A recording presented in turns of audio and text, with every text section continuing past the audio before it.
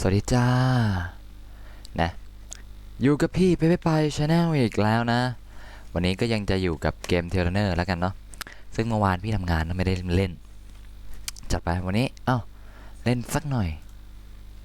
ใครมาแล้วบ้าง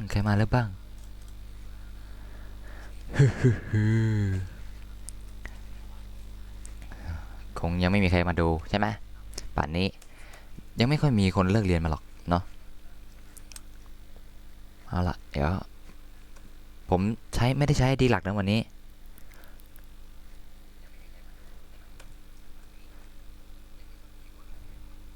สวัสดีครับผมสวัสดีครับเนาะ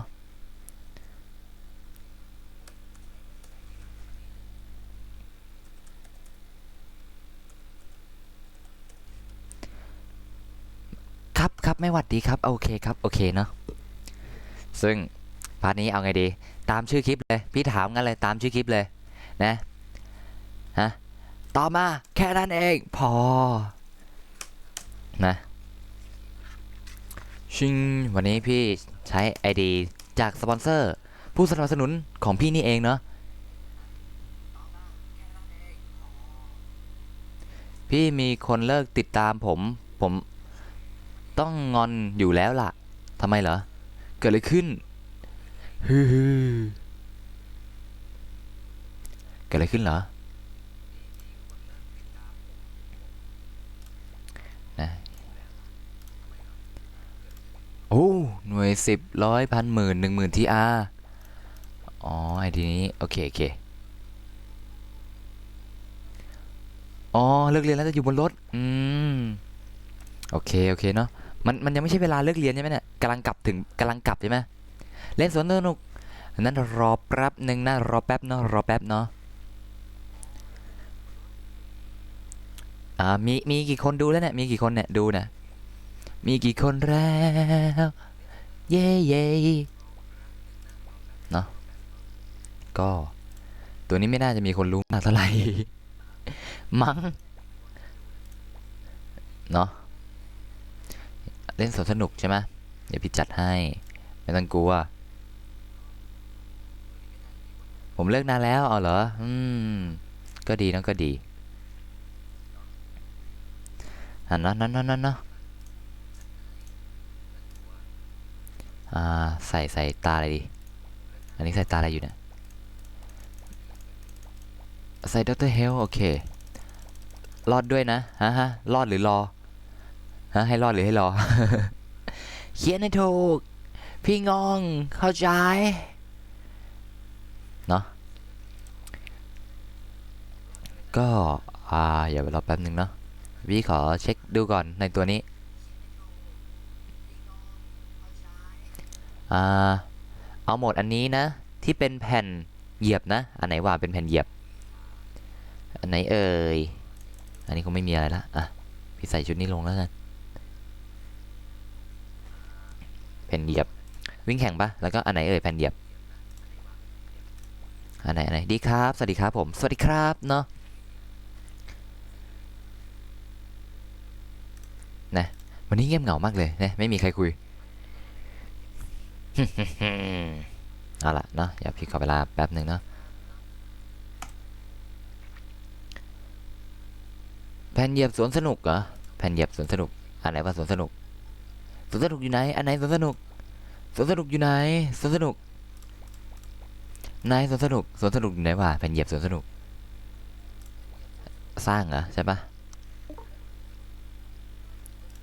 เดี๋ยวพี่ขอไปรับแป๊บหนึ่งเนาะ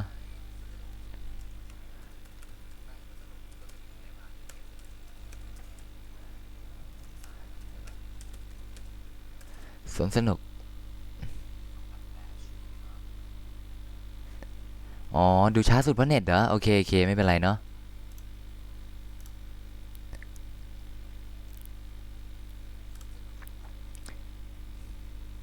อ่า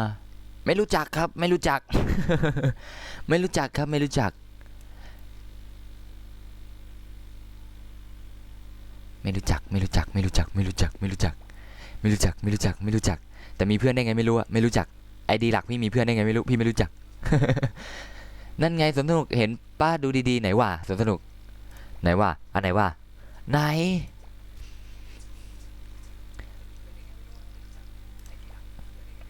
อันไหนว่าเดี๋ยวพี่สร้างห้องแล้วกันนะข้างบนมีเขียนสวนสนุกอันไหนว่าสวนสนุกอ๋อนี่สวนสนุกอ๋ออันนี้แล้วก็ไม่บอกเนาะเดี๋ยวพี่สร้างห้องนะชื่อห้องว่าอะไรนะเบ๊ไปชาแนลนะเขาดังจะตาย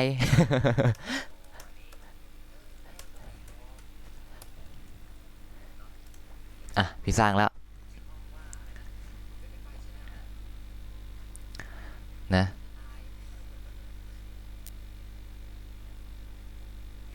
ฮ่าฮ่าฮ่าเนาะเป็นเหยียบอันนี้ปะน่าจะอันนี้มั้งถ้าเป็นเหยียบ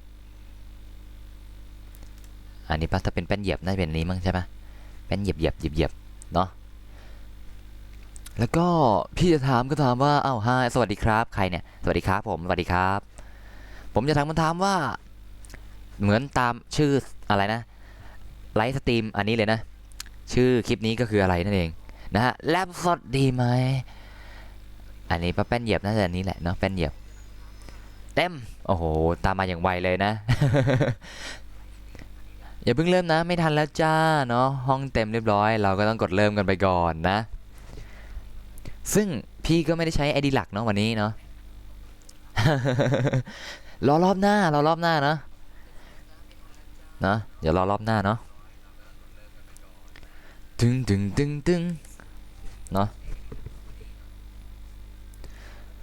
นั้นช่วยตอบพี่กันหน่อยนะใครบ้างๆตอบพี่กันหน่อยนะเหมือนชื่อคลิปเลยนะดีจ้าดีจ้านะอีสวัสดีครับผมอ้าวค้างไม้เอา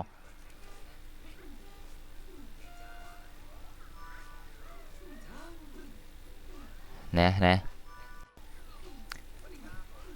ชิงชื่ออะไรเหรอ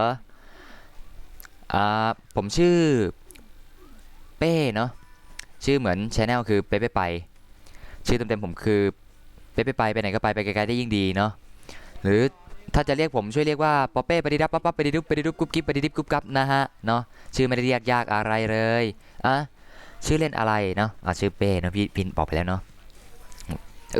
แม่ค้างอะไรซะขนาดนี้เนี่ย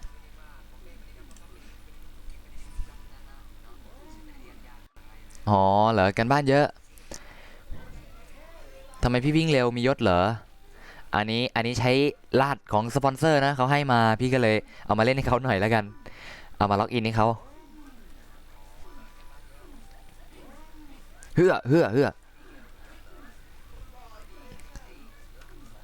อ้าวตายเลย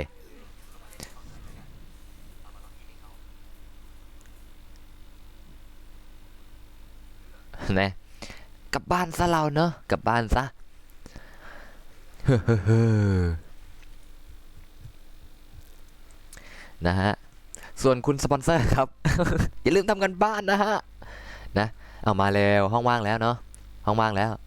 อ้าวใครเข้าทันจัดมันเลยนะจัดมาเลยเนาะเฮ้อเนาะ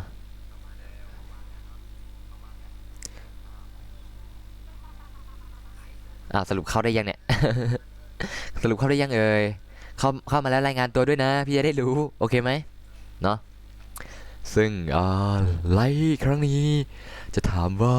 เหมือนชื่ออะไรนะสตรีมครั้งนี้เลยนะนั่นคือจะให้ผมแรปสดไหมนะฮะรายงานตัวครับรายงานตั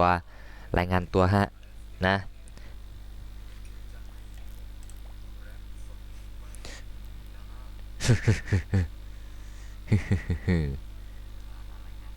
อ๋ออันนู้นเหรอโอเคสวัสดีครับผมเนาะสวัสดีจ้าไม่เอานะไม่เอาแหลกนะไม่เอาแหลกค้างไม่เอาแล้วนะไม่เนาะเอาละ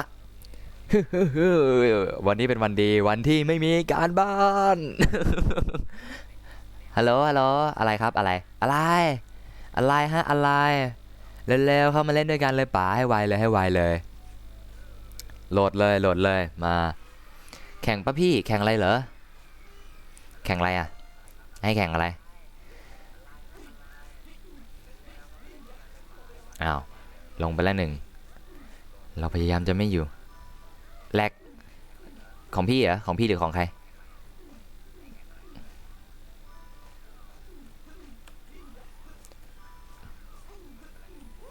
เฮ้อล่วงจบเลยเฮ้อดับไปซะหนึ่งคนล่วงไปแล้วอ้าวลงกันหมดแล้วแน่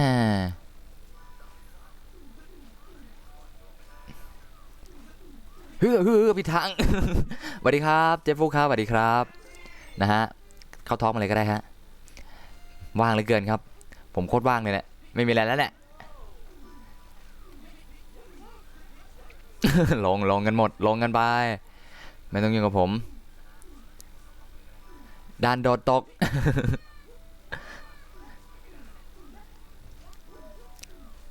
เฮ้ออ้าวเหืออยู่ๆก็ยุบลงทำไมทำอย่างนี้ฮ่าพี่ชนะชัวร์ดีค่ะแต่ดีจ้าเนาะพี่ไม่ได้เล่นไอดีหลักเนาะพี่ไม่ได้เล่นไอดีหลักเนาะมีชื่อพี่ไหมเนี่ยพี่ไม่ได้เล่นไอดีหลักกันสิจะชวนพี่ได้ป่ะเนี่ยมาแล้วแต่ดีจ้าเนาะพี่ไม่ได้เล่นไอดีหลักเนาะแล้วก็ไอดีนี้ถ้าใครแอดมาก็ไม่รับนะจ้าไม่รับนะพี่เล่นไอดีนี้แล้วพี่จะยิงนะแบบอะไรเนี่ยมาไวไปไวนะเราเนี่ยยูมิกินทุเรียนอยู่ขนาดนั้นเลยวันนี้ไม่มีกันบ้านเย่ใช่พี่ก็ไม่มีเย่เนี่ยฮ่าซึ่งด่านอะไรดีเอาไงดีด่านอะไรดีเอ่ยเอาเป็นห้องระดับสูง8คนเนาะอะไรเนี่ยโชว์ของเหรอของอะไรอะ ให้โชว์อะไรมีอะไรของก็ไม่มีอะไรเลยนะของก็ไม่มีอะไรเลยนะเล่นลูกเจี๊ยบกากเกิน ใช่ไม่ใช่ดีพี่ทำไม เนาะ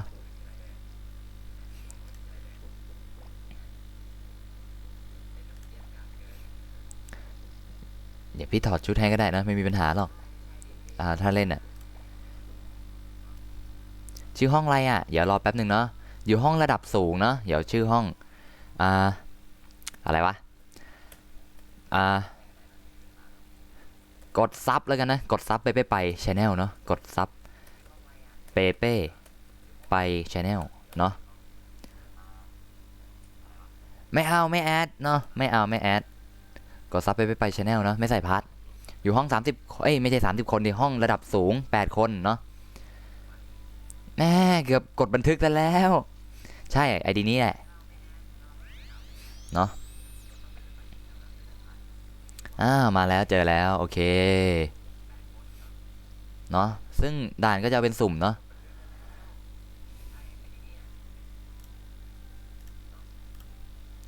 เนาะมีใครอีกไหมใครจะมาอีกไหมงั้นพี่กดก่อนเนาะอ้าวกดแล้วทำไมไม่ไปเนี่ยเกิดอะไรขึ้นไม่จริงไม่ค้างไปอีกแล้วเหรอไม่เห็นเห็นพี่เห็น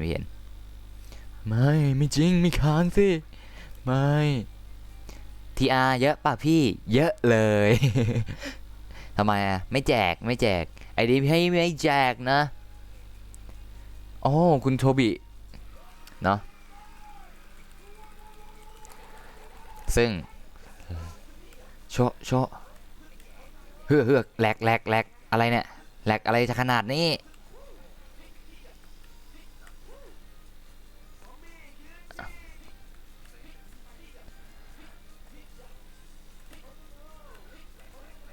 เฮือล่วงไม่เอาเซไม่แหลกเซ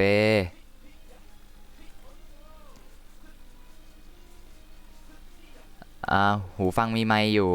กับโอเคโอเคนะไม่เอาไม่คุยด้วยไม่คุย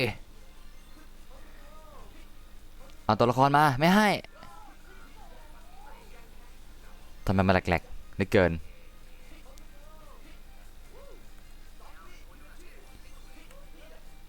ไม่ให้ไม่แจกไม่ให้ทำไมมันแหลกเหลือเกินเนี่ยเฮือแหลกอะไรจะขนาดนี้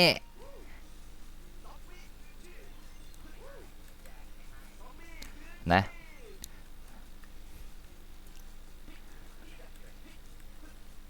เฮือแหลกเกินไปแล้ว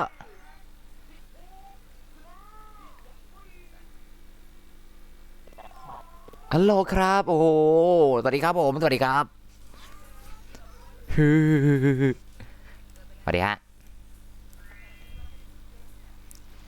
แหลกมาก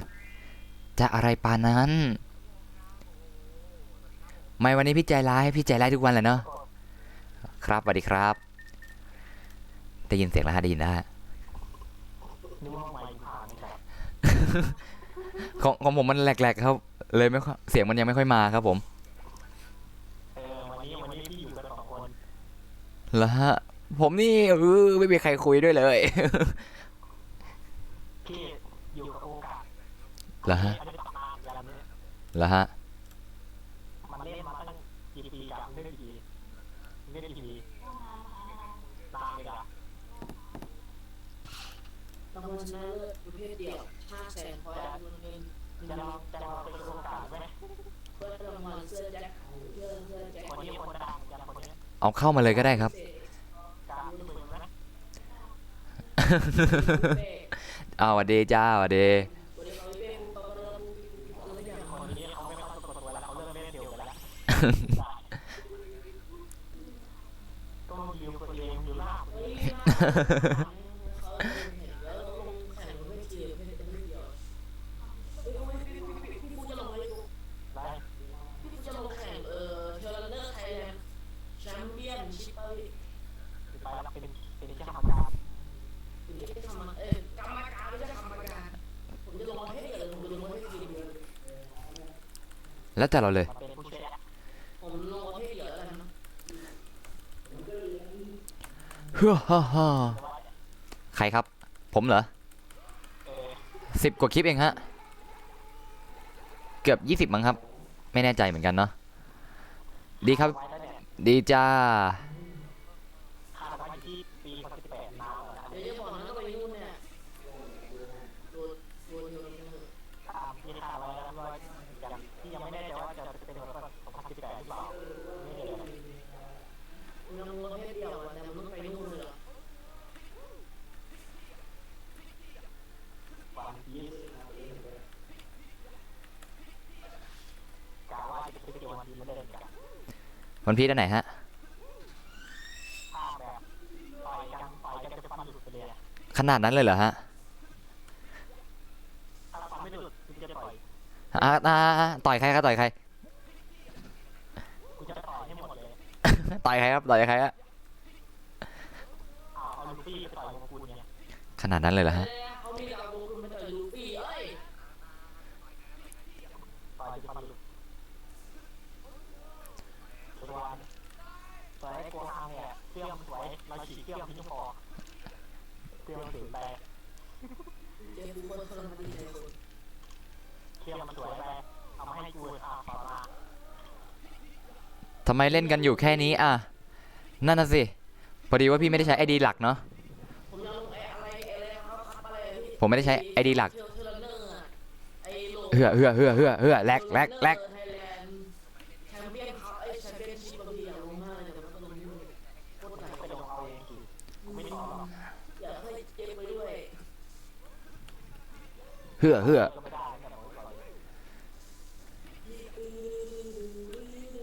ผมไม่ค่อยเอารางวัลหรอกให้มึงแล้วกันไม่คือผมจะได้ปิดรางวัลที่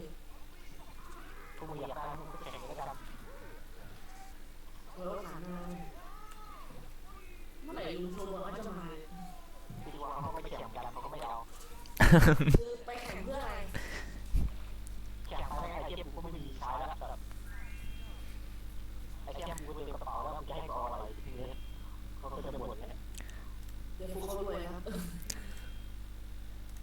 เดี๋ยวผมเบาเสียงให้ก่อนนะเดี๋ยวผมไปเบาเสียง โอ้ยไอ้เหี้ยมันชวนไปเล่น GTA V เอ้ยไม่ใช่ GTA อะไรวะ โชคดีครับบ๊ายบายครับบ๊ายบายครับ ผมมีตังค์80,000แล้วพี่ผมขาดอีกแค่20,000เท่านั้น พี่เป้ไอดีใครสปอนเซอร์ไง สปอนเซอร์ไปซื้อน้ำมาให้หน่อย M100 ใช่ไหมครับ น้ำสปอนเซอร์พอดีว่าเรียก สปอนเซอร์สิจะกิน M100 ทำไม ก็จะเอา M100 อะจะกิน M100 ทำไมอะ เขาให้กินสปอนเซอร์กัน แล้วยังไงอะ เพราะเขาจะไปกิน M100 เขาก็จะไปกินสปอนเซอร์ ไม่เข้ากิวครับเนาะไม่เข้ากิว เลิกเล่นแป๊บแล้วทำไมยังเล่นอยู่ครับ วันนี้เรามาหาแกนตั้งดูไหมหยุดเลยเจฟุกห้ามสกายเด็ดขาด สายแชร์ซื้อตั๋วประจำเดือนประมาณสัก100 กว่าใบเนี่ยมีคนเคยซื้อไปแล้ว ขนาดนั้นเลยเหรอฮะ เจฟุกเราต้องทำให้มันใหญ่กว่านั้นเจฟุกต้องซื้อ300 กว่าใบ มันก็มีอยู่คนเดียวที่มันซื้อได้กามเอ้ย ว่าน มึงเชื่อมันซื้อได้แล้วแม่งมีคนเดียวไม่ซื้อได้เพราะไม่ใช่คนเดียวเดี๋ยวแม่ง3 คนไอ้สัตว์ซื้อได้3 คนไอ้สัตว์ดู ใครครับ ก็ชื่อเขาง่ายๆเองเขาเขียนพิมพ์คำว่าตัว M ตัวเดียว พี่ทำไมพี่ไม่ใส่เซตที่มันบวก AP ผมเนี่ย นั่นน่ะสิลืม ผมก็อยากเพิ่มอัพเป็นเหมือนกันนะ เปล่าหรอกเขาใส่เซตไหนไว้พี่ก็ใส่เซตนั้นอะ กะว่าจะคนหนึงที่เล่นรหัสทั้งไหน พี่นี่ชั่วร้ายจังเลย ตามตอน พี่ ที่ รู้ กำ ไหม ลัง พี่จะ ฮะ ออกกรอบบ้างนะพี่ อะไรนะ พี่อยู่แต่ในกรอบแล้วนะ อะไรอยู่ในกรอบ ให้คนหนึ่งไปช่วยแล้วสงสัยต้องให้คนหนึ่งช่วยเล่นให้ซะละ มีนามว่า หาตำนานของผู้เล่น ผมไม่มีตำนานหรอก แล้วมึงอยู่ในเว็บช่วยเขาได้ไง ไม่ใช่สิ ไม่มีตำนานไม่จัดจะมี ผมคิดว่าผมก็เป็นแค่นักวิ่งธรรมดานะ โม เขาบอกความสามารถคืออะไรครับ อะไรอ่ะ ความสามารถคือ เออ ยึดนิสัยคำแย่ชาย อะไรนะ นิสัยแย่ชาย เอ๊ะนั่นความสามารถเหรอ แล้วความสามารถที่สุดของอาร์มคือวิ่งมีไวขึ้น TR เยอะขอหน่อยไม่ได้ ไม่ให้ทำไม เป็นคนที่พยายามเก็บการ์ดอาร์มก็จะยัง โอ้เป็นคนดีจังเลยเนาะใครกันว่า มึงเป็นคนพยายามเก็บการ์ดไปกัน ทำไมผมมันแหลกๆจังวะ เขาก็เลยเรียกมึงว่าไอ้นั่นมึงใช้อาร์มไงกูเลยเรียกเขาเลยแปลเขาเนี่ย ผมพยายามเก็บการนะพี่แต่มันไม่มีห้องผมเล่นเลยว่ะ เหรอ ในเสื้อฟีโลฟีโลคันเทพมากเลย ไปเก็บการ์ดดิรออะไร ไม่มีห้องให้ผมเล่น อาร์มของดีไม่ได้มีให้ดูบ่อยๆวะทีนี้ต้องลุ้นซะละแต่ว่าแม่งมีคนเอาสัตว์เลี้ยงไปแล้ว2 ตัวเลย สวัสดีครับสวัสดีครับเนาะขอการีน่าได้ไหมครับ เอาไปทำอะไรเหรอ เอาไปคุยทักพี่ พิมพ์ให้พี่ทีดิว่างเปล่า ไม่ว่า อะไรฟ้า ก็เล่นอยู่กับพี่เมื่อกี้ กูยังไม่ได้แข่งเลย ไม่เห็นผมจริงอ่ะ ไม่เห็นอยู่ในห้องเลย สอนพีท อะไรนะ ที่หนึ่งนะขอที่หนึ่งใครได้มังกรสอนพิษหรือมังกรที่ 2หรือมังกรที่ 3 อะไรเองไปไหนเนี่ย มังกรสอนพิษมากที่เท่าไหร่ อะไรที่เท่าไหร่ 3เว้ย ได้เว้ยที่สามแล้วโหด มันเอาสัตว์เลี้ยงไปหมดแล้วไอ้สัตว์แล้วพวกมึงทำไมได้แต่สัตว์เลี้ยงวะกู เดี๋ยวขอเวลาแป๊บหนึ่งนะเดี๋ยวแป๊บหนึ่งนะเดี๋ยวมา แม่งได้หมดตู้ ไปเอาน้ำแป๊บ สัตว์เลี้ยงแม่งหมดก่อนเพื่อนเลยแต่ละอันเป็นพวกมึงรวมได้แต่สัตว์เลี้ยงวะทำกูไม่ได้วะกูได้ปีกได้เหี้ยอะไรไม่สัตว์เลี้ยงมึงไม่เคยได้ มาดูกันไปดูไปพอยอาร์ตัวอยู่ ไม่พี่ผมมันเป็นคนที่ดวงร้ายพี่ไม่ต้องห่วงผมทำอะไรพี่ไม่ได้หรอกดวงผม กูเปิดมาไม่ได้สัตว์เลี้ยงสักตัวไม่ได้จะปี พี่ เสื้ออะไรมาใส่แม่งเปียบเลย ส่วนมากแม่งไม่เคยได้พี่เลยไม่เคยได้สัตว์เลี้ยงเลยมีแต่ให้กูสักพันมีแต่มังกรไม่ได้ ฮัลโหลมาแล้วจ้า ฉันอยู่นี่นะขยับเข้ามาใกล้ เหยียบทำไมฮะ เมื่อวานนี้ผมนึกว่าพี่เป้ไปดูสอนน้อยตกน้ำ เปล่า ๆกูก็เห็นมันเปิดท็อกอยู่เมื่อวานเยี่ยม เมื่อวานนี้ผมเมื่อวานพี่เป้ เอามาแล้วโอเคเพลง ช้าใช่ปะล่ะ โอ้โหโค คตรช้าเลยเมื่อวานอะไปซื้อของเตรียมอะไรไหว้ครูอีก ผมก็นึกว่าพี่เป้ไปดูสาวน้ำตกน้ำนั่นไง มาเดี๋ยวกูพาไป ผมนึกว่าพี่จะเป็นคนอย่างนั้นจริงๆนะเนี่ย เฮ้ยพี่ไม่ใช่เอง แล้วผมไม่ใช่คนสารรูปแบบพี่ ต้องถามพี่เป้ด้วยว่าแอดได้ไหมได้เดี๋ยวพี่พิมพ์ให้เนาะเดี๋ยวพี่พิมพ์ส่งให้ว่า ID พี่อะไรเนาะแอดมาได้เนาะ แต่ไม่ใช่เพื่อนแน่แค่แอดไปก็พอ พี่ห้องชื่ออะไรเหรอพี่เป้ยังไม่สร้างเนาะเดี๋ยวแป๊บหนึ่ง ไม่ใช่เยอะแน่นอนครับ เฮ้ยอย่าลืมนะเว้ย อะไรฮะ ลืมไว้อย่าลืมเข้ามาด้วยนะไอ้พวก ฮ่า มาดำทั้งหลาย อะไรฮะอะไรหัวดำครับ อะไรดำครับ มีเกย์ไงสัตว์ อ๋อ สร้างไว้ให้พวกมึงไงแหละ ให้ผมตามไปเหรอฮะหรือว่าไงฮะ อุ้ยตายเลยอ่ะโอ้โหพี่เป้เองโอ้โหเธอสมาธิ ที่ เห็ จะ นไหม ทำอะไรก็ทำไป จะทำอะไรก็ทำในห้องนั้นใช่ไหมฮะ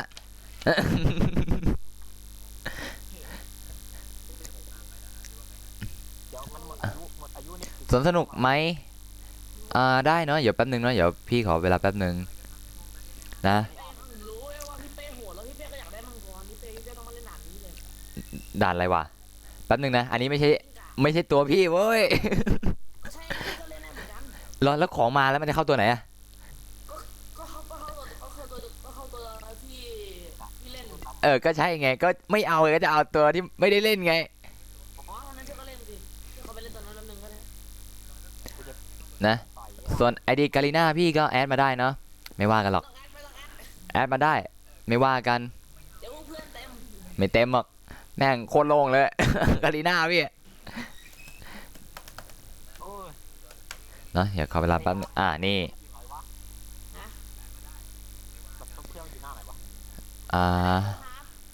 ผมเล่นเด็กดีผมเล่นไม่รู้ ไม่เชื่อครับ อย่าตรอครับ ผมไม่ได้ตามครับ ไม่จริงครับ ผมก็เคยแค่กินหัวพี่เป้ไปแล้ว ขนาดนั้นเลยสวัสดีครับผมโห สวัสดี ซับด้วยนะ พี่กรณ์ครับผมจะบอกว่าฝนตกครับเข้าโดมไม่ได้ครับ เลยไม่เห็นพี่ครับ แล้วผมก็ไม่ได้ถือพานครับเนาะฮะ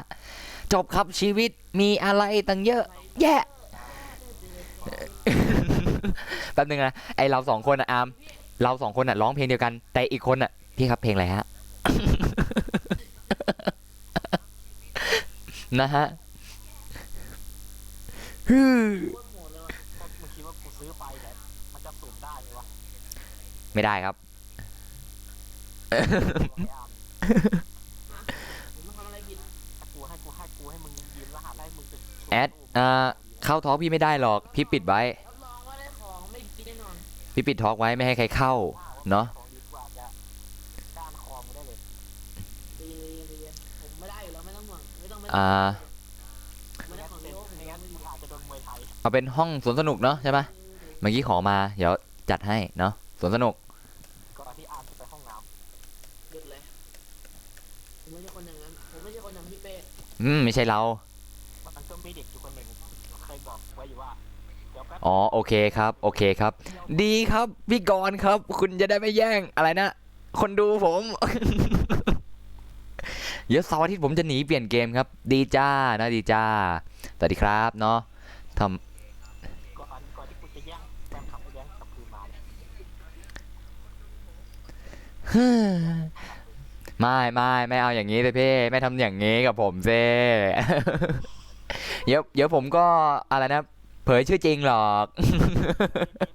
แย่งมาเลย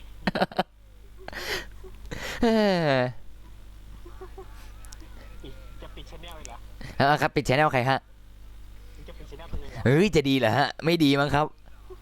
สมมติว่าคนแย่งคนดูไปมึงจะปิดชแนล ไม่ดีครับไม่ดี ถ้าปิดแล้วทำอะไรต่อ ปิดมั้ยคงไม่ได้ปิดออดิชั่นนะฮะพี่ไม่เล่นออดิชั่นเลยเอาแล้วเพลงออดิชั่นนี่มันมีลิขสิทธิ์ไหมเนี่ยฮะถ้าพี่อัดเนี่ยฮะ มีนะพี่มี ใช่ไหมล่ะใช่ครับ นั่นแหละปัญหาผมเลยไม่ทำ โอ้พี่ ซึ่งเมื่อวานเป็นคลิปลับ ซึ่งที่มีไม่กี่คนเท่านั้นที่จะได้ฟังผมร้องเพลง เมื่อวานผมฟังนะ เองฟันตอนหลังฟังตอนหลังไม่ใช่ฟันอะไรพี่วะเนี่ย ฟันทำไมอ่ะ ฟัน ผมถือไปฟันไม่ใช่ว่า ฟันแล้วทิ้งเปิดซิงค์แล้วจากไปไม่เคยได้ยินนะคำนี้เหรอ ถ้าเกิดพี่ทำอย่างนั้นพี่บีต้องเสียใจแน่นอน พี่สนใจคนดูจริงครับก็พี่ก็สนใจคนดูนี่ไงครับไม่มีครับรับรองอะไรไม่มีครับรับรอง แน่ใจนะ ถ้ามีมาคือพี่จะไม่ทำอีกแล้วนะชึบเฮือกระโดดติดเฮืออ้าวแล้วแป๊บนึงนะกระโดดเหยียบหัวใครว่าบินเลย พี่เปิดเพลงเบาจังเลยพี่ ฮะ เมื่อวานนี้พี่เปิดเพลงเบา เฮ้ยเสียงพี่มันต้องรอกว่าเพลงดิเออ เสียงเพลงเรา เฮ้ยไม่ได้หรอกนะ แม่งจะหมดตู้แล้วฉันได้วันเดียวเอง สุ่มตู้อะไรฮะ เขาส่งมาเป็น100 อันพี่ ไม่ สุ่มได้อันนึง พี่สุ่มอันเดียวอะไอ้ได้อะไรนะได้ชุด A มา สุ่มกำลังจะสุ่มแม่งจะแม่ง ค หม วาม ด จริ ตู้ งเมื่อ แต่ ความฝันมันต่างกัน แม่งหมดตู้หมดเลยสับข่าวเดียวแม่งไม่เหลือวิบอะไร เพลงเพราะไม่ได้ฮะไม่ได้อะไรวะ เพลงไม่ได้เพราะ แม่งลืมเลยเมื่อวานแม่งเอาไอ้อาบมาเล่นอาบหรือเอามือไปเล่นพีเอด้วยวะ ไม่เป็นไรครับผมขี้เกียจโหลดแล้วเมื่อวานผมโหลดไฟแบงค์ไว้เรียบร้อย ขนาดนั้นเลย มากเลยเมื่อวานนะนั่ง แม่ง เล่น จะ มีด อ้าว วายเกิน เล่นมีดทำไมผมถึงต้องเล่นมีดแทนจนบังด้วยวะผมอ่ะรู้ไหมว่าผมเลือดอะไรผมเลือด1 ขีดเอง เหรอ ทำไมผมถึงต้องเล่น ขนาดนั้นเลย อาบยิ่งเยอะน้อยกับมึงหลายเท่าด้วยกัน เจอบีดได้นะบีดอะไรวะบีดอะไรวะพี่ก็มีบีดนะเนี่ยเอาบีดไหนอะฮะเอาเป็นเบสหรือเอาเป็นอะไรดี บีทบ็อกซ์ ฮะ มีบีดอยู่เนี่ยเตรียมบีดไว้เลยโดยเฉพาะพาร์ทเนี่ยเอาบอกเลยเนี่ยแก้แบนอัตโนมัติด้วยอะไรแก้แบนอัตโนมัติ ผมแก้เองเล่นด้วยได้ครับเนาะได้เดี๋ยวพี่ออกแล้วเข้าใหม่ ไม่ใช่บีดบ็อกไม่ได้บีดบ็อกโว้ย พี่ต้องบีทบ็อกซ์ ไม่ใช่บีดบ็อก โคตรคูลเลย ซึ่งนะบีดทัชอ๋อบีดทัชเหรอโอ้ทัชได้นะทัชได้ ซึ่งของทัชมันมีลิขสิทธิ์ด้วยไหมเนี่ยอย่าโดนลิขสิทธิ์ มีเป็นบางอัน บางอันใช่ไหมฮะเพราะผมต้องกันไว้ก่อนฮะ แต่ว่าเพลงไอ้ญี่ปุ่นเกาหลีอะไรมันไม่ติด แป๊บหนึ่งอะไรบอทโปเกมอนโกมาไงในบอทโปเกมอนโก อ๋อนึกว่าของผม แม่จริงมาเล่นวอร์คราฟถูกปะ เอาไหมฮะ จัดไปนะฮะแมปอนิเมะนะของผมนะ เอ้ยแมปอนิเมะมันได้มันแต่ต้องแบบเนี้ยมันสุดแบบปกติของมันอะ เอ้ยแมปอนิเมะเขามันสุดเชื่อผมฮะเอฟเฟกต์อลังการแหลกงามสร้างเลยฮะ แหลกแบบงามสร้างเลยฮะนะฮะก็ใครจะเล่นก็เข้ามาให้ไวนะฮะเนาะซึ่งทำไมหัวห้องไม่เปลี่ยนเกมปะ เอ้ยลืมถามมึงได้เปิดโหมดแล้วไหม อะไรฮะ ขายทั่วประเทศนะ หมายถึงโหมดของอะไรฮะ ในมึงเปิดมึงตอนมึงเข้ามาเดี๋ยวมึงรีบมีระบบให้ทั่วประเทศได้เล่นด้วยกันไหม อะไรทั่วประเทศได้เล่นด้วยกันเหรอฮะโชว์ ระบบทั่วประเทศได้เล่นด้วยกันนะ ของเกมอะไรครับ บอกครับผมเข้าของไอ้นี่ฮะเข้าของอะไรวะผมลืมแล้วเข้าของการีน่าฮะ แล้ว ผมใช้ ออนไลน์ผ่านไม่ได้ ใช่ครับเป็นแลนฮะระบบแลนผ่านระบบแลนของการีน่า ว่าอยู่มึงเรียนหากันได้ไงวะเรียน ได้ครับได้ พี่อย่าไปเล่นกับพวกอะไรนะพวกไหนวะเฮือแหลกอามอ่านให้พี่ทีที่ว่างเปล่า ผมกำลังจะเอามังกรอยู่ มีแต่กูใช่ไหมเนี่ยไม่ได้เข้าดาบเลย ไม่เป็นไรก็ไม่เป็นไรอ้าวดับไป2 ไม่ใช่มังกรทองคำหรือไม่ว่ามังกรอสรพิษอยู่ เหรอขนาดนั้นเลย เมื่อกี้ผมเกือบได้เนี่ย เอ้าเกือบแล้วไงไม่ได้นี่ เกือบแล้วก็ไม่ได้นี่พี่ไม่ได้ชั่วพี่แค่เลว ไอ้สารเลว อย่าลืมนะเว้ยไอ้สองตัว อะไรฮะ ไอ้สองตัว อะไรฮะ วันที่นี่วันอะไรวะ พรุ่งนี้วันดีครับพรุ่งนี้เป็นวันว่างครับไม่มีตารางจะทำอะไรสักอย่างก็เลยจะชวนเพื่อนไปปล้นบ้านข้างๆครับ อ๋อวันพรุ่งนี้วันศุกร์ไอ้สองคน ครับอะไรฮะ เองมีเวลาว่างไหม ไม่ว่างครับ วันนี้พักวันที่วันพรุ่งนี้ก่อน อะไรฮะทำไมฮะเอาลืมดูเลยมัวแต่คุย พักร้อนพักร้อนเหรอฮะมีลาพักร้อนด้วย พักร้อนเนื่องจากว่ากูจะอัดคลิปประจำตรงเนี้ย เอาได้ครับได้เหรอฮะอัดคลิปใช่ไหมฮะเดี๋ยวต้องถามในคนดูในไลฟ์ผมครับ เพราะว่าวันนี้ต้องไลฟ์สตรีมเพราะจะอัดคลิปลงทุกวันศุกร์ อ๋อครับผมครับเกมอะไรฮะเกมอะไร เขาคนนี้จะเป็นยังไงยังมีเธออยู่นี่ก็เจอที่ ก็เอาวันแรกน่าจะเป็นเกมอะไรสักก่อนนี่แหละ เกมอะไรครับบอกผมก่อนสิฮะเกมอะไรฮะว่าอะไรเอ่ย เราก็จะ เทเลเนอร์ก่อนนะฮะเอาได้ครับได้ ต่อไปจะเป็นบล็อก ไอดีนี้พี่จะไม่รับแอดเนาะ พี่ตื่นเนาะเอาพี่งั้นพี่รับแอดผมเลยดิ ไม่รับ ส่วนใครส่วนใคร นั้น อยาก พี่ รู้จัก มาช่วยผมเล่นห้องนี้หน่อยดิพี่ ฮะ ใครอยากให้ กำลังเล่นอยู่ ก็บอกเอาเองนะครับ พี่มาห้องพี่มาห้องกดเริ่มแล้วไม่ต้องละพี่กดเริ่มละ แล้วมันจะเขียนห้องศูนย์ ศูนย์เองจะเยอะไปไหน ซึ่ง แต่ ฮะ แต่มีปัญหาอยู่ที่ว่า ว่าอะไรฮะ YouTube เนี่ย ครับ ย้ายไม่ได้ถ่ายคลิปผ่านเลย ครับ ว่าจะย้ายเลย สรุป อยากได้ สรุปจะใช้อันไหนฮะใช้อัน จะย้ายอันใหม่ อันใหม่เลยนะฮะ ไปเอาเบอร์โทรศัพท์ใหม่มาแล้ว โอเคฮะ โอ้ยจะเป็นยังไงยังมีเธออยู่แม่แล้วก็เธอแก้ เอาไว้อ่านด้วย สนใจ สำคัญ คือแอร์อาร์มร้องเพลงทีนี้ผมแหลกเลยอะ งั้นเราต้องแบนมัน ใช่ครับแบรนด์มันจากห้องทอล์กครับ อ้าวผมขอเองนะ ผมจะไม่กลับมาอีก ขนาดนั้นเลย ตามไปกลับไม่เป็นไร ครับพี่ด้วย ขนาดนั้นด้วย ไม่เป็นไรเรียกมาให้เรียกมา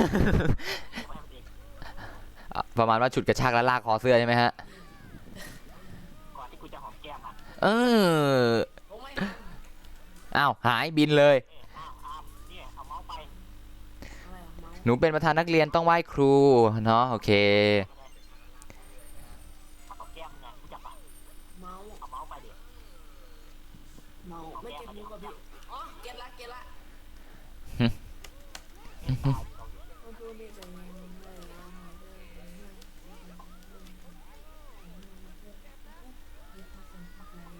แต่ว่าก้นบอล แป๊บนึงนะ รู้สึกว่าผมบั๊กด่านนี้วะเนี่ยเฮ้อนึกว่าบั๊กด่านนี้ได้ ผมขึ้นไปยืนไอ้ตรงข้างบนตรงกลางอะฮะ แล้วมันไม่โดนไอ้สิ่งกีดขวางอะไรเลย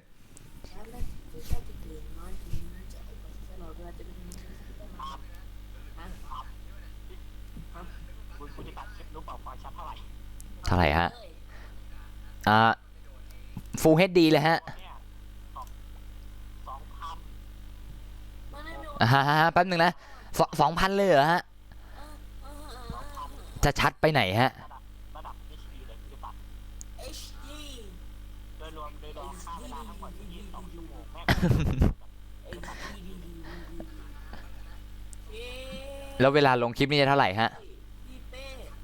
ฮะ เวลาเพิ่ง2 ชั่วโมง พี่เป้เล่นหนังนี้กับผมหน่อยดิ อ้าวลืมอีกแล้วเดี๋ยวรอจบรอบนี้แล้วกัน อีกรอบหนึ่ง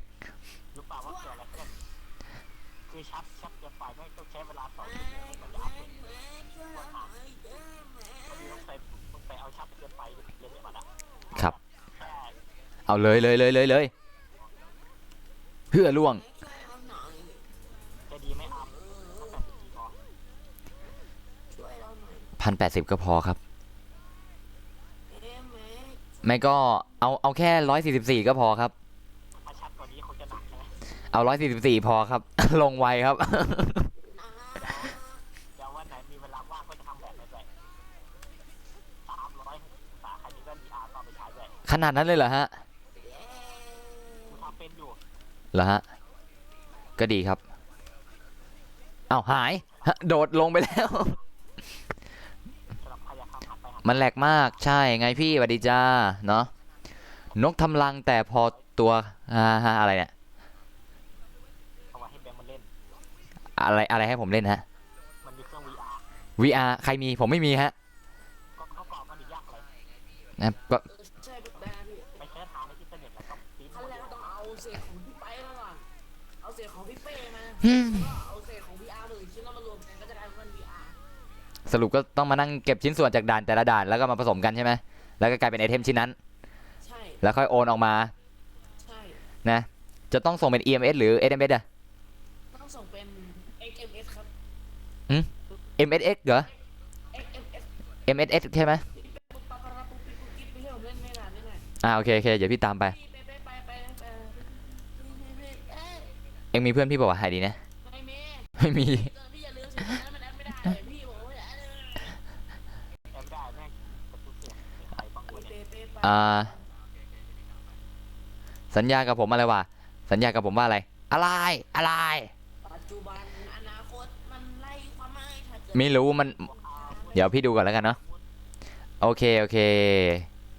ไปทำกันบ้านกันด้วยล่ะ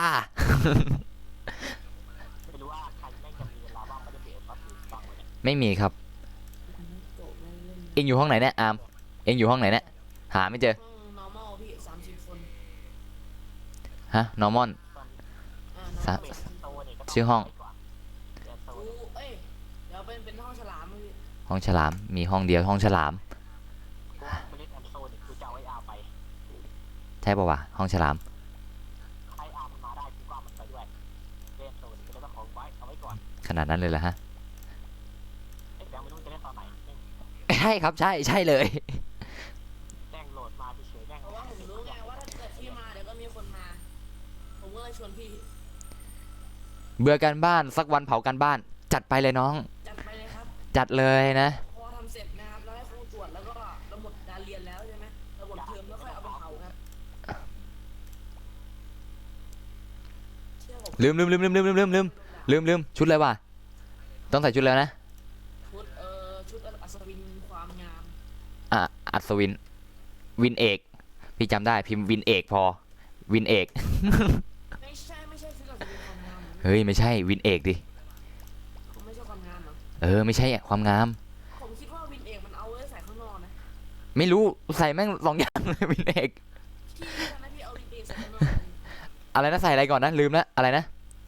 ข้างในอะใส่ความงามข้างนอกอะใส่วินเอก ความงามความงาม ตกลงเนี่ยไม่ให้กูหย่านี่แล้วมึงไม่เล่นทำเหี้ยอะไรเนี่ย ฮะอะไรเหรอ มึงไม่ให้กูห อ้า ย่าว ค้าง เพื่ออะไรเนี่ย อะไรเหรอพี่โอ้โห อะไรกันฮะ ให้กูหย่าไม่ได้แล้วมึงให้กูเล่นเพื่ออะไรแล้วมึงไม่เล่น เล่นอะไรอ่ะ เพิ่มหน่อย เนอร์ เหรอพี่ไม่เพิ่มเนาะไอดีนี้พี่ไม่ได้เพิ่มเนาะ ไม่ผมไม่เคยบอกว่าไม่ให้พี่หย่านะ กู ผม จะห ไม่ ย่า เคยบอก เอา นะ หย่าได้กูก็จะหย่าเหมือนเดิมก็มันไม่เล่น แล้วแต่พี่เลยคือพี่จะหย่าก็หย่าเลยไม่ได้ว่า เพราะกูไม่ชอบแบบคนไม่ได้แบบไม่เล่นทุกวัน แต่ไปเลยพี่ แยกทางกันทางใครทางมัน ขนาดนั้นเลยเหรอฮะ เฮ้ย อ่ะ ชั่ แยว กทางใครทางด้วย เอาใจเย็น ไม่รับไม่เพิ่มไม่เพิ่ม กูไปแล้วไม่รู้ไอ้อาร์มจะทำอะไรต่อไป น่ากลัว ทำให้ พี่ ยังดูแทนละ ไอหัวห้องมันน่ากลัวว่ะ หัวห้องอ๋อมันรู้สึกจะอยู่ในท้องอยู่ในไลท์เนี่ยแหละ หัวท้องอะหัวห้องอะ เอาฉลามผมจะฆ่าคนดี แต่ดูแลแทนได้ไหม ดูอะไรครับผม ดูแลไอ้อาร์มแทนไหม อ๋อปล่อยมันไปอย่างนี้แหละครับเดี๋ยวมันก็วนเวียนแล้วเวียนมาเองแหละฮะ ใช่แบบกูไปแล้วเนี่ยมึงต้องเลี้ยงแทน ไม่ครับไม่ครับไม่กอง ดูแลมันแทน กองมันไว้ตรงนั้นแหละครับกองมันไว้ตรงนั้นแหละครับ ถ้ากูอยากไปแล้วเดี๋ยวกูไปเลย ไปไหนฮะ กูก็ไปตามสบายกู ไปสบายแล้วเหรอฮะไว้อะไรครับ ก็ให้ฝากให้อาร์มดูแลไอ้อาร์มด้วย ฮะไม่ผิดชื่อแล้วครับผิดชื่อแล้ว แล้วก็ดูแลไอ้ก้าวด้วยป่ะ แล้วทำไมต้องให้ไออาร์มดูแลไออาร์มครับ ไม่เป็นไรดูแล ไม่เอาครับ กองไว้แถวนั้นแหละฮะ ไปกูก็เป็นคุณแม่เทเลเนอร์อย่าเพิ่งไปกูมัน กดไม่ได้ใจเย็นดิต้อง8 คนขึ้นเนี่ยใช่ไหม30 คนอ่ะ เฮ้ยมันกลัวมาก อ้าวแล้วยัง ต้องไปหา ยังไม่มีใครตอบเลยนะ ตามชื่อไลฟ์สดเนี่ย ต้องไปเขาเรียกว่าต้องไปหาผัวใหม่ คุณผู้ไร้นามครับรบกวนตอบผมทีครับว่า ชื่อไลฟ์สดนี้ผมถามคำถามไว้ในชื่อไลฟ์สดนี้ครับตอบผมทีครับ โอ้ยเหี้ยเป็นปีใหญ่เลย ผมลืมได้ไงเนี่ยเห็นไหมเชื่อผมยังว่าวินเอกใส่นอกอ่ะ ไม่เชื่อ พี่ค้างพี่ยังไม่เห็น ไม่ค้างโอเค กับแม่งมดเจาะคอมคูนแบบ อ่า เห็นไหมเนี่ยแม่งเจาะตั้งหลายตัวไอ้สัตว์มึงเห็นไหมเนี่ยเจาะคอมกูอยู่เนี่ย อะไรกันนะอะไร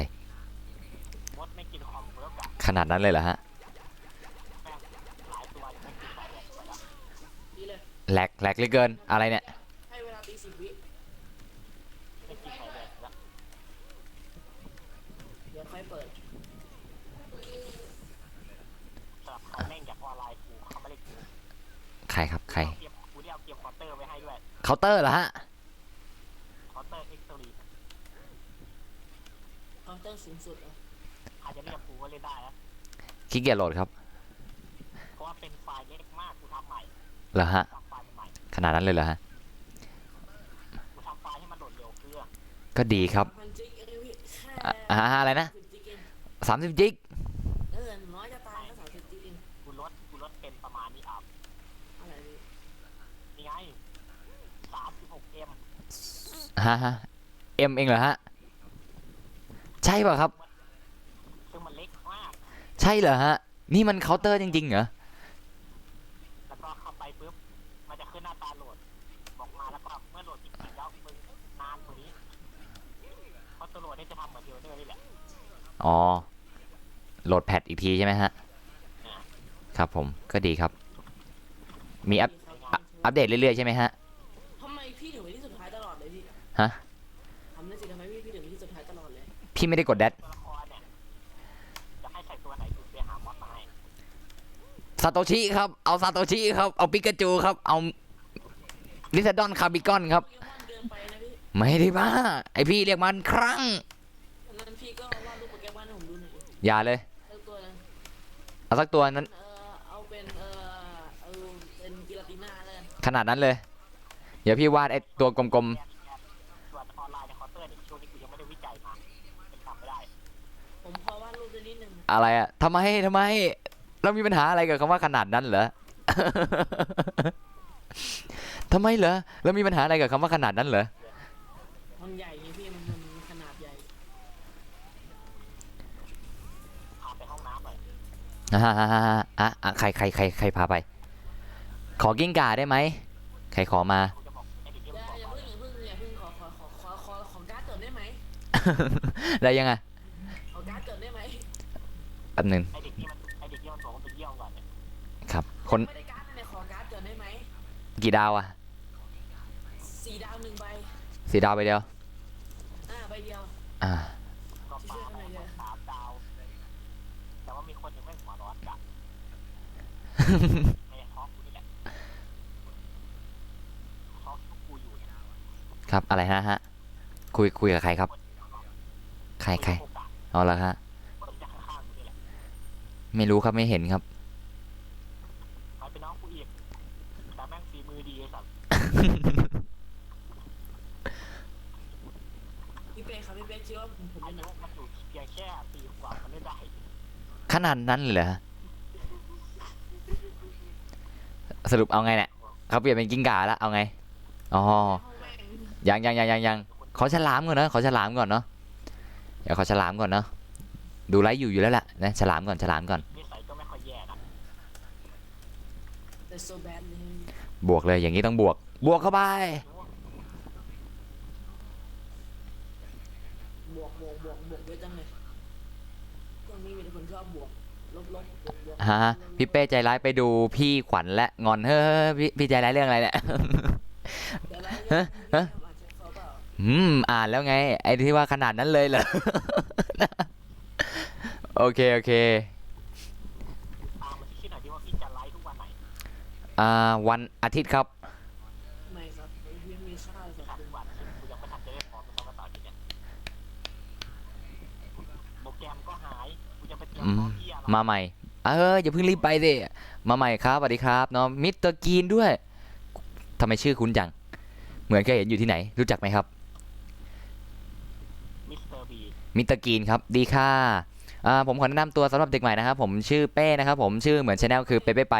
ชื่อเต็มๆของผมก็คือเป้ไปไหนก็ไปไกลๆได้ยิ่งดีนะ แต่รบกวนช่วยเรียกผมว่าป้าเป้ไปดิรับปั๊บไปดิรุปกุ๊บกิ๊บไปดิบกุ๊บกับนะครับผมเนาะ โอ้ยทำไมชื่อพี่มันสั้นจังเลยเนี่ย สั้นสิเรียกง่ายซะด้วยเนาะ พี่จะคิดชื่อใหม่ที่มันสั้นอย่างนี้ยังไงพี่ คิดชื่อใหม่ อ๋อผมชอบสีเขียวโอเค ถ้าชื่อมันเรียกแกเรียกมันว่าไอ้แบงค์เนี่ย ขนาดนั้นเลยนะ พี่เป้แบงค์ นี่แหละ เข้ามาเล่นด้วยกันได้นะฮะเทเลเนอร์เนาะชื่อห้องเป้ไปคนหายไปไหนฮะคนหายไปไหนใครตั้งใครตั้ง เจ้าของห้องตั้ง เฮ้อฮะอะไรนะฮะเดี๋ยวพูดใหม่ ให้พี่พูดใหม่เหรอ ก็พี่เอาชื่อไหนอะ1 หรือ 2 ปอเป้ปัญญา นะ พี่ให้เลือกนะ1 หรือ 2นะ1 หรือ 2มือชาไม่รู้เป็นไรช่วงนี้มือชาบ่อยมากเลยชาแล้วมันกดไม่ค่อยติดเลยไม่ใช่กดไม่ค่อยติดมือไม่ไป พี่เชวานที่บอกมาแล้วจ้ะ ว่า ว่ากูตอนกูเข้าไปดูยูทูบพวกมึงเนี่ยกูรู้สึกว่าไอ้คนถ่ายคลิปเนี่ยมันดำเลยวะ คิดไปเองครับ มันเป็นระบบพรางตัวแบบหนึ่งครับผม ใจเย็น ไอ้ที่แกได้บอกไว้ด้วยว่ามึงหัดเปิดไฟหน่อยแล้วมึง บ้านผมไม่มีไฟครับ ไฟไม่แรงครับร้อนแรงมันคือจิตใจครับผม เพราะหลอมยาแต่กดเสียง ใครแรงเยอะกว่าผมวะเนี่ยอย่าก็ใส่บิ๊กโบลงมาลุย พี่ครับเป็นจริงแค่ล้าพี่ก็แรงเยอะนะ พี่ใช้อินเดนไง คือ พี่ใช้อินเดนไงเนาะอ๋อ ทำแรง15ได้เหมือนกันพี่ อ่ะพี่ใส่ชุดแลบวกอีกพี่ให้พวกเองอ่ะ อ๋อใช่ผมยังรับก็ได้ว่าพี่นันนูไม่ใช่พี่นันเก่ง จะจัดทำไมกูรู้สึก เฮ้ยแหลก ห้องมึง เป๊ะไปยับปาดีดูปาดีดู นะขอชื่อใช่ไหมโอเคได้เอาชื่อแรกก่อนเนาะพี่ชื่ออะไรนะลืมชื่อตัวเองว่ะไปไปไหนก็ไปไกลๆได้ยิ่งดีนะชื่อที่ 2ก็ปอเป้ไปดิดับปั๊บไปดิดุบกุ๊บกิ๊บไปดิดุบกุ๊บกับนะครับเนาะไม่ได้เรียกยากอะไรเลยฮะมันต้องดูไพเราะสักนิดนึงเนาะจุกูด้วยอะ จะเคาะพี่ก่อนนั่นแหละ เดี๋ยวจะต้องบอกไว้ก่อนนะต้อง ฮะ บอกไว้ก่อนนะแดน ครับผมว่าอะไรฮะ พี่แกเขาดูมึงอยู่ ดูอยู่แล้วฮะสวัสดีครับผมสวัสดีครับนะ ซึ่งชื่อไลฟ์ของผมวันนี้ก็ผมจะเป็นคำถามนะครับก็คืออะไรนะแรปสดดีไหมนะซึ่งตอนนี้ผมก็เตรียมบีทเพลงไว้พร้อมแล้วเหลือแค่ว่าฮะบีทไม่ใช่บีทบ็อกบีทเพลงเลยเป็นบีทเป็นอะ ทำไมเนี่ยโอ้ ตอบแชท ฮะทำไมมันแหลกจังฟ้าอะไรปั๊บอะไรต่อ อะไรปั๊บอะไรต่อ เดี๋ยวนะ ว่าอะไรฮะ ถ้าหากว่าเจเขาบอกว่า ครับ เราจะไม่ว่าเรายกลูกเยี่ยมอีกห้ามคำสั่งตัวจะขาด ผมเข้าใจเลยฮะอ้าวพี่เป้อะไรอ้าวใครวะใครพี่เป้ใครอ๋ออ้าวโยพี่เป้อ๋อโยพี่เป้ฮะ จะรู้ว่ามันคือใครแหละ ครับคงครับแล้วผมจะสังเกตให้ดีเลยฮะผมจะไปกดซับชแนลนั้นให้ทันทีเลย แต่ว่าน่าจะเป็นชแนลปลอมใช่ไหมฮะน่าจะเป็น เขาจะปลอมตัวว่าเข้าไปหาพวกมึง ครับโอเคครับ เขาบอกว่ากูจะลูกเยี่ยมมาแข่งกูหน่อยกูจะ โอเคครับถือว่า แข่งปุ๊บ โอ้ได้3 ดาว ถือว่าเจนบอกผมแล้วนะฮะสวัสดีค่ะผมเป็นผู้ชายอีแล้วทำไมสวัสดีค่ะอาจจะกระเทยกันบ้างเลยที่เป็น โอ้ย อาจ ปวด จะเป็น หัว ลูกน้องก็ได้ นะฮะ ได้เลยพี่เป้ เอาอีกรอบเนาะอีกรอบขออีกรอบแล้วกันเนาะไม่ใช่อีกรอบอ่ะอีกจนกว่าจะได้พี่เป้ใครเหรอใครอ่ะคนไหนในท้องพี่เหรอเป็นหนึ่งในผู้ให้ความสนับสนุนด้านช anel ของพี่นี่เอง เดี๋ยวผมเปลี่ยนใจ ชายแท้ครับ ผมจะใช้โชคแล้วนะ เนี่ย ใส่โชคเป็น อ๋อชายแท้เขาบอกเขาเป็นชายแท้ฮะ ดู ฮะให้ดูอะไรฮะ กูจะเริ่มกดติดตามให้แบงค์ให้ดู ใจเย็นครับใจเย็น กดเลยเดี๋ยว ฮือ ไปดูก่อนนะ ว่าอะไรเอ่ยไม่ยังไม่รีบไปไม่เข้ากิวเนาะ มาคิดว่ากูไม่ถามแน่ๆเลย ทำไมฮะ มาเลย มันในการนี้พี่เดี๋ยวการอื่นเดี๋ยวผมไปเก็บเองก็ได้ มาดิยศคาเนี่ย ปั๊บเป๊ะปุ๊บปั๊บปะระปุ๊บปิ๊บปุ๊บปุ๊บ ว่าจะฟาปะทะกับไอ้นั่นเรื่องอะไร ว่าอะไรหอม อายุ ถ้าว่าไปแข่งกับจันทรากูกับจันทรา4 คน กูยศแตะทั้งหมด3 คนอยู่ในทีมกูถ้ามาดูว่าทีมไหนชนะ ผมรู้ครับว่าพี่ชนะครับ ผมรู้ว่าพี่ชนะฮะ ก็มีคนปลอมตัวมาไงแต่ ครับผมรู้ครับว่าพี่ชนะครับ ผมรู้ว่าพี่ชนะฮะ คน สอนใช้กาลีน่าหน่อย สอนยังไงดีพี่จะอธิบายยังไงดีวะเนี่ยกาลีน่านะ เป็นก็น่าจะรู้ว่าคนที่เป็นคนในตำนานอะ ครับผมนานๆจะมาเล่นทีใช่ไหมฮะ ตัวแรกทีแต่เขาก็สลับใหม่แล้วก็ทำตัวแบบไม่ได้ใหม่ อ๋อครับผมครับ กลัวจะรู้ตัว เปลี่ยนไอดีไปเรื่อยครับ ต้องการทนมา ไม่ต้องตกใจพี่แกไม่น่ากลัวอะไรพี่แกชอบมาเล่นตลกให้ดู แล้วฮะ อะไรอะ โหว่างๆก็ชวนลากคอเข้าท้องมาทีได้ไหมฮะว่างๆก็ลากคอเข้าท้องมาทีฮะ พอแล้วพี่ถือกระชากแล้วลากมาเลย ฮ่าไปสายอะไรแป๊บหนึ่ง อะไรพี่ ใครเปลี่ยนหัวห้องเนี่ย พี่เป้มีสัก200ไหมขนาดนั้นเลยเหรอ 200 ซับพี่200 ซับ 200ซับมีถึง150ยังเถอะครับผม บอกไว้ก่อนนะพี่ว่าเขาเข้ามาแต่เขาพูดไม่ได้ ไม่มีไมค์เหรอฮะไมค์เสียไมค์พังไมค์กากไมค์กลางหรือยังไงฮะ ความแปลกซื้ออันใหม่ไปยังไม่ได้ซื้อเลยเนี่ย ยังไม่ซื้ออันใหม่นะฮะ พี่เป้เล่น PB ไหม ฮะเขาไม่ได้ถามพี่เป้พี่แป๊บเล่นพีบีไหมไม่ใช่พี่เป้พี่แป๊บ ก็ไม่รู้ไง ใครพี่แป๊บ อย่าถามพี่สิพี่ก็ไม่รู้ก็ถามพี่แป๊บไม่ใช่พี่เป้เป็นไรฮ่าพี่เป็นคนเดินดินกินข้าวแกงธรรมดาไม่ใช่ลูกเศรษฐีกินอยู่อย่างราชามาตรฐานก็พอใจไม่ได้สูงจะดาราไอ้นี่เราพอใจง่ายไปหรือเปล่าวะฮะอะไรฮะ อะไรฮะเจ๊มีปัญหาอะไรฮะเมื่อกี้มีโอ้ด้วยนะโอ้น้ำมันกับแพงนะฮะ พี่รู้ไหมว่าการตอบในแชทของในสตรีมสดมันจะเร็วกว่าภาพพี่ ใช่ก็แล้ว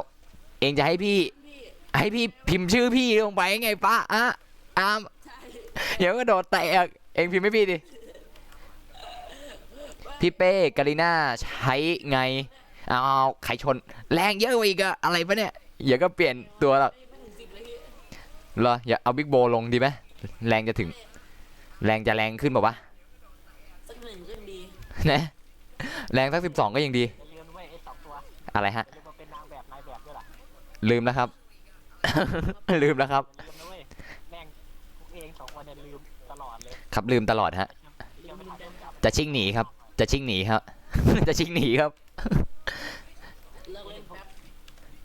เห็นว่าถ่ายคลิปเมื่อไหร่มักจะไอ้นี่ตลอดมักจะเอารูปนี้ใส่บ่อยๆต้องเปลี่ยนรูปให้มันใหม่ พี่ เปลี่ยนรูปให้ผมเหรอ ทำไมชื่อพี่ถึงต้องเป็นบิ๊กทำไมรูปโปรไฟล์พี่ถึงจะต้องเป็นโปเกมอนบีบมะนาวฆ่างู ผมถามว่าทำไมถึงต้องเป็นอีวี อ้าวก็มันไม่รู้แล้วพี่จะเอาอะไรที่มันเข้ากับสีดีไง ตัวอื่นก็มีทำไมต้องเอาอีวี ทำไมก็พี่ชอบอีวีอะ อุ้ย อะไรวะ อีวีมันเสียงคล้ายๆอีคืออะไรประมาณเนี้ย คิดไปเองเสียงมันคล้ายอะไรพี่เป้อัดได้กี่นาทีแล้วไม่อัด เกือบชั่วโมงแล้วเนาะประมาณชั่วโมงหนึ่งอัดสตรีมก็อัดสตรีมนี่แหละ พี่เป้เราไม่ได้อัดเราไลฟ์สตรีมพี่เป้นี่ลืมได้ไงเนี่ยว่าเราไลฟ์สตรีมพี่เราไม่ได้อัดเราไลฟ์สตรีมพี่ เฮือ เร็วพี่เขามีคนถามพี่ไม่ใช่เหรอว่า อ่านแล้วไง อะไร ฮะก็อันนั้นยังไม่ตอบไง ตอบเถอะ แต่ก็ไอที่ถามว่าพี่เป้เป็นอะไรอันนั้นพี่ตอบไปแล้วไง ตอบว่า ก็พี่เป็นคนเดินดินกินข้าวแกงธรรมดาไม่ใช่ลูกเศรษฐีกินเหย่กินอยู่อะไรวะเนี่ยสี่สามสองหนึ่งนี่ ดู ฮะดูอะไรฮะ บวกสปีดแดนให้กูด้วย ให้ผมดูอันไหนบ้า มาโอกาส ทำไมพี่เป้เขาไม่อยู่หน้าผมวะเนี่ย เดี๋ยวออกเข้าใหม่แป๊บฮะออกทำไมอะได้การ์ดยัง อ๋อพี่เป้อยู่หลังผมวะเนี่ยผมไม่รู้ ฮะพี่อยู่ที่6มั้งใช่ปะ ไม่ได้ ผมดวงไม่ดี อะไรเองเนี่ย การ์ด1 กับ 2นี่ผมมีเป็น99ใบนะ ต้องการการ์ด ไอ้เหี้ย กี่เบอร์ดาวกี่ดาว 4 ดาวผมมีโชว์750 แม่งขาดกระฉลามไปหาห้องฉลามนี่แล้วกัน มาครับมาห้องนี้เลย เป้ไป ไปชิวๆไปใช่ตามนี้เลยแหมโดนใจชื่อนี้นะซึ่งไม่มีใครตอบพี่สักทีสวัสดีครับเนาะยังไม่มีใครตอบพี่สักทีว่าพี่จะแรปสดดีไหมนะ แต่กูนึกว่าห้องคนอื่นเลยครับแม่งไปเจอห้องกูมา พี่พูดธรรมดาผมยังฟังไม่รู้ สรุปนั่นไงเจอเจ๊แล้วเจ๊เข้ามาด้วยแล้ว จะบอกว่าฉลามมีห้องเดียวครับไม่ต้องกลัวครับ มีห้องเดียว ห้องเดียวครับ แม่งลืมอ่านชื่อไปชื่อห้องมันถูก ฮะพี่เป้น้องเห็นคนดู1 คนใช่เปล่า เฮ้ยดี๋ยว ใช่เหรอ พี่ อะไร ชิว ชิวๆไปยาวด้วยชิวๆไปยาวด้วยแป๊บนึงไอยาวด้วยนี่คืออะไรแรปเหรอแรปใช่ไหมแรป ๆ โยผมแรปเป้ อะไร พี่เป้เล่นบาสไหมพี่ เล่นทำไม ฉลามไหม แล้วพี่สูงเท่าไหร่พี่ สูงเท่าไหร่เอง 160กว่ามั้งไม่ได้วัดส่วนสูงมาตั้งนานแล้วเกือบร้อย ทำไมพี่สูงพอผมเลยวะเนี่ย ไม่รู้ก็วัดตั้งแต่กี่ปีแล้วก็ไม่รู้ตั้งแต่อยู่มัธยมอะ โอ้โหสุดยอดไปเลย วัดล่าสุดอะอยู่มัธยมจริง แล้วพี่ ๆเอ้ย168มั้งถ้าจำไม่ผิด167หรือ68เนี่ยแหละ โอ้โหสุดยอดไปเลย แต่พวกมึงนี่ปัดกูไม่ได้เอาสไต ทำ ล์ ไมพี่ตัวสูงจัง อะไรครับอะไร ผมไม่ได้ทำอะไรเลย ผมไม่ได้ทำอะไรเลย รอบที่แล้วผมก็โดนปัดเนี่ย เท่ากับพี่เลยวะ นะทำไมอะมีปัญหาเหรอโอ้แม่สาวน้อยจะคอยพี่หน่อยได้ไหม จู่ๆก็มีคนออกจากแล้วสตรีมสดพี่เป้ไปจำนวน3 คน อ๋อประมาณว่าเปล่าเขากำลังรีเน็ตไม่ค่อยดี เออ เนี่ยไม่ค่อยดีแล้วเขาก็ไม่กลับมาอีกเลย ฮะแล้วจะดีเหรอพี่เป้งงเด้เออก็คงจะดีนะงงเด้นะเอาไปกินสักหน่อยเด้เอาไปเซ่ฮ่าฮ่าง งแน่ เราต้องลองบล็อกไอพีดู ไอพีใครฮะ ไอพีมึงกันแหละ อ้าวโหขนาดนั้นเลยเฮ้ยไม่ดีมั้งฮะขี้เกียจมานั่งปลด ไม่ออกหรอกแม่งบล็อกถาวรเลย เฮ้ยได้สิฮะนี่ระดับไปนะฮะ เป้ไปอะไรนะ ไปไหนก็ไปไกลๆได้ยิ่งดี อ๋อเป้ไปไหนก็ไปไกลๆได้ยิ่งดีชื่อพี่ฮาร์ดคอร์มาก พี่ไม่ได้ฮาร์ดคอร์พี่เป้ ยาก ฮาร์ด มาก คอร์ บอกว่าชื่อพี่เป้ เห็นไหมพี่ตอบผมไม่ใช่เหรอแสดงว่าพี่ชื่อฮาร์ดคอร์ ผ่านไปกี่ปีเนี่ยกูไม่ได้ออกคลิปเนี่ย ประมาณครึ่งเดือนพี่ ทำไมวะเพิ่งเดือนที่อะไรกัน2-5 ปีแล้วไม่ได้ถ่ายมา ผมก็แค่ประมาณปีเดียว นับยังไงถึงนับ ผมก็แค่ไม่กี่ชั่วโมงเองฮะ ไม่กี่ชั่วโมงเหรอ อีกจะรู้ว่า7 ดังนั้นพี่ก็ลงคลิปทุกๆหนึ่งนาทีให้ดูให้ผมหน่อยลงคลิปทุกๆ1 นาที ลงคลิปทุก1 นาทีขนาดนั้นเลยเหรอ คลิปต้องมีความยาวประมาณ1 ชั่วโมง ขนาดนั้นเลย ครับ อ้าว คลิปมีความยาว1 ชั่วโมงแต่พี่ต้องลงคลิปทุก1 นาที เอาอะไรทำไมรอบนี้เล่นมาเรื่อยๆถึงเส้นชัยเฉย ไม่รู้ เฮ้ยไปทำไมโหดจังเลยเนี่ย ไม่ใช่ไปนี่เลิกเล่นแป๊บ มีคนหล่อสัตว์มีแต่คนหล่อ ผมบอกผมไม่ได้รอ ผมแค่หน้าตาดีเฉย สองคนเนี้ยหล่อมากตัวดำด้วย ถามมันนะพี่ ผมแค่ใช้ระบบพรางตัวเฉยๆฮะ พี่เป้ครับหล่อกับหน้าตาดีต่างกัน เด็ ยัง ก ไง อะ นั่นน่ะสิ แล้วถ้ามันถึงต้องได้การ์ด1 ดาวคูณ 2 ก็โชคดี ผมขึ้นแล้วนะ พี่เป้พาเข้ากลุ่มแชทสิคะหน่อยสิคะแชทอะไรเอ่ยกลุ่มแชทอะไรอ่ะพี่ยังไม่มีกลุ่มแชทอะไรเลย กลุ่มแชทอะไร พี่เป้ไปครับ อะไรครับ ไปไกลๆครับ โดดเตะครับ ไม่ครับก็ชื่อพี่ไงพี่ ได้ครับ ได้เล่นในคอมได้ครับได้ กูไม่ได้เอาโปรแกรมมาไอ้สัตว์จริงๆจะให้กูเล่นเหรอไม่ได้เอาโปรแกรมมาขอเพลงหน่อยมาเปิดให้มันฟังหน่อย เย่ผมและเป้มาแรปกันตรงเวลา ผมคือใครกันนะ มาแรปกันอะไรกันอยู่อย่างนี้ แบบผมเปิดบีทก่อนแล้วกัน ปาเป้ดูปา กดผิดเปิดเลยวะเนี่ยพี่เป้อยากคุยด้วยจังไม่คุยทำไมพี่เย่ง หญิงด้วยนะ เย่ง เหี้ยกดไม่ได้เลย ที่คุยกันอ่ะพี่ไม่ได้หรอกนะน้องนะ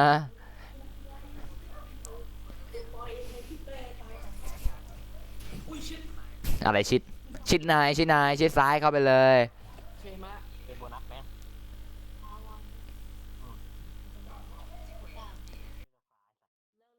ครับเมื่อไหร่เขาจะโหลดเสร็จนะมาลงมาดูกันนะเมื่อไหร่เขาจะเสร็จนะครับ นะต้องเข้าใจพี่นิดนึงนะ พี่ปาเป้ปุ๊บ อะไร ปุ๊บปิ๊บ อะไร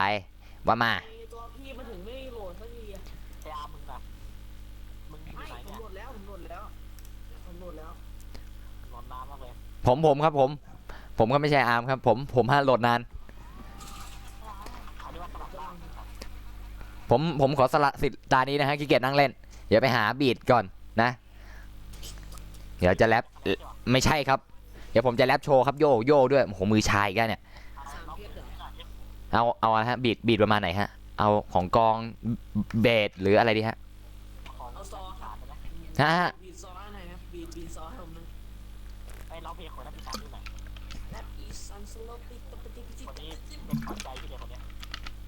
ลุงชาวาน แรปอีสานเหรอฮะ ใช่ไหม มันขึ้นไงวะมาแล้วครับโอเคตบพี่เป้ขนาดนั้นเลยนี่พี่ทำอะไรผิดเนี่ย อะไรนะ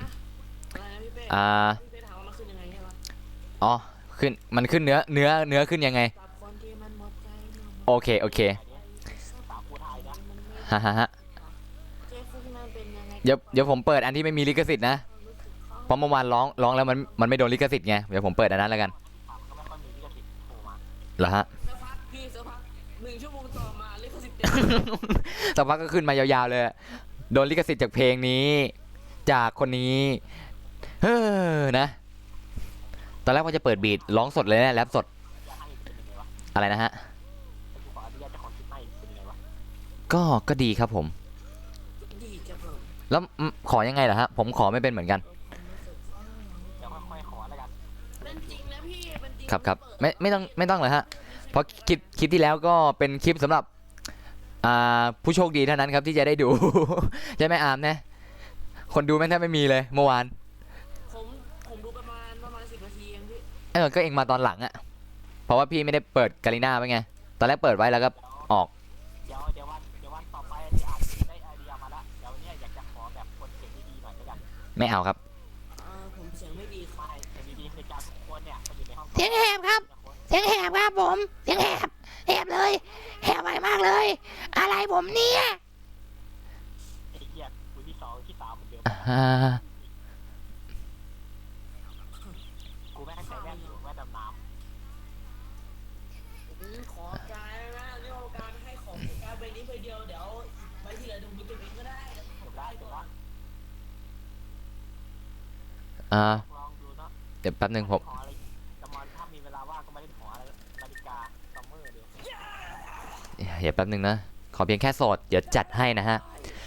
สำหรับคนที่ขอเพลงนี้นะฮะเพลงละ5 บาท อะไรนะต้องบอกว่าอะไรนะลิงโทนเพลงนี้นาทีละ5 บาท สมัครกด1 ได้แล้วว้าย อ้าวได้แล้วก็เปลี่ยนเกม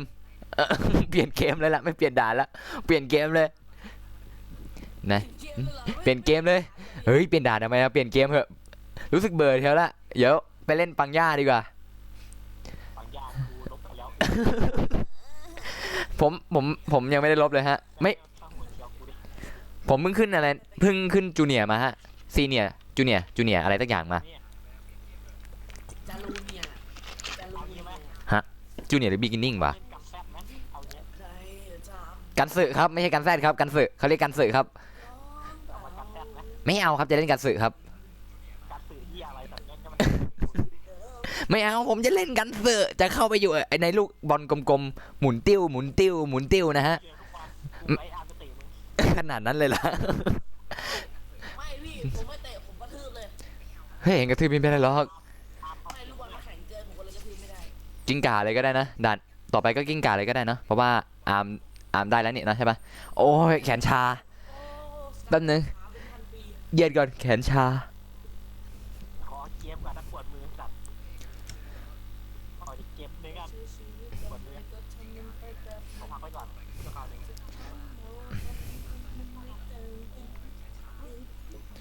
จะดูไหมวะ เหลืออีก1 คน มันแจกสัตว์เลี้ยงเห็นดู ใครแจกฮะมือชามากเลย มันแจกสัตว์เลี้ยงให้ยังไงก็เราก็ไม่เอาหรอกอะ โอ้เนาะ มันให้สัตว์เลี้ยงมาผมก็ไม่ได้เอาหรอก เดี๋ยวผมเพิ่มเสียงดนตรีหน่อยนะฮะผมเพิ่มเสียงดนตรีหน่อยเนาะแต่เสียงเจ๊จะออกมาดังหน่อยนะฮะผมเพิ่มเสียงดนตรีเนี่ยระวังเรื่องด้านเสียงเจ๊ด้วยนะฮะ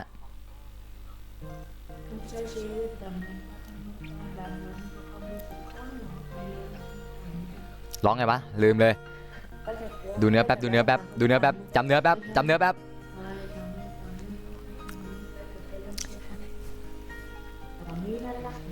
กับคนที่มันหมดใจเมื่อหมดเวลาก็ไปจะเศร้ากันไปทำไมมันไม่ได้มีใครตายเคยใช้ชีวิตแบบไหนก็ทำมันไปแบบนั้นก็ความรู้สึกของเราตอนนี้มันต่างกันมันก็เป็นดังวัฏจักรเดิมพอได้กันแล้วก็ต่างคนต่างเมิน มีแค่ใครแล้วเพราะต่างคนต่างเดิน จะไปทางไหนก็ไปเธอไปเลยเชิญ แก้วนี้ให้รักห่วยแตกเอาเพลงหาย เพลงหาย เพลงหาย เอาตายด้วย เพลงหายแล้วตายเลยไหลไปเนี่ย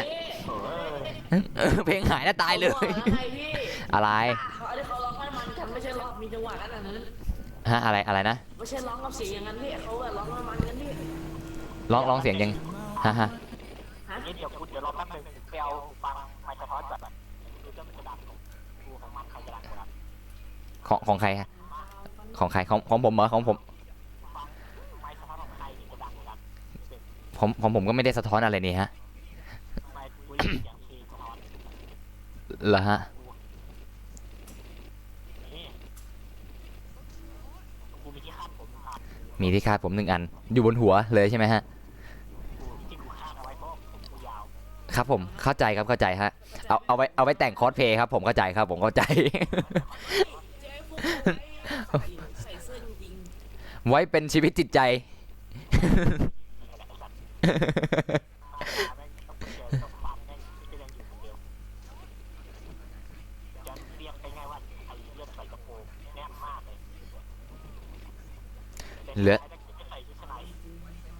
ครับไม่ลองใส่ดูแล้วฮะ ไม่น้องใส่ดูแล้วแต่มันต้องให้พี่เป๊ะไปเขาใส่ก่อนนะ เฮ้ยพี่ไม่ใส่หรอกแหม ทำไมอ่ะ ฮะ ผมรู้ว่าพี่ใส่บ่อย มันต้องมันครับเหยียบให้ใส่ แสดงว่ามันไม่โดนพี่นะ ของโหดจังนะแต่พี่แหลกจังเลย แล้วทุกคนครับคือจะได้ทุกคน ชุดไง เขาโหดนะ ชุด เป็นแค่ไอดี เป็นแค่ไอดีเอามาปั๊มเลเวลให้คนอื่นเขาเฉย พูดให้มันดูดีใช่ไหมพี่ ๆนะ คนจริงก็คืออะไรสปอนเซอร์ให้มาฮะ ใช่เขาให้มา เราก็อะไรเขาบอกให้เข้าของไอดีเขาบ้าง ก็เลยต้องเข้าหน่อย เดี๋ยวสปอนเซอร์เขาน้อยใจ แล้วก็เข้ารัวๆใช่ไหม เพิ่งเข้าเลยแหละ เข้ามีวันนู้นกับวันเนี้ย2 วันเองที่เข้าเล่น เดี๋ยวต่อไปพี่ก็จะได้เข้ารัวๆพี่ไม่ต้อง เปล่าหรอกพี่จะเข้าแค่เสาร์อาทิตย์ พี่ว่าพี่จะเข้าแค่เสาร์อาทิตย์เพราะว่า แล้ววันนี้วันอะไร ฮะ เอาเขาขอมาก็จัดให้เขาหน่อย เล่นด้วยมันเลยเนาะเอาทำไมผมเป็นหัวห้องเนี่ย มันเลย จะเล่นด่านนี้ใช่ปะจะเอาด่านใหม่อ้าวแล้วก็ออกไป ห้องน้ำห้องน้ำห้องน้ำ อะไรห้องน้ำครับอะไรฮะอะไรครับ เอาด่านนี้เหรอสรุปเอาด่านนี้ใช่ปะ สวัสดีครับพี่อดีตแบบ สุ่มเลยปะเอาไงฮะ มา มานี่คือ แม่สาวคนนี้ แล้วเจ๊ไปไหนฮะออกจากเกมไปแล้วโบยบินไปแล้วนะฮะ ออกจากเกมไปนั่งอ่านคำถาม อ่านคำถามแล้วฮะ เพราะว่าโพสต์รูปดึงไว้ไอ้เหี้ยดูไปอ่าน อ่ะฮะ แล้วต้องไปตั้งทำคลิปอีกโอ้โหเอ้ยลืมเวลามาตอนเวลาพวกนี้เรื่อย ขอด้านนี้โอเคได้ไม่ว่ากัน มีฮาร์ดล็อกเกอร์ด้วยแหม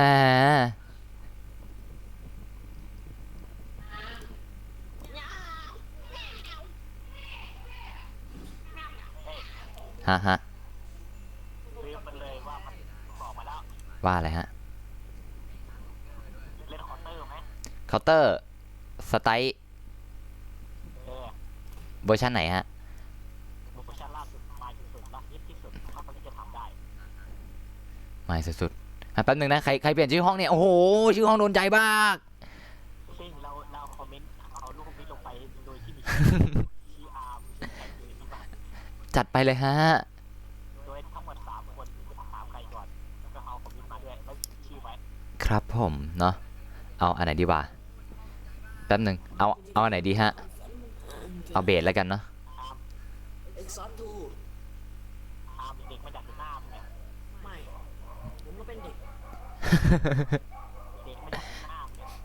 เอา ผม เลย ก็เป็นเด็กไม่ต่างจากพี่ เกมเริ่มแล้วเหรอ ผมหน้าผมไม่ต่างจากพี่ไปหรอก อะไรเนี่ยไอ้ซับ ของพังอะพี่ เรื่องยากมาให้กูอีกแล้ว ขนาดนั้นเลย อะไรฮะอะไรเรื่องยากครับผม เขาจะส่งที่สไลด์ให้กูอีกแล้ว เจนฟุก ก็ดีนะฮะก็ดีครับว่าแต่บอกไซส์ไปยังครับบอกไซส์ไปยัง ก็บอกเลยว่ามันไม่ใส่สัตว์ อย่าสักพักก็ส่งมาทุกไซส์เลยฮะ พอใส่แล้วบอกว่าให้เปิดเสื้อขึ้นดูด้วยอะ น่ากลัวไง เปิดเสื้อ สมัยนี้น่ากลัวมาก ก็เป็นผู้ชายเดียวกันเขาบอกเนี้ยมันไม่ต้องอาย ใช่อ่ะใช่ ต้องเป็นต้อง ข ให้ นาดพี่ ทำไงดีโยไม่มีพี่เป้อะไรเนี่ยอะของพังทำไงดีก็พี่คงอะไรไม่ได้นะพี่ช่วยอะไรไม่ได้เหมือนกัน เนาะ คำถามอีกว่า ครับ อาร์มรวยหรือเปล่า ไม่ ทำไมเอฟมันไม่ค่อยมีคนเยอะเลยวะ แย่นะฮะวอร์มก่อนเลือกบีทอยู่ฮะ บีบจิ้มครีมจุ่มนม ไม่ใช่ละอันนั้นอะคนละอัน เอาไม่ใช่เดียวกันนะ ตอนแรกว่าจะเอาบีทของใน Rap It Now มา อาร์มแบงค์มาดูคอมเมนต์นี้อีก ไม่มีพี่เป้อยู่ไหมฮะ อยู่สิพี่อะอยู่ มันถามมาว่า ฮะ แบงค์กับอาร์มเป็นแฟนกันหรือเปล่า ไม่อะ ไม่ใช่ครับ ไม่มีทางเลย ไม่รู้จักกันเลยครับ ใช่ ไม่รู้จักกันแล้วมันคุยกันได้ไงวะเนี่ย นั่นสิครับ เขาเรียกว่าเหมือนคนแปลกหน้าพี่เราก็ต้องแบบ คนแปลกหน้าที่เดินผ่านไปผ่านมาครับผม นะฮะ ทักทายเขาก่อนนะพี่ นะฮะ เจฟุกอะไร ดีนะ เจฟุกส่งให้หน่อยดิไหนดูดิเอารูปมาดูดิมึงมันเอารูปอะไรมาลงวะอุ้ย อะไรครับ โบราณ เจ๊ฟุกก่อนเจ๊ฟุกก่อนยัง เจ๊ฟุกครับ ผมรู้ครับ เจ๊ฟุกนี่ใจดีฮะ ให้อยู่แล้วใช่ไหมฮะ ไอ้เนี่ยขอแล้วมึงเอาของยากมากูจะไหวไหม เป็นไอเทมที่ว่าจุกทันทีเลยนะฮะ คือแบบส่งไปที่นี่จุกเลยทีเดียว กินอะไรไม่ลงแบบแทบจะเดือนหนึ่งเลยอะ อะไรเนี่ย เหลือรอดอยู่4 คนเนาะ เมื่อเจฟุกจะจัดกิจกรรมซื้อเลือกไอเทมฟรีในอะไรในเว็บของพิชวอร์ดไม่รู้เหมือนกันพี่แจกว่าไหนโอ้ยตอนที่แจกให้มึงสั่งของไหมดิ ไม่มีพี่เป้ แต่ฮะ มีคนอ่านอยู่ไหมไม่มีพี่เป้งงเดงงเดงงเดคนอ่านไม่อยู่คนอ่านหายไปยาวแล้ว ไม่กลับมาแล้ว ไม่กลับมาอีกต่อไปแล้ว เดี๋ยวผมอยากลองกินไมโลก้อนซื้อให้หน่อยดิ ไมโลก้อน เราไอสัตว์แม่งราคาไม่ถูกมาก เท่าไหร่ฮะ เอ็มลดให้หน่อย มันไม่ขายที่เซเว่นนะพี่ ต้องให้พี่เอ็มลดราคาให้หน่อย นั่นก็ซื้อใบก้อนให้กินก่อนแล้วกันฮะ ไปก่อน กูไม่อยู่ตั้งร้านถูกค้าเลยกูโอนให้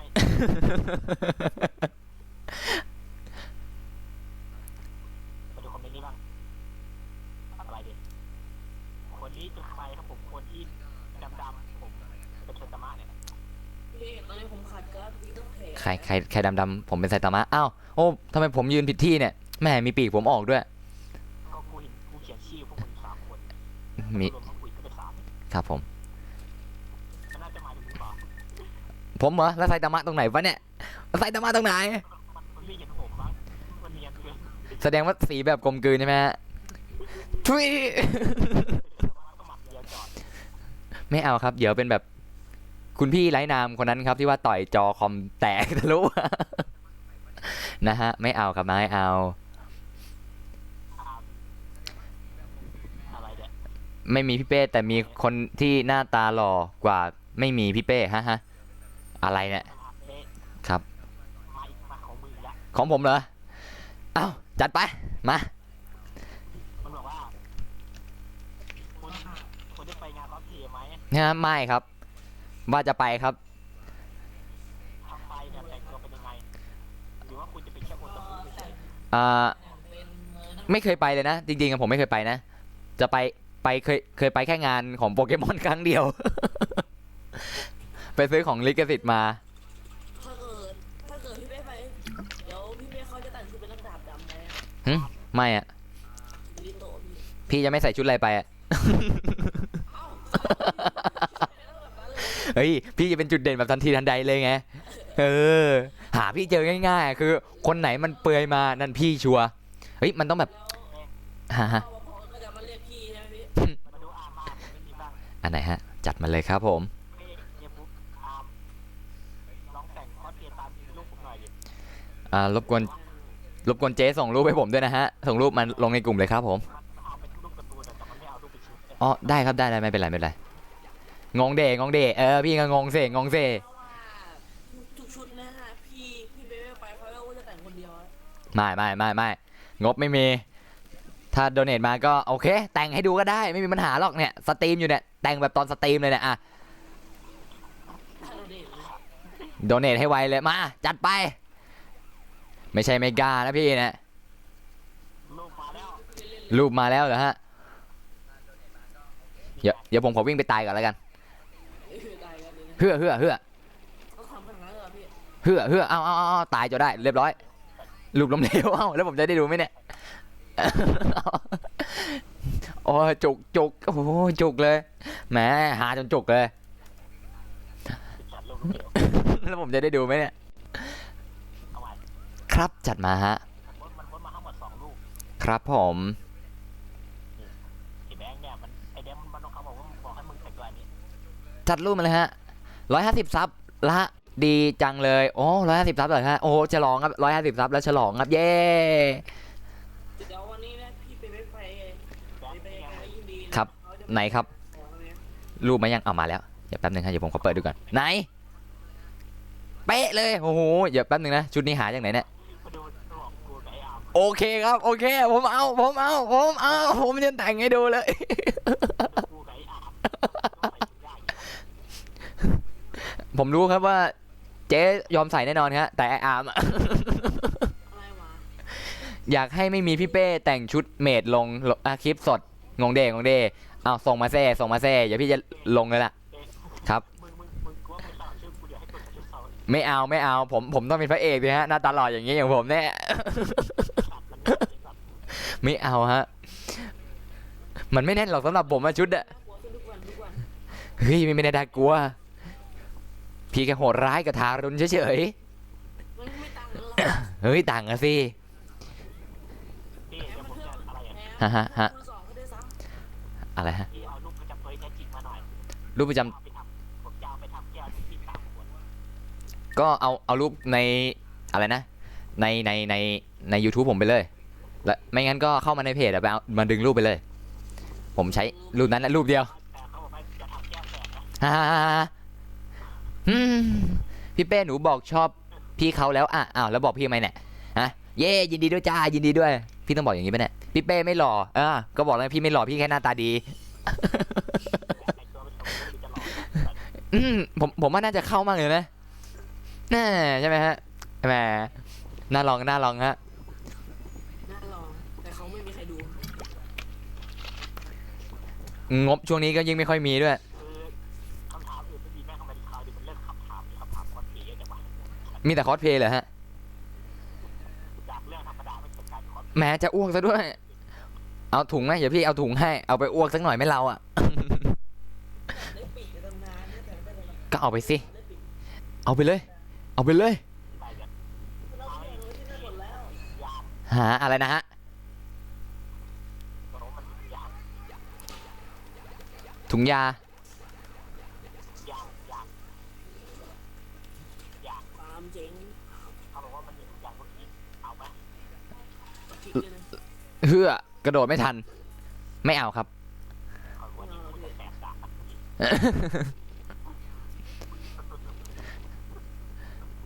ี่เป้ คือไม่ ไม่ คว เชื่ ร อ ไม่ นะ ต้อง ว่า ดู พี่ เรื่ เป้ อง เป็น ไม่ คน ควรไม่ต้องคอมเมนต์ในการทำ แหมว่าจะเก๊กหล่อๆตอนนี้ที่ว่าอะไรนะเข้าเส้นชัยสักหน่อยโดดผิดจังหวะจบเลย กิ้งก่าเดินช้ากว่าที่คิดไว้ มันเดินเร็วกว่าที่คิดนะสำหรับผมอะ เหรอ มันเดินโคตรเร็วเลยแบบ ฮะ ผมขอไอ้เป้ลองแต่งตัวเป็นไซย่าได้ไหม เซนไซยา ใส่ที่กรอบทองคือมือชุดที่มึงเอาบอกเลยอ่ะคือจะใส่ยากมาก แล้วไม่ก็ถอดยากมันจะใส่ถอด ให้ใส่ได้ครับ แต่ว่าเรื่องชุดอะผมจะเอาจากไหน ก็ไปขอเช่าชุดก็ดี แถวนี้มันไม่มีอะสิ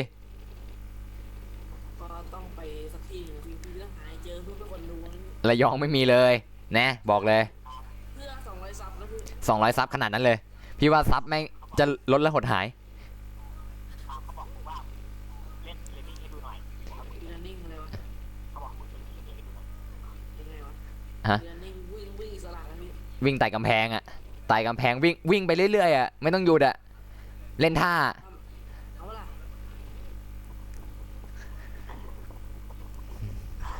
ผมทำได้นะ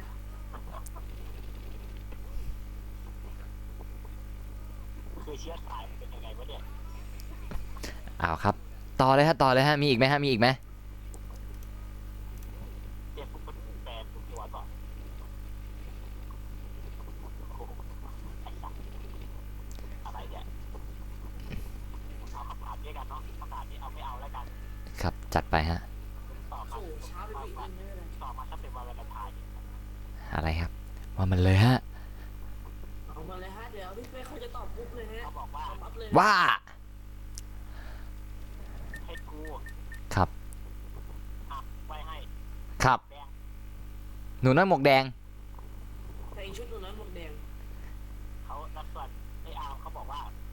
ไอ้อาร์มเป็นหมาเอาไปให้ สรุปผมก็เหลือแค่คุณยายอย่างเดียวสิฮะ คุณเหลือ ยัง คุ ก็ ณ ตอย า บ ย ให้กูดีเลยยาย นึกว่าจะตอบตู้เสื้อผ้าแล้วก็โดดเตะโชว์เลย ดูชุดหน่อยจีไม่ให้ดู เยอะจัดขี้เกียจไล่ดูฮะ ไอ้แบมนี่มันคุณจะบอกว่าไอ้เรื่องไม่ใช่กูเป็นเจ้คนเดียวไว้แต่ ไม่เป็นไร ไอ้อาร์มบอกว่าเว้ยที่มาปราบกูเองอย่างเงี้ย ผมใส่ได้ทั้งนั้นแหละฮะ แต่ไม่มีชุดจะใส่แค่นั้นเองนะฮะ ไอ้แต่งตัวยังไงก็ได้คุณยายนะแต่งยังไงก็ได้ แต่งไงก็ได้นะฮะ เดี๋ยวรออีกประมาณสัก50 ปี ใช่แหมใช่โอเค เรียบร้อย รอบนี้ได้จังหวะพอดีเลย น่าจะโอเคนะรอบนี้ จัดไปดูคนอื่นกันต่อ ไปพี่ผมจะผสมชุดได้แล้ว บอกเลยว่าไอดีนี้นี่ของเยอะเหลือเกิน ตอนเยอะเหลือเกินก็เลยขี้เกียจไล่ดูใช่ไหม เฮ้ย ขี้เกียจไล่ดูมาก มันจะมีสามอันเว้ยคือ อันแรกคือมีของน้อยจนดูไม่ได้ อันที่สองคือมีของนิดนึงแต่ก็พอดูได้ อันที่สามคือมีของเยอะเกิน เยอะเกินไปจนไม่อยากดู ลกอะใช่ไหม ใครเห็นลบมากเลย ไอ้เรื่องเหมือนค่ายชิโน่นี่เอาไว้ที่หลังของกูยังไม่ทำเลยสัตว์ อ้าวทำแล้วส่งมาให้ผมด้วยนะ พี่ผมส่งแล้วส่งมาให้ผมด้วยนะ แต่ ผมก็อยากได้เหมือนกัน ผมเอาของมากิได้ไหมฮะมากิฮะ พร้อมวิญญาณตามหลอกหลอนในหมอนข้างด้วยฮะ วันนั้นผมขอเอาเป็นลาบแล้วกันนะพี่ จะเอาลาบเหรอเราอะ อย่าไว้นอนสบาย เอาหมอนอะไรเอ่ยเรียกทำไมเอ่ยงงเด้เอ้าเอ้ยงงเด้ถามผมกับอะไรเนี่ย เอ๊ะ ถามผมค่ะว่าอะไรฮะ มึงน่ะใครเขาบอกว่าวิญญาณนอนกับมึงนะ อะไรนะฮะ เขาบอกว่าอย่าใครก็ตามอย่านอนกับมึง ทำไมฮะ เพราะว่าเตียงมันจะหัก เตียงจะหักขนาดนั้นเลย ไม่ทำแล้วมีเป็นถึงหักคำมีสองสาเหตุคือน้ำหนักเยอะกับอะไร เตียงไม่ได้มาตรฐานอย่าบอกเขาไป เขาบอกว่าก็เตียงมันหักแน่วไง ใช่ฮะ เตียงมันไม่ได้มาตรฐานฮะแรปให้ดูหน่อย ลืมเลยแรปอะไรดีอะ โจ คือพี่เล่นจนไม่มีสมาธิแล้ว คือเดี๋ยว สมาธิคือไม่ดี มาเดี๋ยวเจ๊พูด แล้วผมจะมีเวลาไหนตั้งสมาธิในการร้องเนาะแรปสดอะนะ เรื่องตังก็ได้พี่เรื่องตังก็ได้ นอนเลยใช่ไหม ลองที่หลังก็ได้เอาไว้ตอนเตียง นั้นรอตอนปิดคลิปแล้วกัน เดี๋ยวจัดให้สัก1 คอมโบเนาะเดี๋ยวรอน อนเลยใช่ไหมพี่ ยัง2 ทุ่มหน่อยๆแล้วแบบโหดๆได้นะ เอาบีดไหนอะเลือกไม่ใช่มีดบีด ไม่พี่ก็เขาบอกว่าเอาคนโหดไงก็ต้องเอามีดมาก่อนแล้วก็ไปฆ่าคนที่มันจะโหด ไม่มีใครถามว่าอะไรนะ ประมาณว่าพี่เป้อะไรเจ๊แล้วก็อาร์มชอบใช้อาวุธแบบไหนเหรอฮะไม่มีคำถามแบบนี้เหรอ ผมไม่ใช่พี่เป้ ไอ้จัดกูไม่ได้ ไม่มีเหรอฮะไม่ ให้เด็กคนนี้เหรอ ใช่ครับ ต้องโหดร้ายละทานรุนนะ จัดให้เด็กสองเนี่ย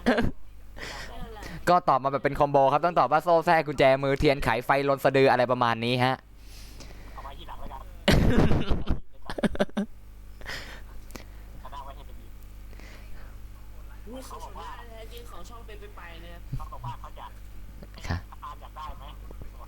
อะไรฮะอะไร พี่ผมอยากได้ไม่ว่าจะเป็นอะไรผมอยากได้หมดเลย อ้าวตัวผมหายแสดงว่าโดดสูงไปวะเนี่ย ยกเว้นเสื้อผ้านะไม่อยากได้พี่บอกแล้วไงว่าผมไม่อยากได้ของอย่างนั้น ผมอยากได้หมดแหละส่งมาผมได้หมดแหละ ที่เป้ครับที่เป้ดูรูปภาพ ไปอะไรนะรูปภาพเพิ่งมา เป้ดูรูปภาพ แป๊บหนึ่งยัง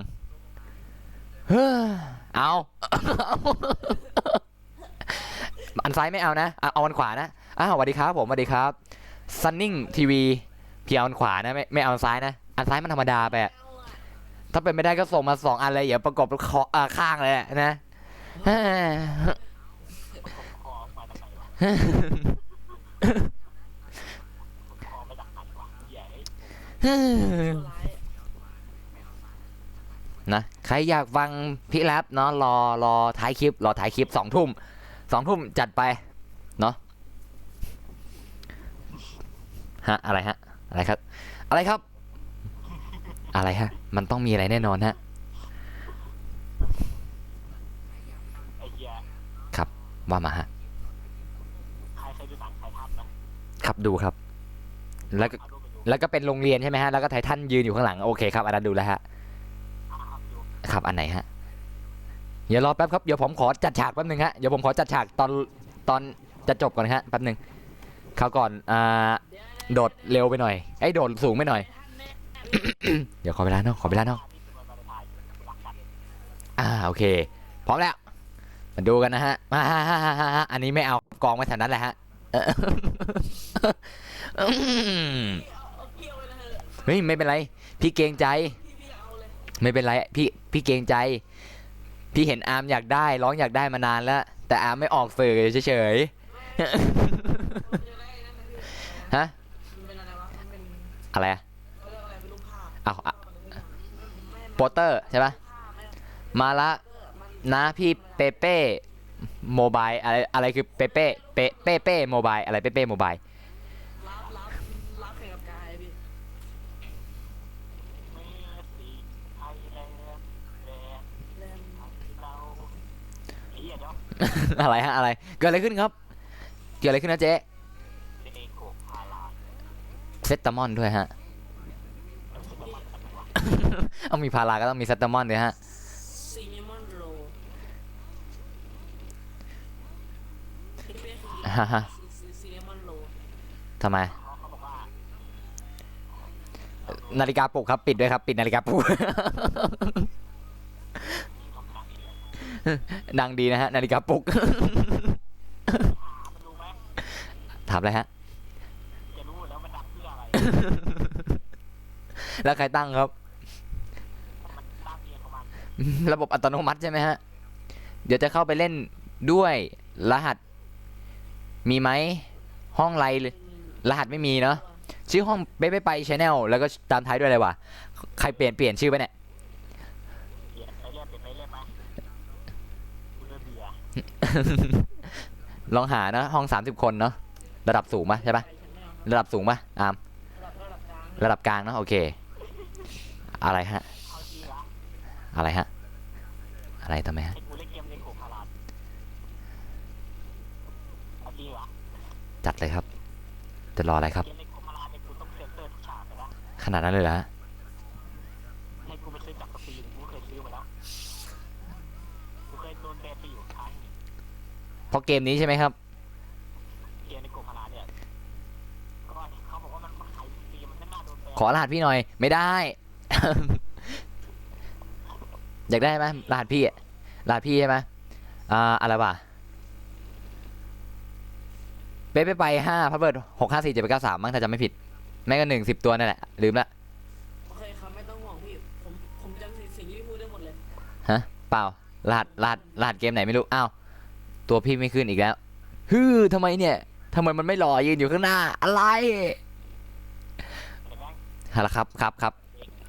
เด็กมาถามอีกว่า จัดมาฮะ เกมในโขกพาราดกูชอบตัวไหนมากที่สุด ไม่เคยเล่นครับผม เล่นต่อมาริโอเนโกะครับ เขาบอกว่ากูชอบทะเลตัวไหนมากที่สุดถ้าที่มึงอยากได้เป็นสัตว์เลี้ยง ผมเป็นคนที่ไม่เรื่องมากนะเหมาหมดเลยแล้วกันฮะ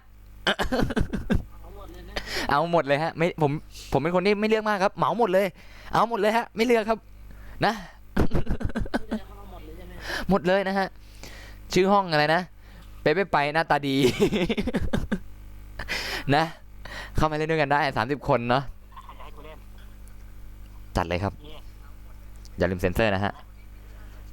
ซึ่งอย่าลืมส่งเกมมาให้ผมด้วยนะฮะ กูจะลืมกูจะบอกไว้ก่อนว่ากูจะเซ็นเซอร์ไว้หมดเลย เซ็นเซอร์ทั้งหน้าจอเลยใช่ไหมฮะไม่ต้องเห็นเลย ไม่ต้องเห็นเลยเพราะมันมีฉากอนาจารเยอะ ขนาดนั้นเลยละฮะนี่คือเกมติดเรทอันดับ 1 ตัวอย่างให้แค่นี้พอ คนอื่นไม่เห็นครับเพราะว่า โอ้เย่เย่ แค่นี้มันยังไม่เท่าไหร่ฮะ ที่เหลือนี่มึงไปหาเรื่องเล่นเอาเอง ละฮะเดี๋ยวผมรอขโมยไอดีคนบางคนแถวนี้ก็ได้ฮะ ส่วนเกมนี้กูจะเอาไว้พี่ชวาเล่นแต่พี่ชวาเขาไม่ชอบอ่านเขาไม่เล่นหรอกเขาไม่สนใจแหละ เป็นเกมแนวอะไรเหรอฮะเดี๋ยวเพิ่งเริ่มเกมไม่ทันแล้วเนาะ เกมแนวนิยายอ่านอีกแล้ว ก็ประมาณ อีกแล้วโดยที่เป็นภาษาอังกฤษเลยซึ่งไม่มีการบังคับตัวละครแต่อย่างใด อ๋อ เป็นเกมที่ต้องอ่านใช่ไหม สำหรับคนที่เรียนเกม มันไม่ใช่แบบจีบสาวแล้วฮะแล้วเลือกหัวข้อประมาณนั้นป่ะฮะหรือว่าแบบกดอย่างเดียวเลย ก็พูดไปเรื่อยพูดไปเรื่อยของมันแหละ เราแค่กดอย่างเดียวใช่ไหมฮะ กว่าจะเมาส์ผ่าน ฟังมันพร่ามไปนะฮะ ไม่บอกว่า ผมขอชุดได้ไหมผมกล้าเกิน ก็เดี๋ยวรอพี่มีตังค์ก่อนแล้วกันอย่าพี่แจก โอ้ยพี่ เฮ้ย อามแปลให้พี่ทีอามแปลให้พี่ทีฮัลโหลนะไม่รู้ไม่ใช่อังกฤษอะเกาหลีเลย ไม่รู้พี่ฮัลโหลไปก่อนแล้วกัน แมวก็บ้าแล้วหนูดูนี่แหละ อ้าวฮัลโหลตอบกลับมาด้วยแน่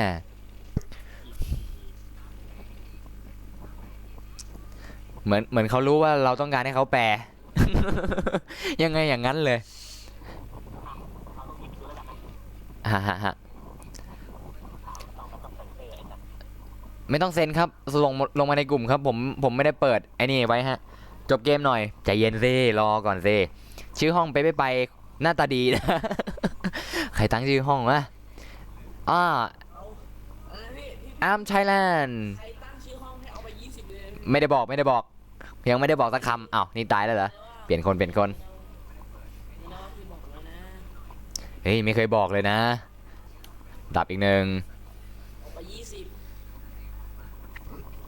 เดี๋ยวช่วยเปลี่ยนเป็นอะไรนะกดซับไป CH ได้ไหมเอ่ยเนาะใครหัวห้องใครที่ 1วะไม่รู้จักหรือรู้จัก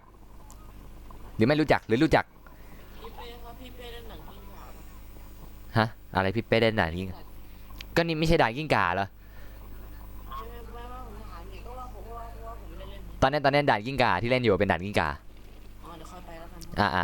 ผมต้องการเสื้อปีโล แล้วก็ไม่บอกเนี่ยพี่ใครหัวห้องก็กดเถอะพี่เข้าอยู่ห้องนี้อย่างเดียวอย่าเปลี่ยนชื่อห้องพี่ก็พอเอ้ยให้เปลี่ยนชื่อห้องพี่ก็พอให้เปลี่ยนชื่อห้องเป็นอะไรนะกดซับไป CH นะ เอาให้ดูละ ต้องกดซับด้วยเหรอครับ กดซับ ผมจะได้ว่าผมเพิ่งกดอันซับได้เมื่อวานนี้ นี่เสียเวลานั่งทำเซนเซอร์เหรอฮะขนาดได้ยินต้องทำเซนเซอร์เลยเหรอฮะ เอาไปของหน้าแอบของ โอ้ไลท์ไทยแลนด์โอ้ อยากรู้มันเป็น เย่ หา so good นะหาเอาเองด้วยนะฮะซึ่งเกมนี้ราคาเท่าไหร่ครับ โอ้ยแพง219 อะไรนะฮะ 219 ผมผิดมุมอีกแล้วอะไรเนี่ยเห็นแต่ปีกรับรองว่าถูกใจจาก219 บาทเหี้ย 219 บาทรับรองถูกใจด้วย เชี่ย การมี ต้องถามว่ากล้าซื้อมาได้ยังไงครับเกมนี้ ซื้อมาได้เพราะกูชอบอ่านครับ แล้วฮะ กูก็นึกว่าเป็นอ่าน อาร์มมายังอาร์ม ที่ไหนได้ ไม่คือผมบอกว่าเดี๋ยวทีหลังผมค่อยเล่นคือผม เหรอ พยายามที่จะเก็บการ์ดก่อน อ้าวก็นี่ไงด่านกิ้งก่าเนี่ยลุงกิ้งก่าเนี่ย ไม่ผมขาดการ์ดพิเตอร์แพน4 ใบพี่ อ๋อ my name is เป้ my name เป้ ก่อนจะเล่นก่อนกูคิดว่าเป็นเกม nice to meet you ซื้อมา และทูมิยูทู ซื้อมาผลที่ออกมาคือเกมเกือบหมด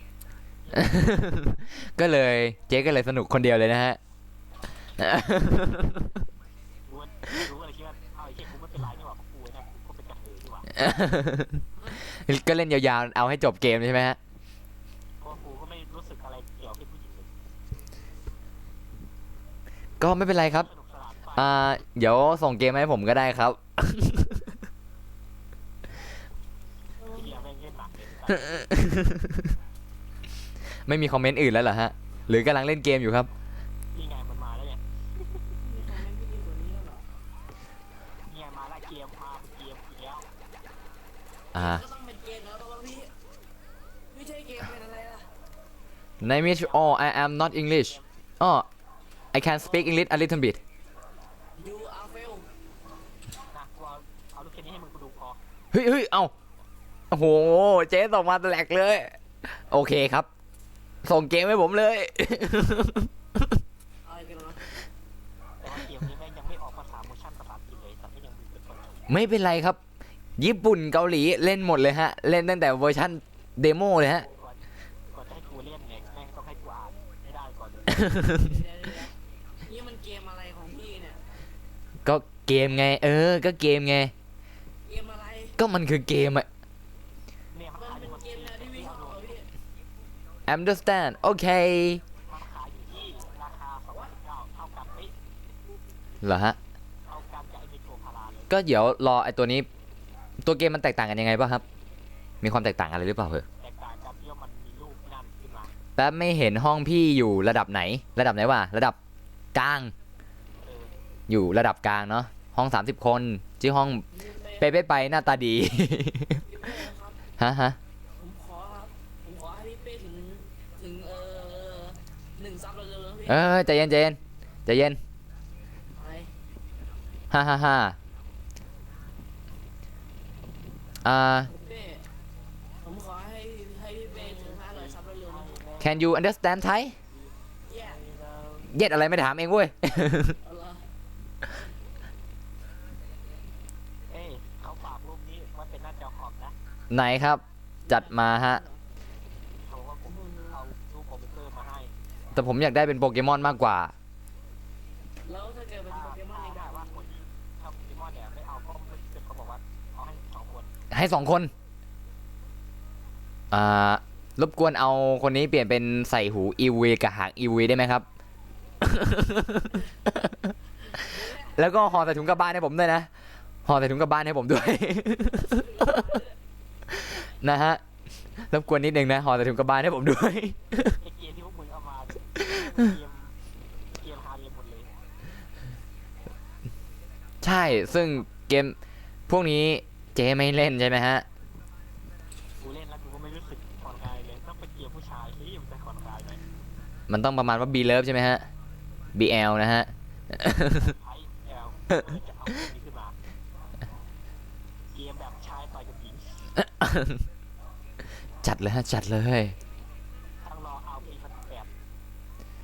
เร็วๆนี้แน่นอน ขอเบลล่า ไม่ให้ ไม่มี เราอีกแล้วนะอ่ะคนเดิมอีกแล้วขอ ไปป่วนทุกชแนลเลย เห็นป่วนทุกชแนลเลย มาไอสัตว์เกมนี้อ่ะ อะไรฮะ เกมอะไรเอ่ย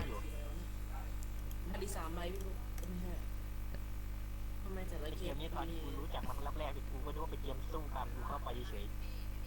ๆก็เป็นเกมอ่านเหมือนเดิมเกมที่มึงเอามาเนี่ยแหละ มันมีเกมหนึ่งที่ว่าเป็นเกมเล่นนะฮะ ต่อสู้ แล้วแบบอะไรนะ ใช้ปืนฉีดน้ำยิงกันฮะ แล้วกระจุยกระจาย อย่างนั้นเลยฮะ เกมนะ โอ้ อีวุย subscribe and write very fun โอ้โห I like the Pokemon สตรีม นะฮะไซติ่ง เป็นแบบปวดกวนเลยมา ฮะ อะไรฮะ มาอะไรเอ่ย มาดูต่อไปนี่คือลุงกิกาในเทรลเลอร์ไหนวะ จัดมาฮะส่งรูปมาแล้วบอกผมด้วยนะ เพราะว่าเดี๋ยวผมจะกดไปดู เพราะว่าตอนนี้ผมอยู่บนหน้าเกมนะฮะ พี่เป้ไม่ไปครับผมได้แล้วเว้ยนิดเดียว ไหนวะ เราอยู่ไหนเนี่ย เดี๋ยวความพยายามอยู่ในความสำเร็จอยู่ที่นั่นแต่รู้สึกอุ่นจะโกงเยอะไม่เป็นไรเขาไม่มีใครจำได้เอาบุญ เขาบอกว่าเนี่ย ฮะ คุณช่วยลองพิมพ์คำว่าสลับอะ อ๋อ ใช้เบลล่า อ๋อ ได้ เดี๋ยวรอบหน้าเนาะ เดี๋ยวพี่ใช้เบลล่าให้ ใช้อะไรนะฮะเมื่อกี้ลืมแล้ว เมื่อกี้เจ๊พูดอะไรนะ มาลองดูกันไหนดูซิพิมพ์คำว่าสระโอ สระโอ ตัวเดียวไหนดูดิ อ๋อเอาผมเคยเจอผมเคยพิมพ์อยู่ผมเคยพิมพ์อยู่ ผมเคยพิมพ์อยู่ เพื่อนมันเคยพิมพ์อยู่ ผมไปดูมันอยู่ฮะ คือไม่คงไม่ต้องเอาได้ครับแม่งโคตรโหดไอ้สัตว์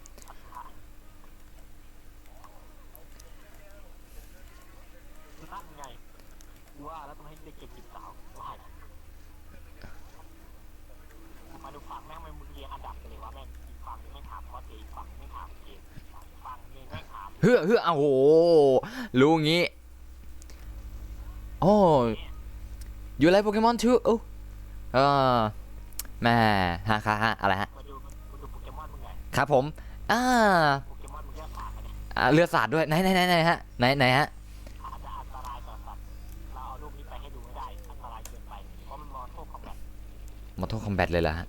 ซึ่งผมก็ไม่ได้เปิดกาลิน่าออกสาธารณชนอยู่แล้วครับ ถ้าเปิดที่หวัง โหผมคงจะลอยตั้งแต่ที่ว่าเจ๊ส่งรูปให้แล้วฮะ ตั้งแต่ช่วงไหนวะตั้งแต่แรกๆเลยอะตั้งแต่หมอนข้างอะไรเนี่ยใช่ไหมเนี่ยหมอนข้างมาเลยฮะ ข้างเรียกว่าอยู่ไอ้สัตว์ที่โดนแบน หมอนข้างมันไม่เท่าไหร่ฮะ แต่พอไอ้รูปที่ฉากที่หัวที่สุดแม่งโดนแน่นอน รูปมายังครับรูปมายังฮะเจ๊ โดนแน่หรอกกูเอาไปละกูผัดละกูดีพอร์ตไปละ อ้าวผมว่าจะดูรูป ดูเฮียอะไรโปเกมอน สวัสดีครับฮะหวัดดีสวัสดี วัดไม่ดีหรอกทำให้เราไปโรงเรียนกันไม่ค่อยได้ ฉะนั้นก็ไม่ต้องเรียนยาก ก็ดีจะดีมากเลยถ้าเราไปเรียนไม่ได้ มันเป็นสิ่งที่ดีไหนฮะ มันที่กูชอบด้วยไอ้สัตว์เพราะมันเป็นเชโตชิเอง ฮะซาโตชิไม่ใช่โปเกมอนนะฮะซาโตชิเป็นคนครับไม่ใช่โปเกมอนครับซึ่ง โปเกมอนเชโตชิครับ ของเราจะเรียกว่าซาโตชินะแต่ของสากลเขาเรียกว่าแอช แอปชีใช่ไหมครับ Ash this the Pokemon trainer this very good you play map Korea in อะไรวะ has I'm very แมปเกาหลีเหรอของเกาหลีเหรอสำหรับเขานี่มันง่ายขนาดนั้นเลย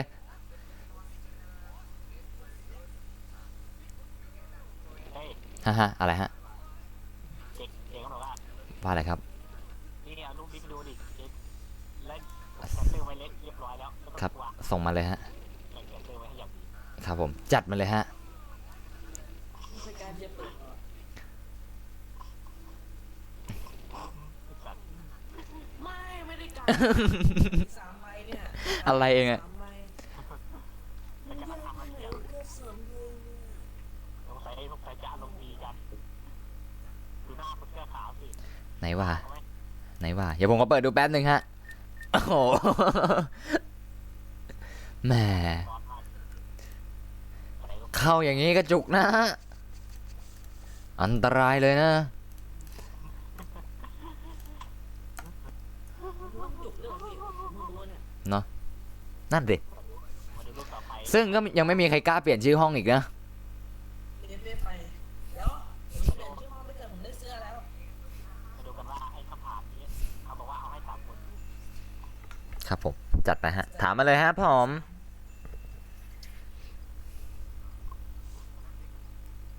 แค่ต้องมาเล่นบอลเขาบอกว่าตามจริงแล้วเนี่ยคือมันใส่อยู่แล้วที่เอาสเตเตอร์มามันก็เลยคิดว่าไม่ได้ใส่ไม่ดี ครับ เข้าใจฮะ นะฮะ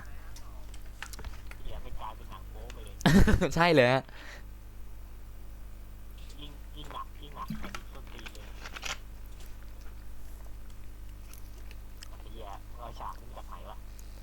นั่นสิครับ ก็มีนะพี่มึงไปตามสาธารณชนทั่วไป นะ ก็ใครโชคดีก็มาปั๊ม EXP กับผมนะฮะ บวก 40%เนาะ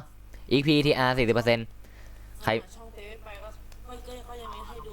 เต็มที่เลย นะให้อะไรให้ดูเต็มที่ อะไร เกมพี่เกม อ๋อ เกมอะ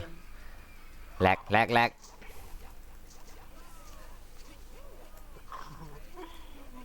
โอ้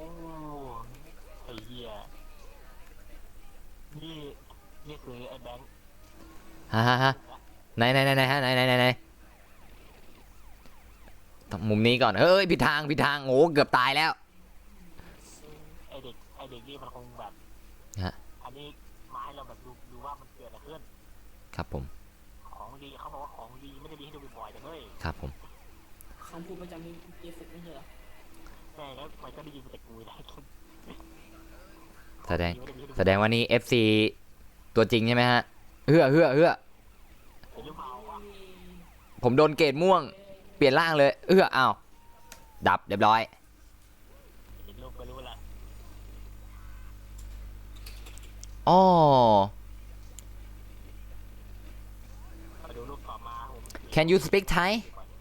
โน่ ฮะโนอะไรปูดบวมพกช้ำรอยเขียว ว่าโน่ หัวปูดหัวโน เอารูปไปให้ดูละ ไหนฮะ โอ้โห เซนเซอร์ทั้งหมดสภาพเลย อยู่ ทำเหมือน ที่จริงถ้าไม่เซนเซอร์อะมันจะไม่มีปัญหาหรอกนะ กระตุกจังเนาะธรรมดามันเล่นหลายคนนะเนาะ มันทำกูจะผิดอะไรอ่ะ คุณเพชรอะไร โนโอเค ที่ดูรูปไม่เด็กเขากำลังทำสักอย่างเขาบอกเนี่ย อันนั้นมีอีกเหรอฮะ โอ้โห ตามจริงแล้วเนี่ยไม่รู้ผมเคยเจอตามจริงแล้วเนี่ยเขาเพลงในมันถ่ายรูปพอดีเขากำลังทำไอ้เดี๋ยว ทำอะไร เขาทำก็เลยพอดีมีรูปไอ้ที่มามันก็เลยคิดว่าการอย่างอื่นเลย ใช่ครับ เพราะว่าถ้ามีอะไรปิดบังนิดเดียวก็จินตนาการเราก็ล้ำลึกไปแล้วนะฮะ ซึ่งจินตนาการของพวกเรานี่มันช่างถลำลึกไปไกลซะเหลือเกินนะฮะ ถ้าเอาเดือนต่อมายังมีอีก ยังมีอีกเหรอฮะ เขาบอกว่าที่มวยไทยพี่ มวยไทยเหรอฮะ มวย แอดมินไปไหนหมดปะครับนั่นนะสิแอดมินหายหมดแล้วเนี่ย ดู understand อ๋อโอเค หาดูได้ยาก โอ้ยทำไมคนนาฬิกา3 ดาวด้วย เพื่อดับไหมโอ้โหสุดยอด 1 ดาวไม่ได้ 2 ดาวไม่ได้ทำไมก็ได้3 ดาว แล้วสรุปเอากี่ดาวแล้วครับอะ ผมต้องการ2 ดาวครับ เหรอเล่นด่านอะไร ไม่รวมนะ เดินสนักเขียวไอ้เหี้ย อะไรฮะ เห็นไหม อ้าวส่งรูปมาก็บอกผม โอ้เย่ ถึงกับฟินเลยฮะ กล้องดูครับ แหมถึงกับฟินเลยฮะ ดูในตากล้อง เป็นไรเตอร์ ใครมองเห็นไอ้ตากล้องบ้างนะ แป๊บนึงฮะตากล้องด้วยเหรอไหนว่าโอ้ตากล้องนี่ถ่ายตูด ถ่ายไว้อย่างนี้ช็อตนี้หายากของดีไม่ได้มีให้ดูบ่อย ใช่เลยฮะ โอ้โห อาร์มหาด่านอะไรหาการ์ดด่านอะไร อินเตอร์แพน ขอแอดมินได้ป่ะพี่เป้นั้น150แล้วเนาะเดี๋ยววันไหนดีพรุ่งนี้วันศุกร์เดี๋ยวพี่จัดกิจกรรมหาแอดมินเพิ่ม1 คน อ้าวแสดงว่าผมไม่ต้องเป็นเนาะ อ้าวอะไรก็จัดกิจกรรมหาไงเฮ้ยทำไมเปลี่ยนชื่อห้องอะโหอะไรทำตัวอย่างเงี้ยโอ้โหไม่อยู่แล้วเปลี่ยนชื่อห้องหนีไม่เอาไม่อยู่แล้วไประดับยากดีกว่าอาร์มเองอยู่ไหนเนี่ย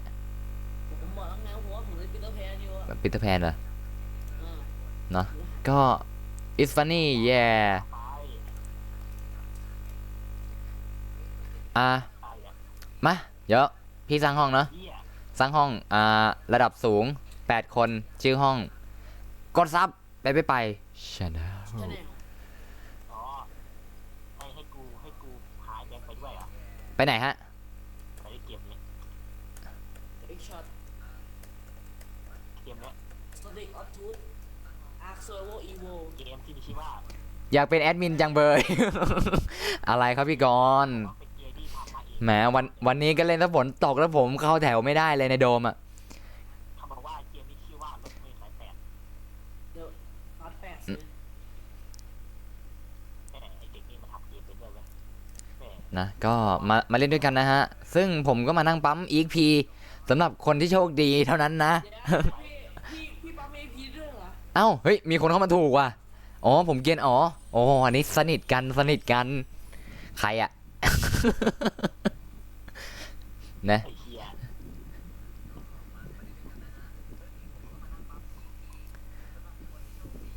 ไอ้เหี้ย อ้าวมาอีกคนแล้วฮ่าอะไรฮะอะไรฮะอะไรครับเจ๊ เขาบอกว่าเล่นเกมนี้หน่อย เกมอะไรครับ ให้พวกเราสองคนเล่นเกมเนี้ย เกมอะไรฮะส่งเข้ามาในกลุ่มได้เลยครับ เองนะจะส่งไปให้ดู อ่านชื่อ ไม่เอาผมไม่อยู่กิลด์เนาะผมเป็นโซโล่เพลเยอร์ ชื่อมันเป็นภาษาอังกฤษ ภาษาปากีสนะฮะ ชื่อเป็นภาษาปากีสดีจ้าดีจ้า เอาอ่านเอง ดีดีดีจ้า เกมนี้เขาบอกว่า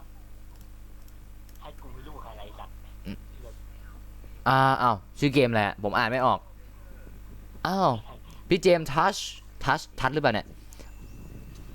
แสดงว่าโอเคผมรู้แล้วว่าใครเล่นนะฮะ ฮะน่าจะเป็นพี่กรณ์เอารหัสพี่เจมส์มาเล่น แน่นอนอะไรครับ เราต้องเล่นเกมนี้แล้วว่ะ เกม มันเป็นเกมแนวอะไรฮะเก็บไว้เหรอฮะ เกมไม่เอาผมแมวแฟนตาซี เบดแอนโซ สุ่มไปเลยเนาะสุ่มเลย อาจจะคล้ายเบนโซแหละแต่มันไม่คล้าย เหรอฮะ มันไปไหนก็ได้ไปได้ไกลหมด มันคือกระบี่ผีเสื้อดาวตกดีๆนี่เองใช่ไหมฮะ เก่าแล้วนี่ไงเขามาแล้ว ครับผมครับเดี๋ยวผมรอนะ กดซับไปไปชาแน เอา ล โพสต์รูปตัวละครเขามาให้ดูด้วย เหรอฮะ กดซับไปชาแนลแบบนี้ แป๊บทำไมส่องข้างใต้อะฮะเดี๋ยวไปหา2 ทุ่มอ่ะฮะเดี๋ยวไปหาใคร เดี๋ยว2 ทุ่มนี่เดี๋ยวผมจะอะไรนะแรปสดให้ฟังกันเลยนะออกจากเกมแรปสดเลยนะรับรองว่าซับหายก็วันนี้แหละ ไหมครับ ฮะกดอะไรอันซับกันทั้งนั้นเลย ไม่เอาไม่ฟังอะไรประมาณนี้นะ โหสุดยอดเลยของมึงครับ เย้สุดยอดคือตอนเนี้ยพี่นอนเล่นแล้วเนี่ยนะ มาดูนี่กันต่อไป คือผมอยากรู้ว่าแอดมินผมไปไหนหมดวะเนี่ยไม่มีเข้ามาทักทายกันเลยสักคนเนี่ยครับว้าวผมนี่หลงกันลืมแล้วเนี่ย อะไรครับ แบงค์ดูนี่หน่อย ครับฮะแป๊บหนึงนะฮะ ก็โพสต์รูปอีกคนนึงก็โพสต์รูปกลับ อีกคนโพสต์รูปกลับไหนฮะรูปกลับ กับข้าวกับปลาก ระโดดอยู่นี่เองเดี๋ยวดูบรรยากาศออกให้ดูนะครับ ผม เย้ได้ตังค์เพิ่มเป็น10,000ขายแค่ แต่ นิด ก็ เดียว รู้สึก เท่า ว่า นั้น ชุดมันแปลกๆว่าชุดมันเนี่ย ไม่ฟังซะด้วย เอ้ยฟังหน่อยเด้ เป็นชุดมันไหม ฮะตาหน้าเล่นสวนสนุกไม่เอาเนาะไม่เอาอย่าแป๊บหนึงนะอย่าปั๊มเรื่อยๆครับเห็นครับ เห็นมันเหมือนว่ามันเป็นยังไงอย่างนั้นเลยฮะวิ่งสดซะด้วยนะฮะวิ่งสด นี่รหัสใครอ๋อมีสปอนเซอร์ใจดีเขาให้มาฮะแต่ผมก็แค่เอามาปั๊ม EXP ให้น้องๆเขาเฉยๆครับผมไม่ได้เล่นอะไรขนาดนั้นเนาะเอาบ้างเห็นเขาทำกันเอาบ้างเก็บบ้างเก็บบ้าง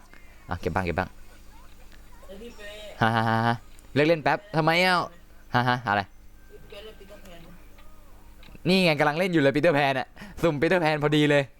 ต้องการเล่นปีเตอร์แพนมั้ย ก็เนี่ยพี่สุ่มได้ปีเตอร์แพนพอดีเลยห้องเต็ม การได้แค่3ใบเท่านั้นเอ้ยมาเลยสักคนหนึงคุณ เราต้องเป็นงั้นของเราต้องเป็นตัวนี้แล้วกัน ฮะไม่เอาครับผมต้องเอาอีวุยฮะอีวุย นี่ไงตัวกู อ่าหนูดูอีกแล้วโอเคจ้า ใช้ร่มพร้อมจะข้ามเมื่อยหน่อย ทุกคนครับกดอันซับช่องไปครับ ผมก็จะวิ่งปกตินะ ผมไม่ใช่ทางลับอะไรเลยนะเนี่ยผมเปิดดูหน่อยอะไรเอ่ยอันนี้ตอนสร้างตัวละครเหรอฮะ ของกูต้องเป็นร่มเนี่ยมีร่มมันจะสวยกว่า ใช่ผมว่าก็โอเคดีน่าสนอยู่นะ ตียังไง ตอนแรกผมคิดว่าพี่บอกว่าพี่จะเอา EV นะ อีวีใช่ไหมไอ้ชีพก็นั่นแล้วไอ้แบบมันมีอยู่นี่ไง EV ถือล่ม อีวุยถือล่มด้วย คนละอัน เฮ้ย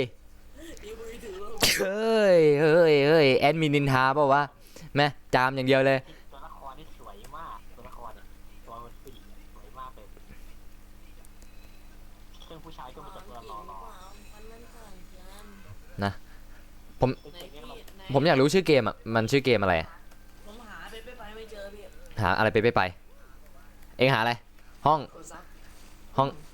ห้องอยู่ระดับสูง ระดับสูง 8 คน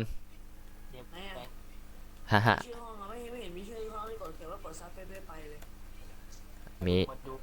ตอนที่มีลูกกัน แล้วผมมากดอันซับแทนก็ได้ไม่มีกดซับผมกดอันซับ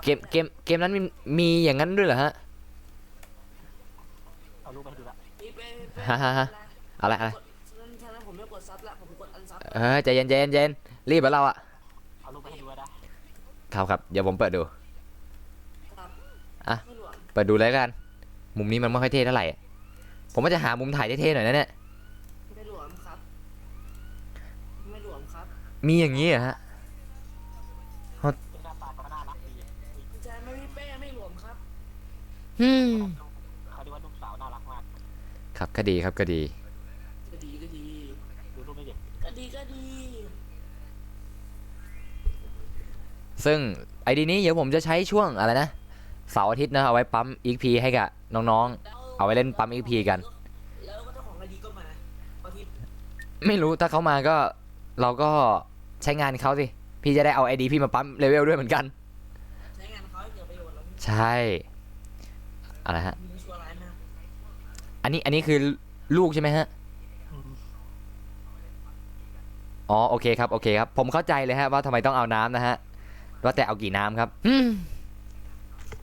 รูปอย่างนี้มันยังมีไอ้แบงค์มันยังไม่หมด ยังมีอีกนะฮะ จะกินน้ำได้ไหมเนี่ย มีรูปหัวด้วยอ่า ไหนวะดูหน่อย ลูกสาวไงลูกไป นะต้องเลี้ยงดูครับต้องเลี้ยงดู รู้ไหมเนี่ยว่าผมก็ใช้ชูแล้วเนี่ย แป๊บหนึ่งอะตอนนี้พี่ค้างอยู่เลยเอ้ยพี่ค้างว่าเด้งเงี้ยอ๋อเด้งออกแน่นอนเลยอย่างเงี้ย แล้วพอพี่เรียกออกทุกคนก็จะรู้ ดูที่ตัวพี่ยังอยู่ปะ ไม่รู้ อ้าวไม่ได้เพิ่มมานี่หว่าแอปไม่ตอบสนอง แก่แล้ว ผมบอกแล้วนะผมยินดีพี่ผมเชื่อ เฮือแอปไม่ตอบสนองเอาไงดีรีบปิดโปรแกรมแล้วเข้าเกมใหม่ดีไหมวะ พี่ครับผมรู้ไว้ว่าพี่ฉลาดผมรู้ไว้ว่าพี่เก่งคนนี้ ทำไมไม่ตอบ 1 วัน 1ได้เท่าไหร่ เดี๋ยวรูปหมดไอ้สัตว์ ยังมีอีกเหรอฮะ บอกว่ามันยังมีมันขาดพ่อไม่ได้ว่ะ ขาดคุณพ่อไม่ได้ด้วย พี่เร็วพี่1 วัน 1ได้เท่าไหร่พี่ จะไปรู้ไหม 1 วัน 1จริง เอา1 บวก 1จริง ๆ ไม่รู้ไม่รู้ไม่บอกไม่ตอบให้เองแล้วกัน ๆจริงๆพี่ผมไม่กลัวนะ ก็บอกแล้วไงไม่รู้ไม่ตอบไม่บอกเองแล้วกัน บอกหน่อยเถอะ อันนี้คืออะไรครับแงนหน้ามองฟ้าอ้าวถูกตัดขาดจากการเชื่อมต่อเดี๋ยวผมเข้าใหม่อีกทีแล้วกันนี่เป็นไงขนาด แล้วตัวไอเดียคือแล้วว่า ขนาดแบ็กกราวผมยังเป็นไอ้นี่เลยอะไรนะโปเกมอนเลยนะแบบเมาส์หายรูปเมาส์หายไปไหนวะรูปเมาส์หาย รูปหัว มีเพื่อนแต่อายุก็ยังเท่ากันเอ๊ะ ต้องเท่ากันเนาะเป็นเพื่อนจะเป็นเพื่อนนะ รอผมจุกกู้หนึ่งนะฮะอะไรฮะ แต่ละคนเขาดูโหดจังเพราะเขาดูโหดมากถึงจนเขาจะกาก เรียก ครับเห็นแล้วฮะทำไมฮะอันนั้นคืออะไรครับผม เพื่อนเป็นไง แล้วฮะ ลูกไง มีเพื่อนเล่นด้วย นี่มันเป็นเกมแนวอะไรกันแน่ฮะ ซึ่งว่าเกมนี้ไม่แพ้เป็นแอนโซแน่นอนเกมนี้ต้องถ้าเปิดเซิร์ฟไทยทุกคนต้องเล่นเยอะแน่นอน ผมไม่เล่นแล้วกันต้องให้พี่ฟิวไปเล่นนะ มา ด้วยนะ ฮ่าชวนผมเล่นด้วยได้ครับได้ถ้าชวนเล่นก็โอเคครับไม่มีปัญหา ได้แต่เพื่อนในชุดส่งเกมให้ผมก็ ขอให้อาบด้วย เอาจริงเลย จุดกระชากแล้วลากคอเสื้อฮะไม่เป็นไร นี่มีฉากมุมสวยด้วยคนนี้ มีฉากมุมสวยๆด้วย แป๊บหนึ่งฮะซึ่งก็ยังกดเข้าเกมยังไม่ได้เลยมันเด้งอยู่เนาะเดี๋ยวรอผมแป๊บหนึ่งนะโอเค เกมนี้ใครอยากเล่นเดี๋ยวมีชื่อเดี๋ยวมีลิงก์วางไว้ให้แล้วกัน เกมไหนฮะเกมที่ส่งภาพมาเหรอฮะไม่เอาครับรอให้มันเป็นภาษาอันนี้เป็นของเซิร์ฟไหนฮะจีนเกาหลีญี่ปุ่น ใต้ จีนเป็นคนคิดไอ้สัตว์ จีนแหละฮะก็ยังเป็นของจีนอยู่นะฮะซึ่งก็ยัง ต้องชุดกระชากแล้วลากคอ นะ บริการเปลี่ยนชุดกันบ้าง เอาประมาณว่าเจ๊ครับซื้อค่ายเกมนี้มาเลยครับ คุณสร้างค่ายมาเดี๋ยวยังไม่ได้เอามาค่ายเก็บไพ่ แค่3 ใบมันได้ยากขนาดไหนวะแม่พี่คิดหน่อยดิ ด่าอะไร เลือกแพ้เนี่ยแค่ดาวเดียว3 ใบมันไม่ยากขนาดนี้ได้หรอ เป็นธรรมดาไอ้ที่ว่าเวลาอยากได้มันไม่โผล่ เวลาที่ไม่อยากได้นี่โผล่จัง ตอนนี้ผมไม่อยากได้การ์ดเลยผมต้องการการ์ด5 ดาวผมจะโชคสูง ในที่สุดของพอเป็นลูกนี้ก็คงมีลูก2 คน ยังมีต่ออีกแล้วครับเอาละฮะเรื่องราวของพ่อลูกคู่นี้ไม่ใช่ครอบครัวนี้นะฮะยังไม่จบนะฮะกลับมาติดต่อกันพาร์ทหน้า พี่ครับทำไมพี่ไลฟ์สตรีมเป็นอย่างเดียวเหรอครับ ขี้เกียจอัดคลิป โปรแกรมอัดคลิปมีนะขี้เกียจอัดคลิปไม่รู้จะอัดเกมอะไรอัดทำไมไม่มีเวลาว่างอัดอะสดแม่งเลยจบครับผม เดี๋ยวมาดูออนไลน์สเตชันบ้างคิวโอ้โหเนี่ย พี่แบงค์ครับสู้ๆนะเดี๋ยวไปสั่งแล้วพี่ก็ไปเข้าออนไลน์ แป๊บเองยังจะเรียกพี่ว่าแบงค์อีกเหรอ พี่แบงค์ไงก็เลยตามพวกไง อันนี้ของออนไลน์เหรอฮะออนไลน์สเตชัน ออนไลน์สเตชันก็เล่นมาแล้ว อืม ผมว่าถูกใจมากเพราะตัวละครสวยดี ฮะ อู้อู้ อะไรวูอะไรเองนะฮะ เกมนี้ซึ่งว่าเป็นเกมที่โดนใจผู้หญิงกับผู้ชายเลยเนี่ยของ ใช่ครับมันเป็นระบบที่แตกต่างจากเกมอื่นนะ เขามีดูเทคเจอร์มากพอเข้าไปนี่แหลกเป็นค้างเลย ไม่เหมือนอะไรนะจูเซียนแต่ก่อนรู้จักไหมฮะ ZX เกมอะไรวะ เป็นเกมเก่ามากจูเซียนคือ ผู้หญิงเที่ยวเล่นโปรหนักไป อย่าให้รู้ โอ้โห เพราะว่าผมไม่เคยเล่นอย่าให้รู้นะเกมอะไร เกมเก่าแล้ว ตอนนี้ก็น่าจะเปิดอยู่มั้งเป็นเกมแนวตีมอนเก็บไว้โอ้ เอ็กช็อตพี่ ดีนะเทลมาก่อนน่าจะภาพน่าจะไม่ทัน ภาพเมื่อกี้น่าจะไม่ทันนะฮะส่งมาก็บอกผมสักนิดนึงสิฮะ บอกไม่ได้ ต้องให้ดูด้วยตัวเอง ให้มึงดูเฉย ไอผมดูคนเดียวไม่เท่าไหร่แล้วฮะนั่นไงมีออกสื่อด้วย โอ้โหโอ้โหโอ้โห เดี๋ยวแป๊บนึงเดี๋ยวขอปรับก่อนแล้วกันเดี๋ยวขอปรับตั้งค่าเรียบร้อยแล้วโอเคไมีปัญหาละ วันนี้เราไม่มีการแบ่งเวลาเล่นแฮปปี้วิวด้วยไงวะไอ้เหี้ย อะไรกันรีวิว แฮปปี้วิวแฮปปี้เบอร์เบทูยู นะไม่ใช่แล้วพี่สามดาวมันได้ที่สาม เอาสรุปเอากี่ดาวกันแน่นะฮะ1 2 3 ต้องสีต้องต้นหนึ่งต้องหนึ่งดาว มาดูคอมเมนต์นี้บ้าง หนึ่งดาวสองใบทำไมมันได้ยากกว่า5 ดาว 10 ใบวะเนี่ย ผมลืมแล้วห้องเก่าผมอยู่ไหนวะเนี่ย เขาบอกว่าสาวญี่ปุ่นสาวจีนสาวเกาหลีสาวเฮียอะไรเทียบเลยเนี่ยมีการทำเลยทำประสานอะไรเทียบเลยครับว่าสาวคนไหนสวยสุด สาก็บอกแล้วครับว่าผมไม่เลือกครับ ผมเหมาหมดครับ แล้วจะเกิดมีแบบหน้าตาแบบพี่เป้มาพี่ อะไรนะ อ๋อไม่มีอะไรครับ ดีจ้าสวัสดีครับผมเนาะสวัสดีครับ มันหลวมครับ มินิ my YouTube channel นะฮะสวัสดีครับผมเนาะสำหรับคนที่มาใหม่แล้วยังไม่รู้จักชื่อผมนะผมชื่อเป้นะครับชื่อเหมือน channel ก็คือเป้ไปชื่อของผมก็คือเป้ไปไหนก็ไปไกลๆได้ยิ่งดีนะฮะแต่รบกวนช่วยเรียกผมว่าป๊อปเป้ปฏิรับป๊อปปฏิรุปกุ๊บกิ๊บปฏิดิบกุ๊บกับนะครับผมเนาะ แล้วจะเกิดเขามีแต่คนเก่าแล้วพี่ มีแต่คนเก่าก็ดีไม่นอกใจกันนะ ฮ่าฮ่าอะไร เปลี่ยนคำพูดที่มันเริ่มสลับไม่สลวยขึ้น ไม่ใช่เหรอ ไม่ใช่ เอ้ยมันต้องใช่สิซึ่ง ไม่ใช่ มันต้องใช่แล้วห้องไปไหนวะหรือหาเจอแล้วหายไปแล้ว คำพูดมาตรฐานไม่ใช่ผมเป็นคนดีไงเอาไปลงหมดเลย พี่กรณ์ยังอยู่ในไลฟ์ผมไหมฮะรบกวนช่วยบอกอะไรนะอ๋อหนูคนใหม่โอเคช่วยบอกอะไรนะต้องช่วยบอกว่าห้องอยู่ไหนครับช่วยบอกผมทีนะถ้าอยู่นะฮะรบกวนช่วยบอกผมทีขอดูช่องหน่อยได้ครับช่องอะไรเอ่ยช่องก็นี่ฮะช่องผมเนาะอันนี้แหละฮะ ช่องแอร์ ช่องแอร์ไม่ใช่ช่างแอร์ สร้างใหม่อ๋อครับผมครับโอเคครับก็ใครจะเข้ามาปั๊ม XP ก็ได้นะ ทดลองครับว่าพี่เป้เขาปั๊มให้อยู่แล้วไม่ต้องห่วง ก็เอาชื่อห้องเดิมนะฮะกดซับ พี่เป้ไปกดไลค์กดแชร์ กดซับไปเนาะอยู่ระดับสูงนะฮะ ไลค์กดอัน 8 คนเนาะ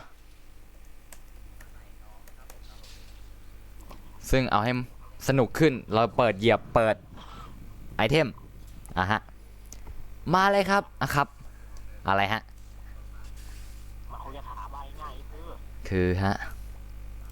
ใครรู้จักหนังตัวของโมโลหรืออะไร อ๋อI like EV very much why this okay why you love you really much เอากี่หมัด จากนับราคาเมอร์ ฝากใครฮะ ฟาคอมเมอร์นะ ก็ไม่ จะเปลี่ยนตัวละคร พี่ครับผมรู้ว่าพี่เก่งวิทยาศาสตร์ ไม่เอา พี่สอนผมพี่สอนหน่อยดิว่า ว่า 50 องศาเซลเซียสเท่ากับกี่องศาฟาเรนไฮต์พี่ นั่นน่ะสิลืมละ ครับใครเรียกฮะใครครับใครนายไหน แน่ครับ เกมที่เราจะมาเปิดในปีเขาเก็บ ก็เปิดไปทำไม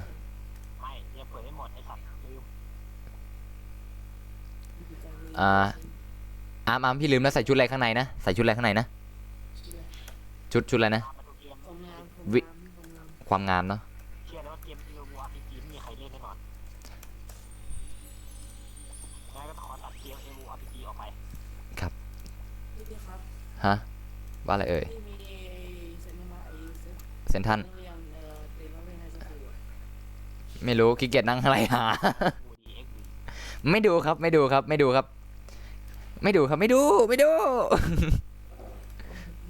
ป็นภาคไทยเลย ครับดูแล้วฮะภาคไทยดูแล้วฮะ ไม่ดูครับไม่ดู เกมแรกคือเกมหารถแชร์ ตายซึ่งแล้วยศตันก็มาเล่นนะฮะ ซึ่งยศใหม่ๆไม่มีเข้ามาเลยเหรอ เกมใหม่ก็คือเกม League for Speed ออนไลน์เนี่ย มีออนไลน์ด้วยเหรอฮะน่าสนฮะ กำลังจะมาเปิดในประเทศไทยที่เรา ผมรอเรซิตี้ครับรอเรซิตี้เปิดตัวใหม่อีกทีนะฮะ มาดูเกมต่อไปเกมสุดน่ารักเลยก็ว่าได้เนี่ย เนาะมาครับมาปั๊มอีกพีกันได้นะ แบงค์ลงไปไม่ได้ชอบ อะไรครับโปเกมอนใช่ไหมฮะ เกมนี้ก็จะมาเปิดด้วยเหมือนกัน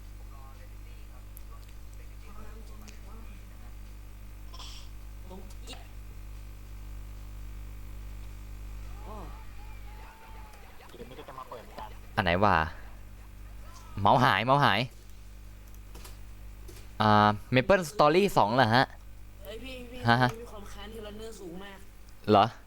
การที่อยากได้ไม่ได้ แต่การที่ไม่อยากได้ทำได้ ขนาดนั้นเลย มันหมายความว่ายังไงมันหมายความว่ายังไง มาดูเกมต่อมาคือเกม ครับเกมอะไรฮะ ต่อมา ห คื มา อย เก ความ มว่ายังไง ครับเกมอะไรฮะ ที่มีชื่อว่าคาทันฟลอร์ ไททันฟอร์เหรอฮะออนไลน์ เราอยากได้ปีกต้องมีความสุขเยอะเลยอยากได้ปีกมันเท่ดีมันปีกบวกเยอะ ก็กำลังจะมาเปิดในเซิร์ฟเวอร์ไทยนี่แหละเอากันหน่อยแล้วกัน ครับผม แล้วจะมีแอคแท็กออนไททันมาเปิดในไทยไหมฮะ ผมนี่เอาไปชอบ ให้ตาย ยังไม่ตายครับ พี่ได้มุกปิด เนี่ยเขาประกาศเป็นเกมว่าเกมนะครับผมจะเปิด ครับก็ดีครับก็ดี ไม่ดี เป็นเกมหุ่นยนต์ตัวใหญ่แหละให้ดูกัน ครับก็ดีฮะ ไม่ดี เนี่ยเอาลูกไปให้ดูก่อนนะครับ โอ้ SAO มาดูเกมต่อมาเกมนี้มาจากภาพยนตร์ล้วนๆเลย ครับเรื่องอะไรฮะ ร้านฟอร์ รอคอมเมอร์ บูมเมอร์ เกมคอมเมอร์นี่จะคล้ายจะเน้นคล้ายอย่างวอต เหรอฮะ โอเวอร์วอตตามหลังนี่พี่ มันสามารถเปลี่ยนเป็นลาบเป็นรถได้ สุดยอด ทันฟอร์เมอร์เหรอฮะ ตบมือเลยครับ รู้สึกเหมือนโอ้ผมโดนอะไรป่ะเปลี่ยนร่างกันเป็นปลา I play Overwatch 2 เกมรอคอมเมอร์ เย้ตัวรถประจำเดือนฟรี ตอนนี้เปิดไปแล้วในประเทศ ออสเตรเลีย ญี่ปุ่น ไม่ใช่พวกออสเตรเลีย แต่ประเทศฝรั่งมาเปิดก่อน เหรอฮะ ออสเตรเลีย ก็ไม่รู้ว่าทำไมประเทศฝรั่งเปิดก่อนแต่เพราะเกม เหรอฮะ เกมประเทศ ออสเตรเลีย เป็นประเทศฝรั่งคนจะเปิดครับเป็นฝรั่งเปิดก่อน นั่นสิฮะ ไอ้จัดเราลืมไปใช่ป่าวะว่าเขาเมื่อประเทศฝรั่งมันเป็นคนสร้างหนังขึ้นมาเนี่ยแต่เขาเป็นของฝรั่งว่ะ ใช่ครับทำไมไม่คิดถึงข้อนี้นะฮะ พี่จะไปดูทันฟอร์เมอร์เหรอฮะ ผมได้อะไรนะครับบัตรส่วนลดมาด้วย เอาให้เพื่อนเรียบร้อยแล้วนะฮะ มันเล่นอยู่แล้ว อ๋อมาแล้วฮะไททันฟอร์ออนไลน์อ๋อตกใจนึกทันฟอร์เมอร์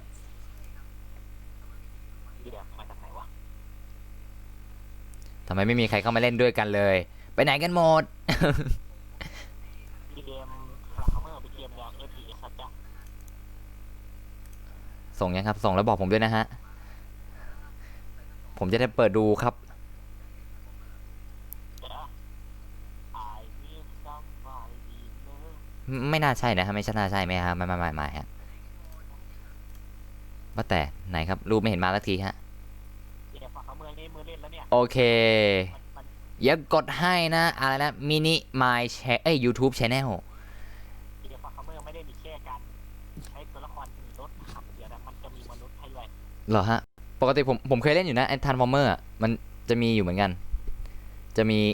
ผมไม่แน่ใจว่าเป็นแบบไหน เคยเล่นอยู่ น่าจะออฟไลน์ ที่ว่าเป็น Transformer แล้วมายิงกัน นี่นะเอารูปให้ดูเนี่ย ฮะ ไหนมาแล้วล่ะฮะ อ๋อ ครับ น่าสน ขี้เกียจเข้าเกมเหรอฮะ เดี๋ยวมาดูหน้าตาตอนสร้างตัวละครกันว่าเป็นยังไงมันจะน่ารักไหมมันจะหน้าตาเป็นยังไงเพราะฟลักเมอร์นี่มันน่ารักไหม ที่สี่เหลี่ยม นี่ไงนี่ไงหน้าตาสร้างตัวละคร เก่งใช่ไหม อ๋อ this don't my ID เป็นหน้าสปริง ผมไม่ได้ต่อคีย์บอร์ดนะฮะ ผมใช้กับเครื่องธรรมดา ซึ่งแม่งกดลำบากเหลือเกิน ไอ้ อย่าง สั น้อย ตว์ ถ้าอย่างน้อยพี่ก็ไม่ได้ใช้โน้ตบุ๊กเล่นนะ กับโน้ตบุ๊กนี่แหละ แบงค์เกม ครับ เกมนี้ก็จะเปิดด้วยเหมือนกัน อย่าแป๊บนึงครับ เมื่อกี้ถ้าเกิดผมพลาดทีนี้ผมตายแล้วนะ เหรอ แล้วถ้าพลาด2 ทีอะ ก็พลาดก็ตายแล้วเธอทีแรกเลย ใครเป็นคนชอบกินแนวการ์ตูน ผมครับ อนิเมะจัดมาฮะ ท่านครับพี่เด็กจับเวลาคนได้ไม่รู้ เองได้เห็นเกมที่พี่บอกไหมที่เป็นรูปนี้รูปน่าจะเป็นรูปครอบครัว เฮือก ถ้าเห็นรูปครอบครัวคือกูไม่บอกชื่อ อุ้ยไม่ ก็ประกาศเหมือนกันว่าจะเปิดกันอย่างพี่กิจไปแล้วกิจ เหรอฮะ ผมไม่ค่อยเซฟตี้เลยผมเล่นแต่ไม่ค่อยเซฟตี้เลยอะรู้เนี้ยผมเล่นแบบโคตรเอ็มตี้เลยพี่ empty แปลว่าว่างเปล่า ใช่ผมเล่นแบบโคตรว่างเปล่าเลยพี่ ไม่มีอะไร เซฟตี้เลยคือแบบผมเล่นแค่นั้นนะ แต่พี่มีเซฟตี้นะ มีอยู่คู่หนึ่งอะเซฟตี้อะ เซฟตี้เฟิร์สเหรอ ก็จะ พี่ กินข้าวครับ มันคือรองเท้ารุ่นอะไรพี่บอกผมไหม อ่ะ มันคือเซฟตี้เนี่ยรองเท้าเนี่ย เอาไว้ทำงานอะ ก็เรากินข้าวอยู่อันไหนยังไม่ได้กำลังต้มน้ำร้อนอยู่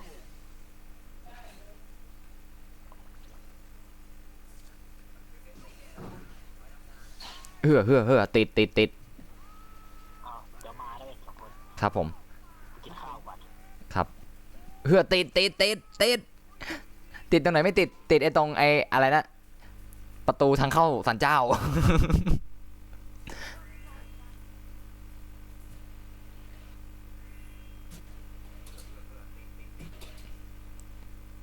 tomorrow ไลฟ์สตรีม I stream every day ทุกวัน In บางวัน in ก็ดึก in Thai time in Thai is กี่โมงวะ ลืม 18 years on เอ้ย ไม่ใช่ year old สิ18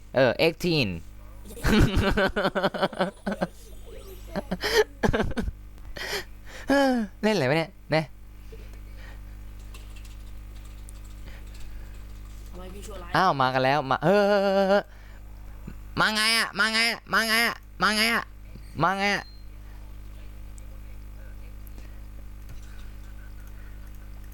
มาไงอะมาไงอะมาไงอะแป๊บค้างแป๊บหนึ่งแป๊บ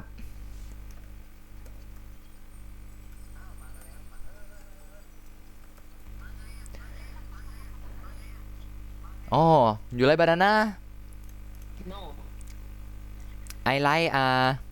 อะไรปะมิเนียนบานาน่า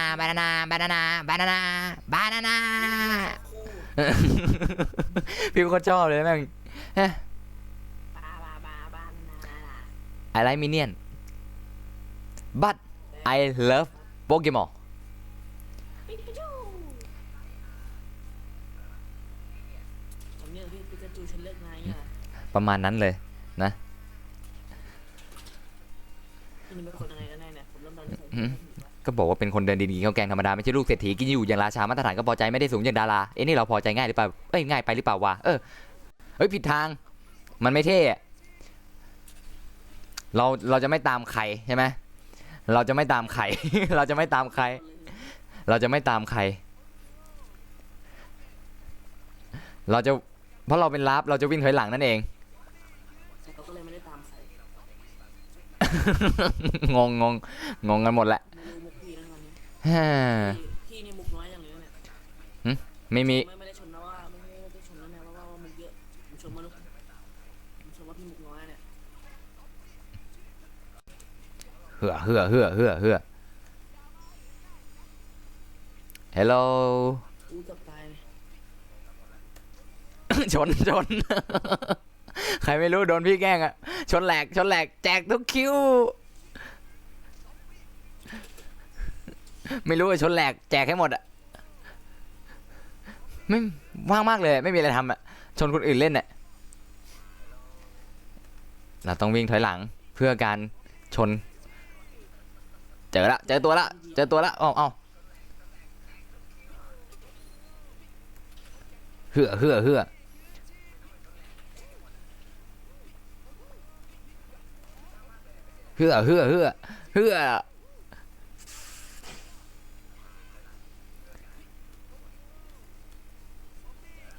อนนี้ไม่เจอของเขาก็เลยยอมไป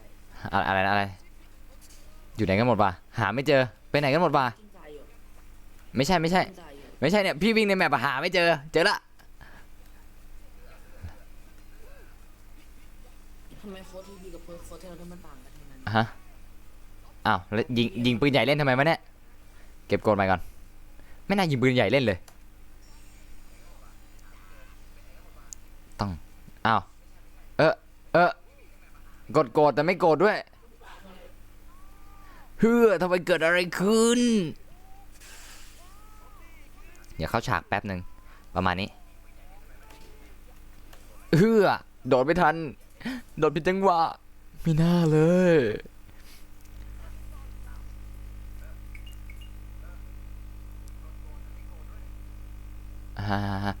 มีใครมาแสดงความคิดเห็นด้วยอ๋อ ก็คนนั้นเนี่ย มีคนแสดงความคิดเห็นด้วย ใส่ช่องอะไร YouTube อะไรสักอย่างมา ส่งมาข้างใต้พี่อะ แฮชแท็กยู แกล้งไหมพี่ ว่าง นะ พี่ว่างพี่เลยแกล้ง ย้ายหนูโหดนะ มีใครเข้ามาอีกไหมจะมีคนอีกไหมเอ่ย ไม่มี ไม่มีเหรออะไรไม่เล่นนะไม่มา ถ้าเกิดผมเปิดได้เป็นคอหนักคีย์นะผมจะให้พี่เป้เขาแจกของ ไม่พี่จะเข้ายังไงฮะเข้ายังไงเข้าอะไรเหรอเข้าเกมหรือเข้าอะไรเอ่ยจะถึงเวลาแล้วเนาะ ก็ถึงเวลาที่พี่เป้จะได้รับส่วนต่อนะ ฮะ เพื่ เหือ ภายในเวลาอีก4 นาทีนะพี่จะได้รับส่วนแล้วพี่ แป๊บวิ่งผิดทางประมาณไหนวะประมาณนี้นะแล้วก็ถึงเวลาหรือยัง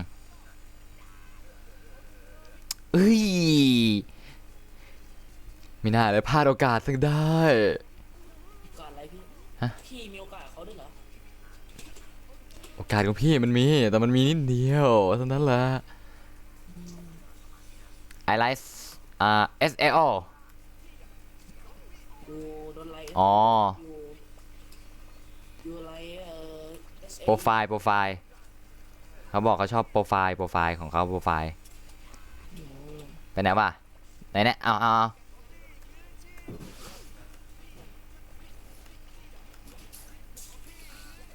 พี่ครับผมมีพยาฟุตนะพี่แล้วก็มีปีกด้วย แล้วไง แล้วก็มีปีกไง นั่นก็ดีไป เป็นสิ่งที่ดีเป็นสิ่งที่ดี แสดงเป็นสิ่งที่ไม่ดี เป็นสิ่งที่ดีเป็นสิ่งที่ดีเป็นสิ่งที่ดี บีได้แค่นั้นเดียว your YouTube comment คุณคือ YouTube คอมเมนต์ให้เลย ฮะเฮ้อถูกจังหวะไหมวะ ไม่ ไม่รู้สิ แต่หันหน้ามาผิดทางอะสิ โอเคครับเนาะโอเคครับ ครับผม ตามไปวันนี้ผมต้องเอาให้ได้ ไว้เจอกันเผื่อไว้อาจเจอกันพรุ่งนี้ครับ ไว้อาจเจอกันพรุ่งนี้ แล้วพรุ่งนี้พี่จะไม่มาแล้วผมไม่ได้นั่งเล่นเธออยู่คนเดียว อืมมาแต่ไม่รู้จะเลิกกี่โมงเนาะ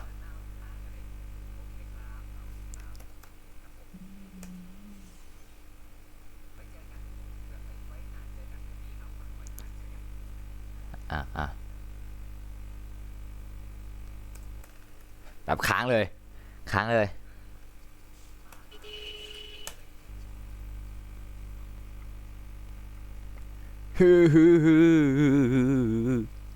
อ้าวแล้วไหนบอกไปละ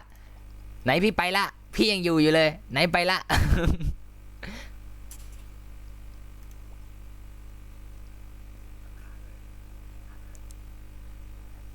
ไหนครับพี่กรณ์ไหนพี่บอกพี่ไปแล้วไงแล้วไงทำไมมีมาอีกด่านล่ะ พี่ ฮะ ชอบไปเป็นช่องที่มีสาระเยอะมากอิสาชมนั่นแหละ ก็ดีจัดไปใครดีเฮือว่าจะชนฮือ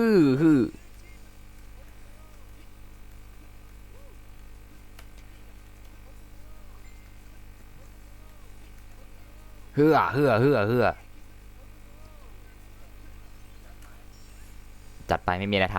yes ขาดอีก2 ใบ ำขาดอะไรเหลืออะไร พีเตอร์แพน ของปีเตอร์แพนอย่างเดียวอะ คือ2 ใบเท่านั้น ชนให้แหลกชนให้ยับ แล้วถ้าเกิดไม่ยักษ์กับพี่ หึ ถ้าเกิดมันขาดเลยอะ ก็รีดผ้าซะ ขาดเลยนะ ฮะขาดเลยเหรอเดี๋ยวไปปะเอา พี่ปักเป็นไหมเนี่ย หึ พี่นี่เก่งงานนะ งานพี่เก่งเดินงาน โอเคsee you tomorrow ย่ายิว อ้าวกดโดดไม่ค่อยติดเนี่ยย้อนกลับเราจะไปทันไหมว่าไม่ถึงไม่ทันไหมเหือเอาค้างไม่ทัน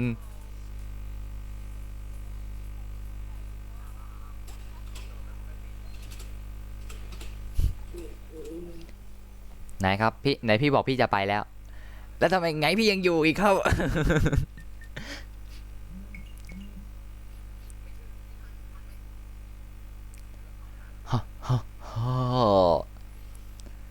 2 ทุ่มแล้วไม่เอาอีกเหรอะฮะ เดี๋ยวเลยดีพี่ จัดข้ามรั้วให้เขาหน่อยก็ได้มั้งฮะจัดข้ามรั้วให้หน่อยก็ได้มั้ง ผมได้เสื้อดำแล้วพรุ่งนี้ผมจะต้องได้เสื้อแดงปีโลคันเทพ ขนาดนั้นเลย ผมได้เสื้อดำแล้วผมต้องได้เสื้อแดงต่อผมคิดว่านะ คือไอ้0นี่มันได้ยากกว่า5เพราะว่าผมเป็นคนดวงดีพี่ดวงดีแค่การนะดวงมันดันทำไมที่เหลือดวงผมไม่เห็นดี เอ้ยใครนินทาวะ ผมนั่นแหละ ขนาดนั้นเลย ไม่ได้นินทา โอ้ยโกไม่เอาอ่ะไม่อยากเป็นโกอยากเป็นสไตรเกอร์บ้างอ่ะไม่ได้เหรอ ผมไม่เก็ตมุกฟุตบอลนะพี่ว่าผมไม่เคยเล่นฟุตบอล ไม่อยากเป็นเซนเตอร์อ่ะเป็นอะไรนะ small forward ได้ป่ะ ไม่ได้ ทำไมอ่ะ เพราะว่าผมไม่รู้มุกฟุตบอล เอ้านี่หมายถึงบาสเว้ย อ๋อมันก็พี่ควรจะเป็นวิ่งแข่งนะพี่ผมรู้ว่าพี่เก่งเก่ง นี่ไงเนี่ยพี่รอบนึงแล้วจะรอบนึงแล้วเนี่ยรอบนึงแล้วเอา รอบยังวะ ทำไมพี่ช่างเก่งเหลือเกิน นี่รอบนึงแล้วเนี่ย มีชมนะเนี่ย โอ้โหใครกระเด็นใครโกรธมาชนมา พี่ ฮะ ช่างเก่งเหลือเกินพี่อันนี้ นะ นั่นน่ะสิ ทำไมพี่ช่างฉลาดเหลือเกิน นั่นน่ะสิ มีชมนะเนี่ย ก็นั่นน่ะสิ ชมหรือเปล่า นั่นน่ะสิ โอ้ยไฟมันร้อนเหลือเกินร้อนแรงหนังไฟเยอะ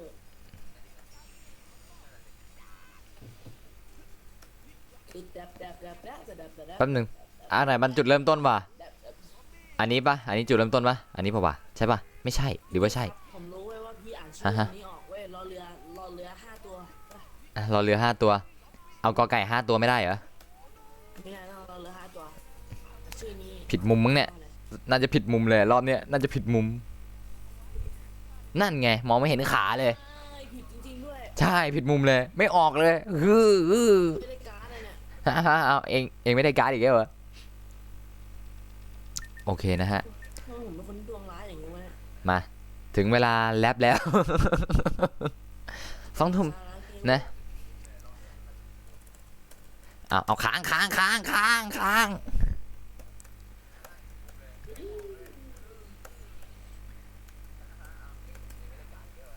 นะ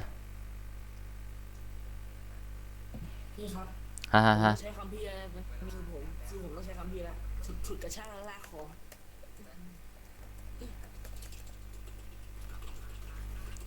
ฮือ แต่ปัญหาคือผมไม่ใช่คนโหดร้ายอย่างพี่ไงทำไงดีผมเป็นคนดีเกินไป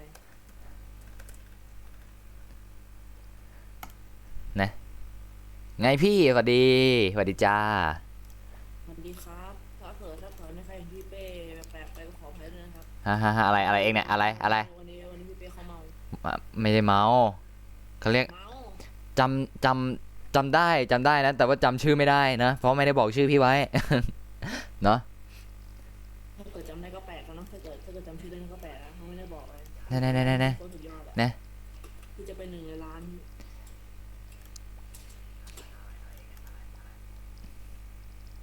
อย่าเอาตัวละครบวกโชคก่อน พี่ครับคื ฮะ นก่อนครับคืนก่อนครับ คืออะไร ชื่อเพลงเหรอ อะไรคือคืนก่อน เดี๋ยววันที่เอ็มไปคืนก่อนสิครับ อะไรนะ โอ้ไม่เล่นด้วยละ อะไรนะ แล้วว่าอะไรนะ ไม่เล่นละ ไม่เล่นแล้วเหรอโชคดีเจอกันพรุ่งนี้โอเคครับเจ อ๋ออะตอมอ๋อโอเค บ๊ายบายนะ เดี๋ยวคือใจเย็นรีบไปไหน ก็จะทำพรุ่งนี้ไง ไปไหนนะรอพรุ่งนี้เหรอ พรุ่งนี้ก็เล่นต่อมาถึงเข้าโรกาลิน่าแล้วพรุ่งนี้ เหรอ ผมก็จะเล่นต่อผมก็จะเล่นเธอต่อ แล้ว แล้วก็ให้พี่จัดสตรีมคนเดียว ไม่ดีมั้ง ทำไมถึงไม่ดี อยู่กับพี่เถอะมันเงียบเหงาเดี๋ยวหาชุดบวกโชคก่อน มีชุดไหนบวกโชคแนะนำบ้างเนี่ยฮะ มีครับชุดอนูบิส อนุบิสเหรอ อืม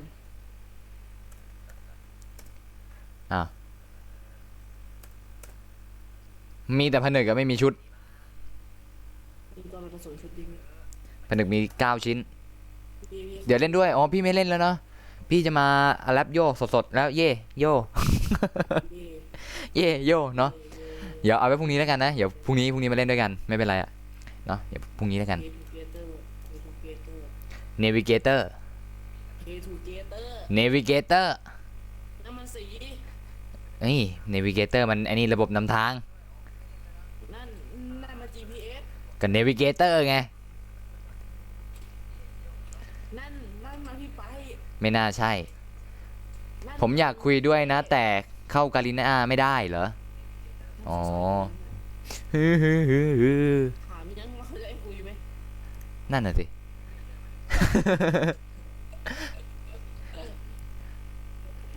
เอาอันไหนดี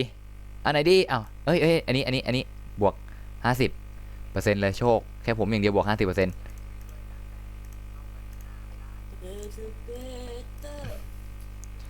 ฮ่าอ๋อเพิ่งไปเตะบอลมา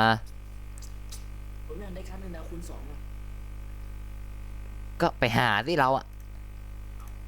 อยากได้1 ดาวคูณ 2ก็ไปหาแล้วดิ แต่ผมยังไม่ได้การ1 ดาวแต่ผมได้การ2 แล้วว่าแต่เจ๊ไปไหนนะหายไปนานละนี่กินข้าวหรือกินอย่างอื่นด้วยเนี่ย เขาไปนอนแล้วเจ๊เขาไปนอนแล้ว อ้าวเหรอ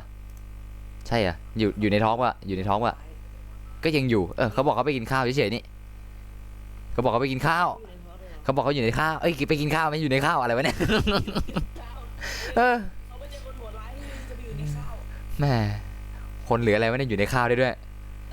พี่ว่าเขาต้องแอบได้ยินไอเราบ่นเขาแน่นอนอะ ใช่เขาจะมาประมาณทุก10 นาที ใช่เปล่า ไม่ใช่ ชุดไหนวะชุดไหนบวกบวกแหล่ไอ้บวกโชค ก็พี่ลองอ่านดูสิแต่ส่วนใหญ่จะเป็นชุดทางก็ส่วนใหญ่นะพี่ลองหาดูเลือดเต็มเลย กำลังไล่เปิดอยู่กำลังไล่เช็คดูอยู่ ถุงมือจะมีโชคเยอะสูงสุดก็เยอะมากอะ เหรอ 100 พี่หาชุดอยู่ไหนวะอันนี้อะไรเนี่ยไม่ใช่ไม่ใช่ไม่ใช่ไม่ใช่ไม่ใช่ไม่ใช่ไม่ใช่ไม่ใช่ไม่ใช่ รู้ไหมว่าผมเป็นคนที่ชั่วร้ายมาก เองกล้าชั่วกว่าพี่เหรอฮะเองทำอย่างนี้ได้ยังไงเจอแล้วเอ้าของผู้หญิงนี่หว่า ร้ายขนาดนั้น มันต้องเป็นของผู้หญิงอะโชคแม่งบวกตั้ง50อะเฮ้ยนี่ไงของผู้ชายเจอแล้วอ้าวแต่แม่งใส่ไม่ได้อ้าวอันนี้โอเคอันนี้ได้อันนี้ได้ ชีโฮใส่ไม่ได้ไม่ใช่เหรอ นี่ได้ละอันนี้ได้ละบวก 60% I am paid together Navigator กางเกงนี่มีตัวไหนที่มันบวกโชคป่ะมีอันไหนที่มันบวกโชคป่ะ มีอยู่นิดนึงนะหาดูเองดิ อ่ะ แต่ผมจำไม่ได้ ในนี้ไม่มีอ่ะ นั่นก็ถือว่าไม่มีไปแล้วกัน ไหนวะอันนี้บวกโชค100จัดไป แล้วก็มาเริ่มที่หัวไหนดีอันนี้10นี่ไม่บวกนี่10นี่หัวมันนี่20นี่30นี่20มันมีสูงสุด50นี่หว่า เหรอ เป็นหัวยังไง อันนี้80เป็นหัวบนหรือหัวล่าง 80บวกกับเส้นผมก็ทั้งหมดบวก30เองฮะมันคุมเส้นผมด้วยมันคุมผมด้วย50ก็ยังเกิดขึ้นมาในผมเลยดิ ฮะ แต่ผมมองไม่เห็นไม่ดีนะ มันเงียบมากเลยนะถ้าเราไม่คุยกันเนี่ยมันจะเงียบมากเลย ห้องนี้แทบล้างเลยห้องนี้แทบล้างทันทีซึ่งไม่มีใครจะคุยกับเราจริงๆเหรอก็มีเรา2คนนี่หว่านะแล้วใครจะคุยกับเราได้เนี่ยอันนี้ใส่ผมไม่ได้ผมอันนั้นบวก50อันไหนดี เอาที่มันบวกเยอะที่สุดพี่ ค่ะแม่จะไปแล้วยังมารักชิโฮอีก นะ แต่จริงๆนะทุกคน อ่า ขยันให้เขาบ้างไงวะคนอื่นเขาก็ขยันปั๊มอะไรต่างๆมากมายผมไม่ขยันทำอะไรสักอย่าง ไอ้นี้เซตลัคกี้พอยอันนี้มันบวก50เองบวกน้อยจังเอามาไล่ดูก่อนทีละอย่าง บวกเยอะกว่าพี่แล้วกัน อย่างนั้นก็บวกเยอะกว่าใช่อย่าเอาความจริงมาพูดสิหนู ไม่ใช่ความจริงครับผมหลอกลวง ทำไมเราช่วยอย่างนี้เนี่ยพี่ช่วยคนเดียวก็พอแล้ว ไม่ผมไม่ ไม่เชื่อไม่จริงไม่จริง ผมพูดแต่ความดีไม่ใช่ผม พูดแต่ความดีซะด้วยนะซึ่งเอาอะไรดีแรปอะไรดีแรปสดนะ เขาชั่วร้าย มีใครจะขอเพลงอะไรไหม เขาสุด MLG หรือใครจะขอไม่ร้องเพลงอะไรไหม โอ้นี้อันนี้โอ้อาเดนปะ ฮาเดนครับ มันเขียนอาเดนนี่มันบวกเยอะป่ะโชคเห็นผ้าพันคอมันบวกตั้ง70อะ เอลวิลาเดน ฮะ หากันอาเดนสิ ไม่ใช่เอลวิลาเดนเหรอพี่ ไม่รู้มันเขียนอาเดน อีคิดดึงไม่ปีกผมเลยนะปีกมันแย่จัง มันอ่านว่าอะไรเนี่ยถ้าอาเดนอิจฉาคนได้ไอดีเมฟมาเล่น พี่ใช้แค่ว่ามาปั๊ม EP ให้น้องๆแค่นั้นแหละพี่ไม่ได้ใช้อะไร แน่ใจนะ มีความน่ากลัว มีแค่2อย่างของอาเดม ผมต้องการการ์ด1 ดาวอีก2 ใบเท่านั้นผมต้องหา ถุงมือบวก40เองเหรอเแป๊บนึงชุดก่อนนี้อันไหนวะชุดนี้ชุดนางฟ้าเหรอนางฟ้า พี่ครับผมรู้ว่าตอนนั้นมีเส้นนางฟ้าเลื่อนร้อนไงพี่ นะใบไม้ร่วงวะ ไม่มีนะ กันฤดูหนาวแล้วก็ชุดนางฟ้าสีน้ำเงิน ไม่มีร้อนจริงๆนะ ชุดร้อนเป็นชุดที่หายากจริงทำไมผมเห็นเขาใส่กันเต็มทั่วบ้านทั่วเมืองวะ อ๋อโชคสุ่มไม่เกี่ยวกับกล่องเหรอ เกี้ยว สรุปเกี่ยวไม่เกี่ยววะเนี่ยจะเชื่อใครดี เกี่ยวไม่เกี่ยว เกี่ยววะอ้าวว่าไงใครเราอะรู้จักกันด้วยแล้วเราเนี่ยฮะดูมิเนี่ยดูมิ เราไม่รู้จักกันพี่ หายหน้าหายตาไปจากพี่แล้วแล้วมาทำอะไรอย่างนี้อ่ะซึ่งหาชุดใหม่ เสียงพี่เป็นทำไมเสียง โอ้พี่รออยู่แล้วนะเราต้องเข้าใจพี่นิดนึงนะ ผมนี่รีบออกทอล์กเลยทีเดียว ขนาดนั้นเลย อืม อ่าไหนวะ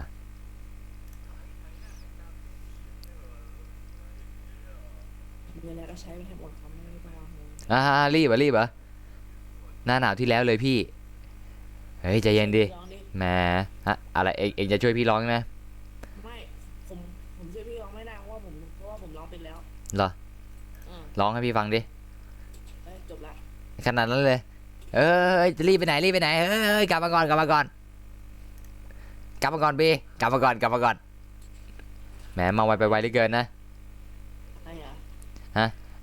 บีบอกบายแล้วบายไปแล้วบายบายอะไรแหละ ทำไมเขาไปเร็วจังเลย นั่นน่ะสิมาไวไปไวเนี่ย นั่นน่ะสินะ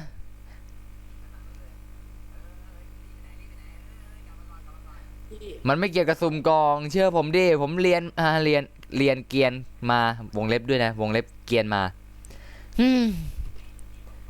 สรุปจะเชื่อดีไหมเนี่ย เชื่อผมเถอะผมนั้นนักเปิดกล่องมือไม่โปรเพราะว่าเปิดอะไรก็ไม่เคยได้ของดีสักอย่าง ขนาดนั้นเลย จริง เหรอ ๆก็แค่เปิดกล่องเสียหายแล้วก็ได้สัตว์เลี้ยงมาเลย เหรอ สัตว์เลี้ยงภายในกล่องเดียวด้วยนะกล่องกอเลอร์ผม ขนาดนั้นเลย ได้กล่องดีดวงดีนะพี่ดวงดีดวงล้นๆแหละโชคไม่มีแต่ดวง อ้าวหลับไปแล้วหนึ่งไหนวะมันไม่มีชุดบวกเลยอะบวกโชคชุดบวกโชคไหมแม่ ทำไมพี่ไม่เห็นแรปเลยพี่ ฮะไม่เห็นแล้ว คนทุกคนเขารอฟังพี่เลย ขนาดนั้นเลย อืม ขนาดนั้นเลย ไม่ว่าจะเป็นหมูหมากาไก่ก็รอฟังพี่ หมูหมากาไก่ซะด้วยขนาดนั้นเลยเหรอ เมื่อไหร่ผมหัวอะไรผมจะได้การสักใบวะเนี่ย นั่นน่ะสิ เริ่มเวียนหัวแล้ว เดี๋ยวแป๊บหนึ่งปีกอันไหนบวกแรงบวกโชคเยอะเนี่ยบียังอยู่ไหม่เอ่ย ไม่อยู่แล้ว บอยบินไปแล้วเหรอ ไม่ พนัน20เลยใช่ไหมขนาดนั้นเลย พนัน50พี่ เอา50เลยเหรอ อย่างน้อยไป20อย่างน้อย เอานะเอา50ใช่ไหมทางนู้นเขาลง20 โอ้โหไม่ลงถึงก็เลย อันนี้ หมายถึงพี่ไม่ลงถึงก็เลย 50เอ้ยปีกอันนี้80 เอามาเอา เฮ้ย โอ้อันนี้โชคอันไหนวะ ไปพึ่งด่าเลยดีกว่า พี่ลืมแล้วนะพี่จะทำอะไรเนี่ย รีเวิร์ส80 60อันนี้เท่าไหร่วะ70เลยฮะ70เลยอะโอ้ทางนู้นเขาขอมา70อะเอาไงเราเกทับเลยป่ะเอาสิพี่ผมขอลง1 บาท อะไรทำไมราคามันตกลงพวกภาพเลยวะเฮ้ยเองต้องเกทับเขาสิไม่ใช่อย่างนี้ อันนี้ก็71 บาท แป๊บไอจุดมาทำไมเนี่ยเฮ้อนะ อันนั้นผมขอลงเท่าไหร่ดีเอาสัก70 จุด 70 25 สตางค์ 70.25 สตังค์อ้าว อืม นะ เอาดิ สัตว์เลี้ยงตัวไหนนี่บวกโชคเยอะว่ะ ใครจะต่อจากผมแม่ง70.25 สตางค์ ฮะอะไรไม่ใช่ละผิดละเราอ่ะไม่ใช่ละ มาชายักเอวุ๊บปุ๊บปุ๊บ ไม่ใช่ฮัลโหลบียังอยู่ไหมเอ่ย มีอยู่แล้วพี่เขาไปแล้ว มีหน้าเลยบี เอ้าทำไม เฮ้ยเขาขึ้นราคาว่ะขึ้นมา 70.50 ว่ะเอาไง นะผม.75เอา.75เอา70.75เอาแป๊บนึงเล่นอะไรกันวะเนี่ยฮะ โอ้โหนี่พี่ อันไหนวะ ประมูลกันเป็นจุดพี่ประมูลกันเป็นจุด ไม่ใช่อันนี้สิอันไหนวะสุ่ม ไม่ใช่สุ่มจับคูปองไม่ใช่จับคูปองอันไหนว่าครั้งไม่ใช่ครั้งอีกอันไหนวะเนี่ยไอตู้กดประจำเดือนนะ5 ครั้งเฮือทางนู้นลง71เอาไงต่ออาร์ม ตอนนั้นผมลง71.25สตางค์ 71.25 สตางค์ขนาดเลยจะขึ้นกันไหมเนี่ยใครก็ได้โดดไป80เถอะนะโดดไปเลย80แหละนะ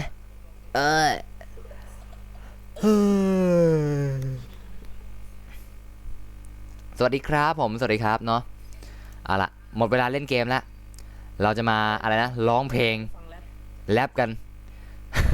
now แรปสดตรงนี้แหละ ไม่มันดิบอยู่ เฮ้ยไม่พี่ต้มเมื่อกี้เองนะ อันนั้นมันก็สุกดิ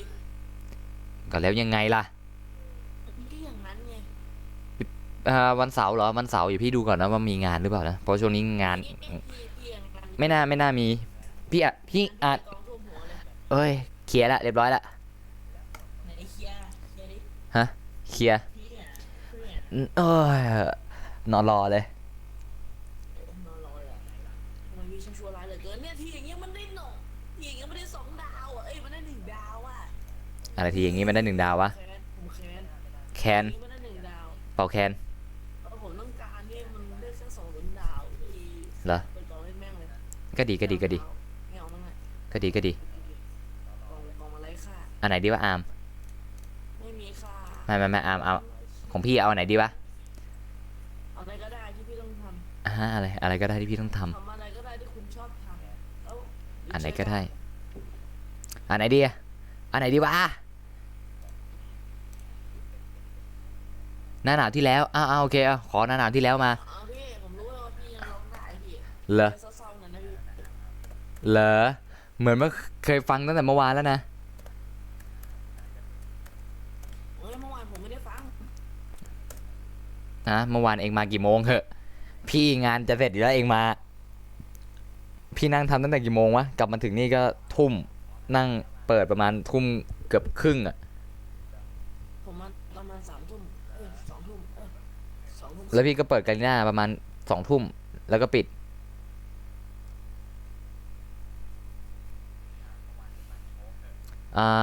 ไม่เอาละโอเค ไม่เอาละ โอเคพี่จำเพลงได้ละ เอาอยู่แล้ว เอาอะไรอยู่ร้องร้องดิร้องเลย พี่ร้อง เฮ้ยเองร้องก่อน ผมร้องไม่เป็น เฮ้ยพี่ไม่เป็นเหมือนกัน พี่ร้องก่อนเลย เฮ้ยไม่เป็นไรมันเป็นเพลงเศร้า อย่าไปกลัวสิ ผมไม่ได้กลัวพี่อ่ะต้องทำ เฮ้ยไม่อะเราต้องเปิดก่อนเราตัวเปิดพี่ตัวซับพี่จะให้พี่เปิดได้ยังไงเนี่ย เคยได้โอ้เช้าจบ ฮะ เปิดให้แล้วไงเปิดต่อดิ ขึ้นท่อนแรกหน่อย ก็ขึ้นให้แล้วไง ขึ้นไงนะ เช้าไง ฮะ ขึ้นแล้ว ขึ้นไง พี่บอก แป๊บอะไรเนี่ยผู้สาวขาเลาะแป๊บนึงนะขอแต่ละเพลงนี่เพลงติดลิขสิทธิ์ทั้งนั้นเลยอะถ้าพี่เปิดอะบอกเลยอะ ติดลิขสิทธิ์แน่นอน ใช่ครับอ้าวเจ๊กินข้าวอิ่มแล้วเหรอฮะเอาละเนาะ มาตั้งนานละ เหรอฮะผมกำลังว่าจะนินทาเจ๊กันอยู่เลย ฮะ ครับ ฮะ เอาผมไม่เหมาลงกับพี่ เฮ้ยไม่เมื่อกี้เองก็ยังนินทากับพี่อยู่เลย อะไรเลยผมเป็นคนดีกว่าพี่เขาเยอะ โอ้ไม่เป็นไรหรอกอย่าให้เจ๊เปิดย้อนหลังก็ได้พีชเพลงนี้อะไรพีชเพลงพีชเพลงนี้เพลงพีช เดี๋ยวเมื่อกี้คำยิ่งด่าเมื่อกี้แบบ ไว้เราไปเล่นเกมด้วยกันหน่อยไหมล่ะ อะไรฮะเล่นเกมอะไร เราไปเล่นบูมแคทกันหน่อยไหม จะดีนะฮะเดี๋ยวพรุ่งนี้แล้วกันฮะ มันเป็นเกมในเน็ตเป็นแบบ ใช่ไงครับ แป๊บนึงนะทำไมแต่ละคนขอเพลงนี่สากลกันทั้งนั้นเลยเนี่ยลิขสิทธิ์ด้วยสิรบกวนนะฮะนิดนึงนะรบกวนอย่าติดลิขสิทธิ์นะฮะ พี่ก็ปรับเสียงเพลงเมื่อก็ให้เครดิตเขาก็จบแล้ว ไม่ให้ ไม่ให้ ไม่ให้ทำไมงก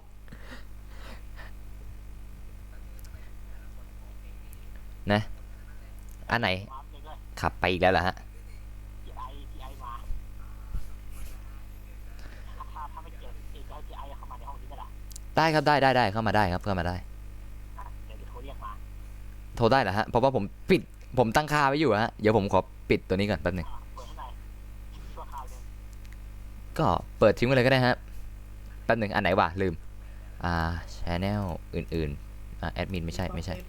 อันไหนวะลืม เปิดยัง เปิดแล้วครับจัดมาเลยฮะ บ่ มีเพลงอะไรมั่ง มาพังทลาย ของพี่อิวสลิกไม่ติดลิขสิทธิ์แล้วก็พวกเพลงเก่าๆไม่ค่อยมีลิขสิทธิ์กันเท่าไหร่ใช่ไหมฮะ พี่เจยังไม่มาเลย เพลงมือปืนนี่มือปืน มือปืนก็ลิขสิทธิ์ไม่ใช่เหรอมือปืนใช่ไหม เงียบ ได้มือปืนได้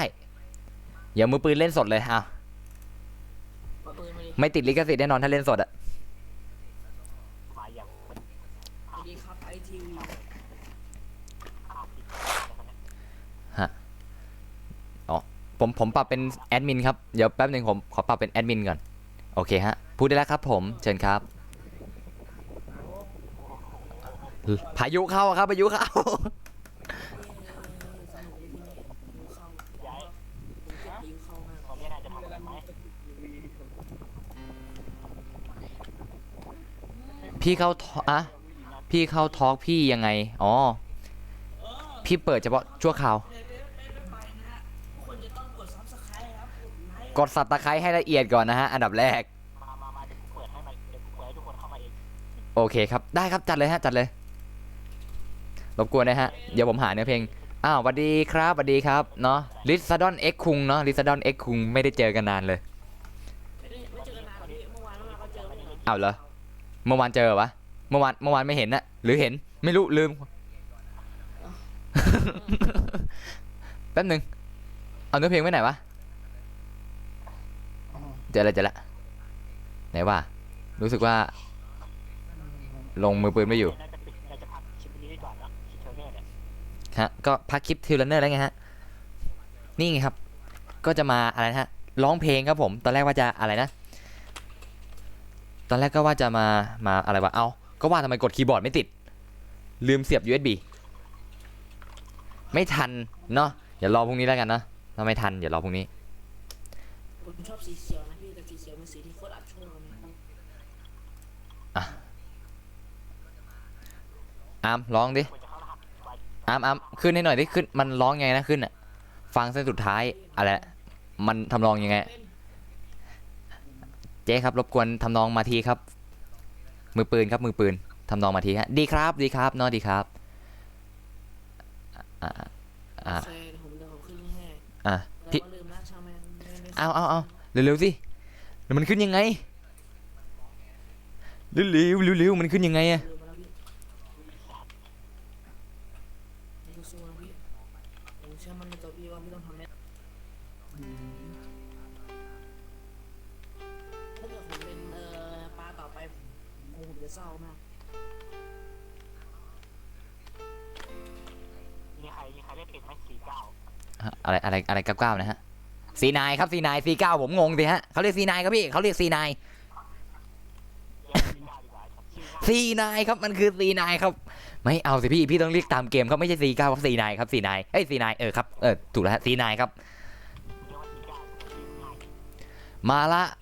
มาละไปทำงานมาอ๋อโอเคเนาะ พี่ครับผมโมยตอนนี้พี่จะ ฮะ คอดังป๊อกใช่ไหมสรุปมันขึ้นยังไงวะอาร์มเอ็งขึ้นเพลงให้พี่หน่อยดิ เพลงอะไร มือปืนอะ ผมลืมผมจำไม่ได้แล้วขึ้นยังไง มันขึ้นไงฟางเส้นสุดท้ายรู้เนื้อรู้เจ๊ครับเจ๊ช่วยขึ้นนิดนึงได้ไหมฮะเพลงมือปืนครับผมอยากรู้ทำนองเฉยๆฮะฮะ ทำไม ฮะอะไรนะฮะ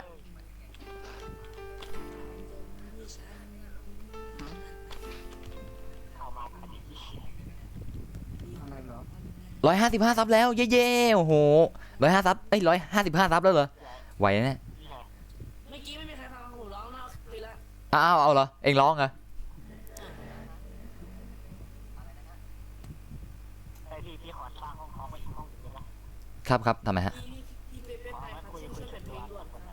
ครับผมครับ ช่วยเปิดเพลงด้วยนะครับเพราะว่าเพลงนี้ผมร้องไม่ได้ อ้าวแล้วเมื่อกี้เองขอมา ไม่ได้ขอ ใครขอ ใครขอมือปืน ใคร ใครฟ้า ขอส่วนตัวมาแล้วกัน อ๋อ แยกวงครับ แยกวง แยกวงครับ เอาไว้งานของเรามีงานต้องทำเยอะ เยฟุก อ่ะเองอยู่กับพี่ เองอยู่กับพี่ เองอย่าลงไป เองอยู่กับพี่ มาที่ไหนรหัสห้อง1นะเข้ามาได้นะ2ตัวถ้าจะเข้ามาเนี่ย ครับผม เองอยู่กับพี่แหละ เองอยู่กับพี่ เอาเพลงอะไรว่ามา เพลงแล้วก็แต่พี่เลย อ้าว นั้นมันต้องสดแล้วกันนะ หน้าหนาวที่แล้ว หน้าหนาวที่แล้วร้องไม่เป็น เราไปนนแบนแน่เศร้า ใช่ใช่ถ้าเปิดไปด้วยนะ อันนี้ไม่น่าจะติดลิขสิทธิ์เท่าไหร่ โอเคเขาไปเถอะ อย่าไปให้เลย เขาได้เครดิตเยอะแล้ว เราอย่าไปให้เลย เงินสดอะพี่ เช็คก็ได้ เช็คไม่ได้ แป๊บหนึงใคร เรื่องพวกนี้มันเช็คไม่ได้นะพี่ เช็คได้สิ โย โย โย โย โย โป๊ะโป๊ะโป๊ะ แป๊บเองคุยกับพี่ปะเนี่ย คุยอยู่ครับ มันไอที่ว่าโปเองเนี่ย เห็นไหมพี่ต้องเริ่มเพลงใหม่เลยเนี่ย ฮะทำนองอุตส่าห์มาแล้วเนี่ยทำนองอุตส่าห์มาเนี่ยฮะ มีคนดูกี่คนเนี่ยนะไหนๆก็ ไอ้มาพังทลาย พังทลายแป๊บอะไรพังทลายเองเนี่ยขอเพลงกันไม่ได้นะฮะเอาเป็นเพลงที่ไม่ติดลิขสิทธิ์นะฮะรบกวนด้วยนะฮะติดได้ข้อเสียขึ้นมาครับทำไงดี โอ้โหแบนชแนลฮะ อันซับต้องคนต้องกดอันซับต้องไป ไม่ดีมั้งคนดูอยู่7 คนนะ หาไว้ ไม่มีใครรู้หรอกไม่มีใครรู้หรอกนะไม่มีคนรู้หรอกโยนอนกี่โมงโยพี่คนนี้ก็พี่ก็นอนตอน3 ทุ่มก็ยังตอนนี้ยังเพิ่ง2 ทุ่มจะครึ่งก็ยังไม่ต้องรีบรอกับพี่จะไปนอนตอน3 ทุ่มไม่ครึ่งนะมาพี่ทำนองมาแล้วโยเย่โอ้ welcome to PE PAI Channel โยแหมโยด้วยนะเย่โยอ่านว่าโยเย่รอประมาณ30 วิก่อนนะเพราะเพลงปกติมันจะรอ30 วิแล้วก็ร้องนะโย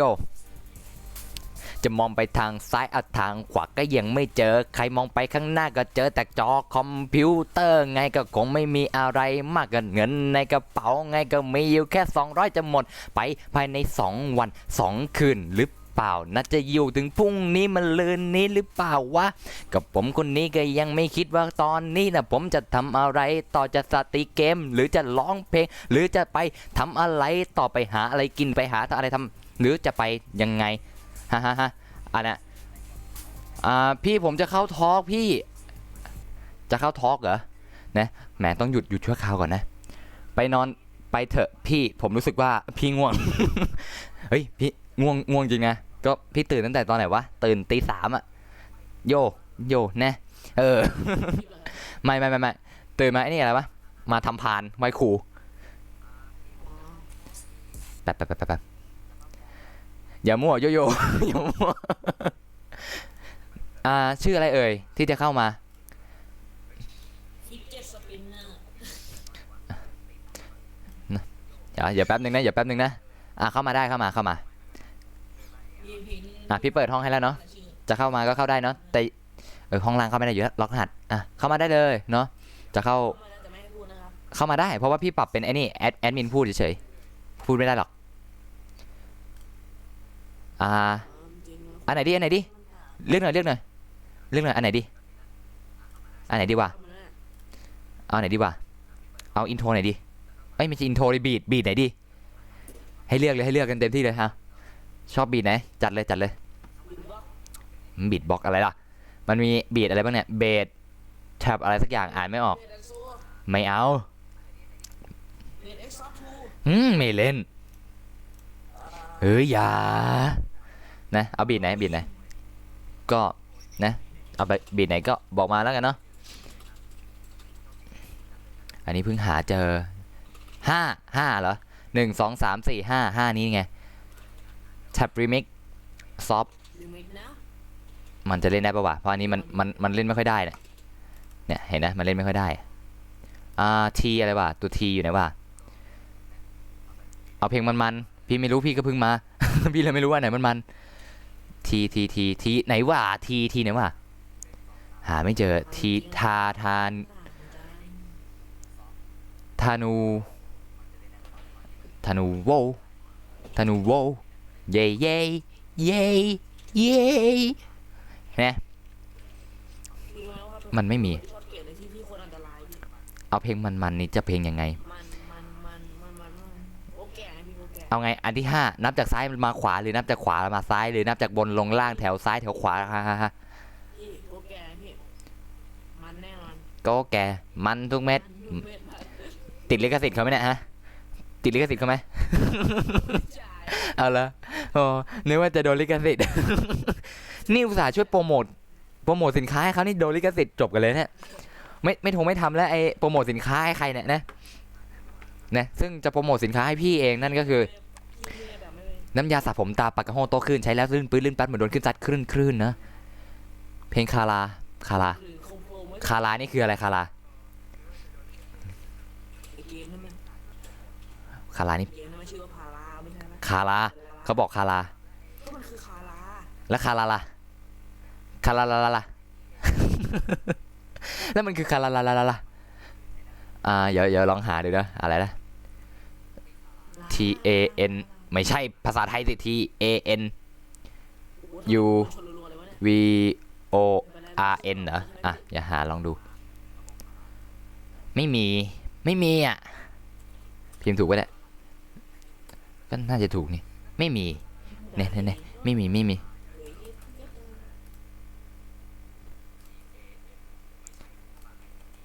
ไม่เจอเนาะซึ่งยันกลับค้าง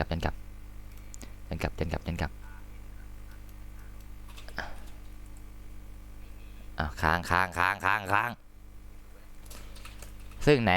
ใครจะเข้าทอล์กมาไม่เห็นมีใครเข้าทอล์กมาสักคนเลยอุตส่าห์เปิดทอล์กให้เข้าเนี่ยหรือต้องก๊อปดิ้งทอล์กไว้ด้วยเอาเพลงนี้ไม่มีลิขสิทธิ์นะแป๊บนึงนะเพลงนั้นไม้เอาไม่ดีมั้งไม้ไม่เอาไม้ไม่ดีไม่เอาไม่ดี มาพี่ของไปมาของ ไม่ใช่แล้วอ่ะใครเข้าทอล์กเข้ามาในทอล์กนี้แล้วกันเนาะเอาไปเลยเอาไหนดีเอาเป็นอิเล็กทรอนิกส์ดัมdreamingอะไรดีวะ gangsta happy เอา happy แล้วกัน happy มีเยอะ แฮปปี้วิว ไม่ใช่ happy meal นม อันนี้พี่เป็นอะไรวะทำไมแม่งดูไม่ได้เนี่ยอะไรเองอะไร เสียงพี่เสียง เสียงอะไร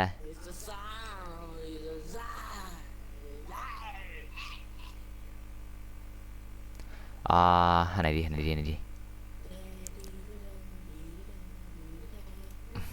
พวกนี้มันทำไมมันเล่นไม่ได้วะ พี่ครับพี่ลองทำอะไรมาดูยิ่งใหญ่เลย ดูยิ่งใหญ่ ดูยังไงยิ่งใหญ่แล้วยิ่งใหญ่ดูยังไงอะ ให้พี่ดูยิงใหญ่พี่ โอ้มันจะดูยังไงนะพี่ก็ไม่รู้หรอกเนอะมันยังไงยิ่งใหญ่นะซึ่งอันไหนดีนะคนดูกี่คนวะกี่คนเหลือกี่คนเหลือ5 คนนั้นจัดไปนะเราจะไม่ให้มีใครรู้จักไม่ใช่ละอย่าเลยเดี๋ยวของพี่ติดลิขสิทธิ์ อันไหนวะอันนี้เหรออันนี้ก็เล่นไม่ได้อันไหนวะเนี่ยอันไหนเล่นได้วะเนี่ยอันนี้ก็ไม่ได้อีกเอ้าทำไมเนี่ยอันไหนมันเล่นได้บ้างเนี่ยฮะไม่รู้ยอดเลยมะขาม เรามีเวลากินข้าวอยู่แค่ครึ่งชั่วโมง ก็ดีนี่ ไม่สิมีเวลากินข้าวแค่15 นาที ก็ดี แล้วเรา15 นาทีไม่ใช่15 นาทีเต็มที่ได้กินข้าวลงมาจากตึกก็ประมาณ10 นาทีแล้ว ขนาดนั้นเลย ใ This is my PE channel. Yeah, yeah, yo, yeah, yeah, yeah, yo, yeah, yo, yeah.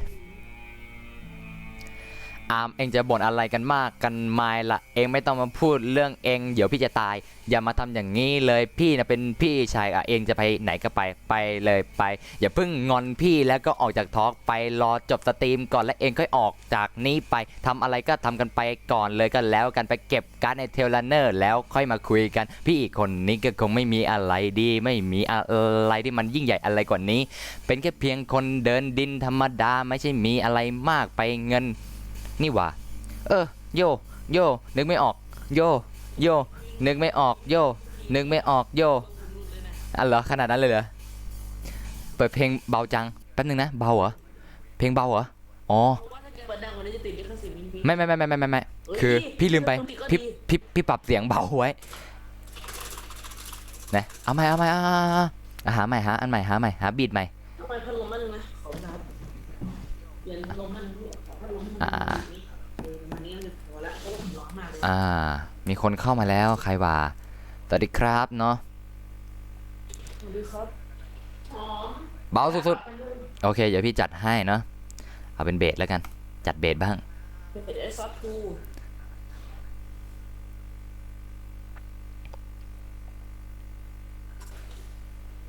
ไอ้อาร์มแรปแบทเทิลกับพี่ปะ เฮ้ยอะไรวะเฮ้ยนี่พี่อุตส่าห์ใจดีนะเนี่ยพี่ใจร้ายมากพี่ไม่ได้ใจร้ายพี่แค่โหดร้ายเฉยมาผัดแล้วกันนะมาผัดใส่หมูอันไหนดีอันนี้เหรอผมไล่ไม่เป็นพี่ผมรู้ว่ามันผิดแป๊บหนึ่งทำไมมันมีอีคูเล่นเทลไม่เล่นนะจบเทลไปแล้วจบรายการเทลไปแล้วอันนี้คือนะช่วงป๊อปเป้เรดิโอกล้าโทรก็โทรเข้ามานะฮะนะเปิดกาลิน่าให้เข้าอยู่นะซึ่งลิงก์กาลิน่าพี่ก็ทิ้งไว้ในแชทแล้วลองไปเลื่อนหากันเอาเองไหนดีวะ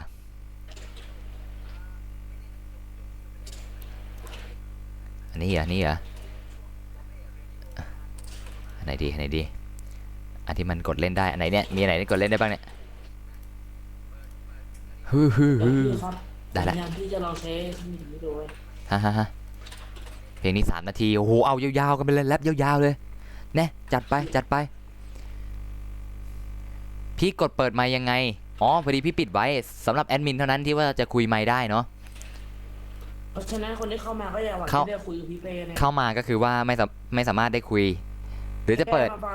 แค่มาฟังเสียงผมก็พอใจนะเพราะว่าถ้าเข้ามาคือมันจะอะไรนะมันจะไม่หน่วงถ้าไปดูในอะไร YouTube มันจะมีหน่วงไงถ้ามาในทอล์กมันจะไม่หน่วงโย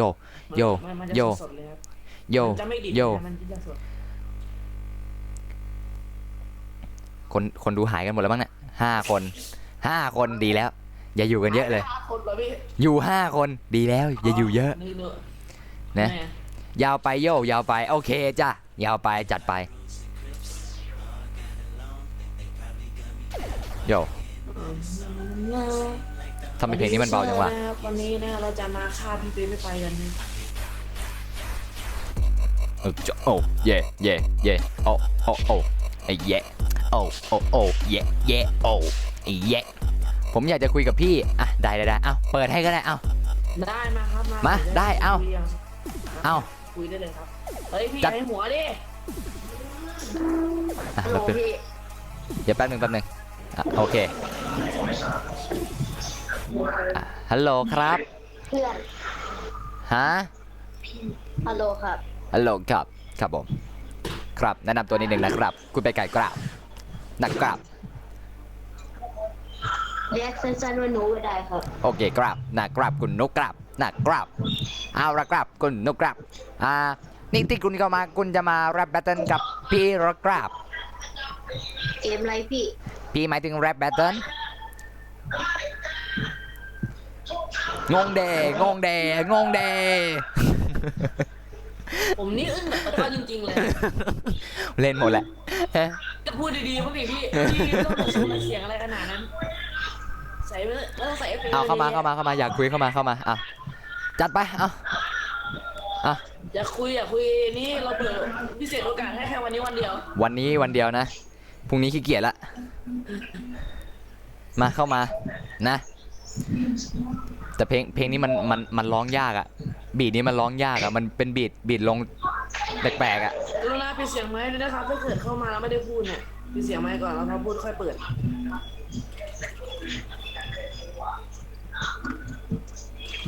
แป๊บอามพี่เจอนานกว่า3 นาทีเมื่อกี้แล้วว่ะ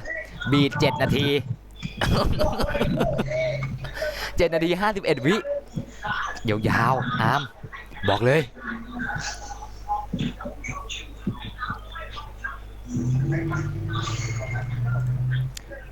เอาเป็นว่าอามปิดเสียงเขาไว้ก่อนแล้วกันเขาพวกนี้ปิดเสียงเขาไว้ก่อน เดี๋ยวค่อยคุยกันต่อนะครับขอให้หลับให้สบายนะครับพี่เป้เขาจะไปฆ่าคุณถึงบ้านเลย นะมีอะไรก็พิมพ์เอานะเพราะว่าพี่ปิดเสียงเราไปแล้วนะ พี่ปรับเป็นแอดมินพูดได้ดิ ฮะ ปรับชนะเป็นแอดมินพูดได้ อ้าวเหรอนะเองก็ปรับได้ไม่ใช่เหรอเองก็เป็นแอดมิน ไม่ว่างผมเล่นเทลอยู่ แหมอ้าวใครเข้ามาอีกไหมจะมีใครเข้ามาอีกไหมอ้าว ก็สามารถใช้ได้นะพี่ โยเราจะเข้ามาไหมเนี่ยฮะ ใครที่เข้ามาจะได้รับสิ่งพิเศษสามารถจับมือไม่ใช่สามารถคุยกับพี่เป๊ะๆไปได้แค่หนึ่งคำเนี่ย 1 คำเองเหรอฮะ หรือครับ ฮะ อย่างนี้ด้วยเหรอ นารีเข้ามาไหมเอ่ยจะเข้าไหม มีข่าวหรอก นะ เขาไม่ใครเข้าเยอะหรอกพี่ โอเคนะนั้นจัดไปแป๊บบีททำไมมันคุ้นมากเลยปะเหมือนกับเอาไปใช้ในวอซีอันไหนสักอันอะ ใช้ได้เลยเหรอผมไม่เคยเล่นวอซีเลยพี่ เย่โยเย่อย่าบอกถ้ามาแบบนี้ทั้งเพลงนี้ร้องไม่ได้นะเย่โอ้โหน่าจะใช่อ่ะบีทมาอย่างนี้เนี่ยแล้วจะเข้าท่อนไหนวะเนี่ย ที่ไหนก็ได้นะพี่ตอนนี้ก็ต้อง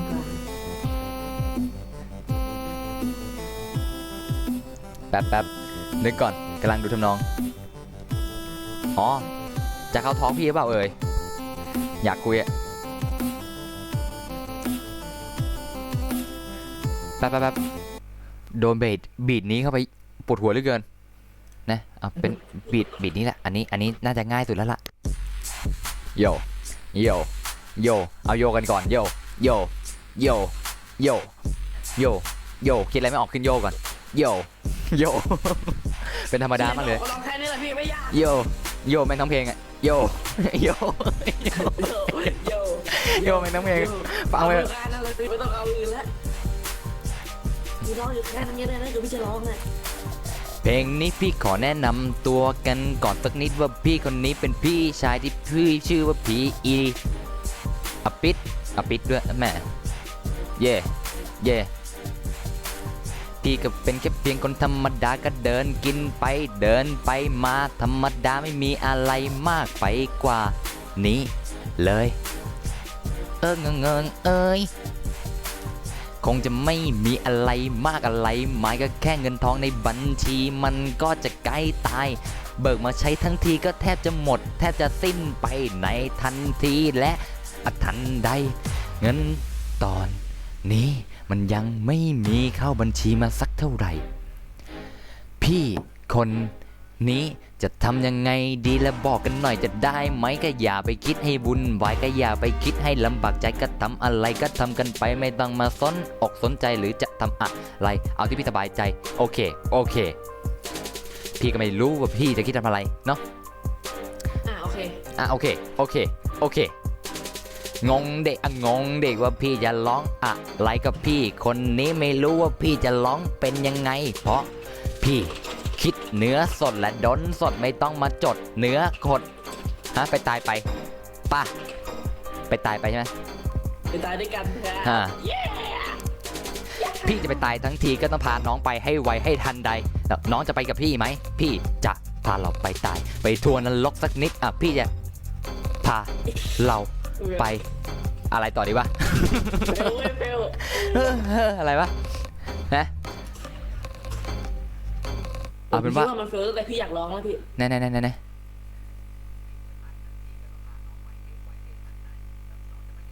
เนี่ย2 F3กดไม่ได้สัก F ไม่เป็นไร F 1 F 2 F 3 F กดทำไมเนี่ยฮะ ไม่ก็คือจะเก๊กท่าไง จะเก๊กท่าซะด้วย ให้พี่ไปตายก่อนซะด้วย มีคนเข้าทอล์กเพิ่มใช่ใช่ใช่อะไรขี้โกงเหรอ ไม่จะโดนก็พอเพิ่มนะกรุณาพูดว่าไม่ใช่ไม่ต้องพูดหรอก เอ้า เรื่องอะไร เปิดให้อ่ะ เปิดให้พูด เปิดให้ ต่อคน แป๊บนึงก็ชื่อคุณนั่นเราเนี่ยอันนี้ใช่ใครวะใครวะคุณไม่ใช่ไม่อะไรนะลิซาดอน ลิซาดอนเอ็กคุงใช่นะซึ่ง ทำไมเสียงเขารบกวนจังเลย นะนั่นปิดเหมือนเดิมแหละดีละโอเคตามนั้นแหละเออ ยี่ก็ได้เหรอพี่ ปิดเหมือนเดิมแบบดีแล้ว ผมรู้ว่าอย่างงี้มันเป็นเรื่องที่ผิดมากเลยนะ นั่นน่ะสิ2 นาที พี่ครับถ้าเกิดสมมติว่าพี่มี มีอะไร 50 นะ ล้านซับสไครต์แล้วมีไม่ใช่อันนี้แหละสมมติว่าพี่มีสักประมาณ 1,000 ซับสไครต์แล้วใช่ไหมแล้วมีคนเขาท้อมาประมาณ50 คนพี่คิดว่าพี่จะคุยเลยเดือนละ50 คนไหวไหม เอ้า คุยทีเดียวนะ50 คน เฮ้ยแรปใครเขาเอาเพราะล่ะจริงไหมแรปเขาไม่ได้เอาเพราะนี่แรปเอาเพื่อความมัน แต่ผมไม่เห็นมันเร็ว เฮ้ยอะไรเองต้องมาแรปกับพี่สิแน่ใจนะผมไม่คิดว่ามันจะมันจริงๆแล้วนะพี่ เหรอ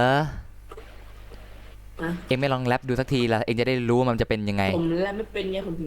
งแลโอ้ยไม่ทันเฮ้ย แรปมันไม่ได้ยากอะไรก็แค่ลองมาแรปลองพูดออกไมค์ออกสื่อออกไวออกไปออกให้ไวมันไม่มีอะไรมากมายก็แค่นี้เองก็พูดออกไป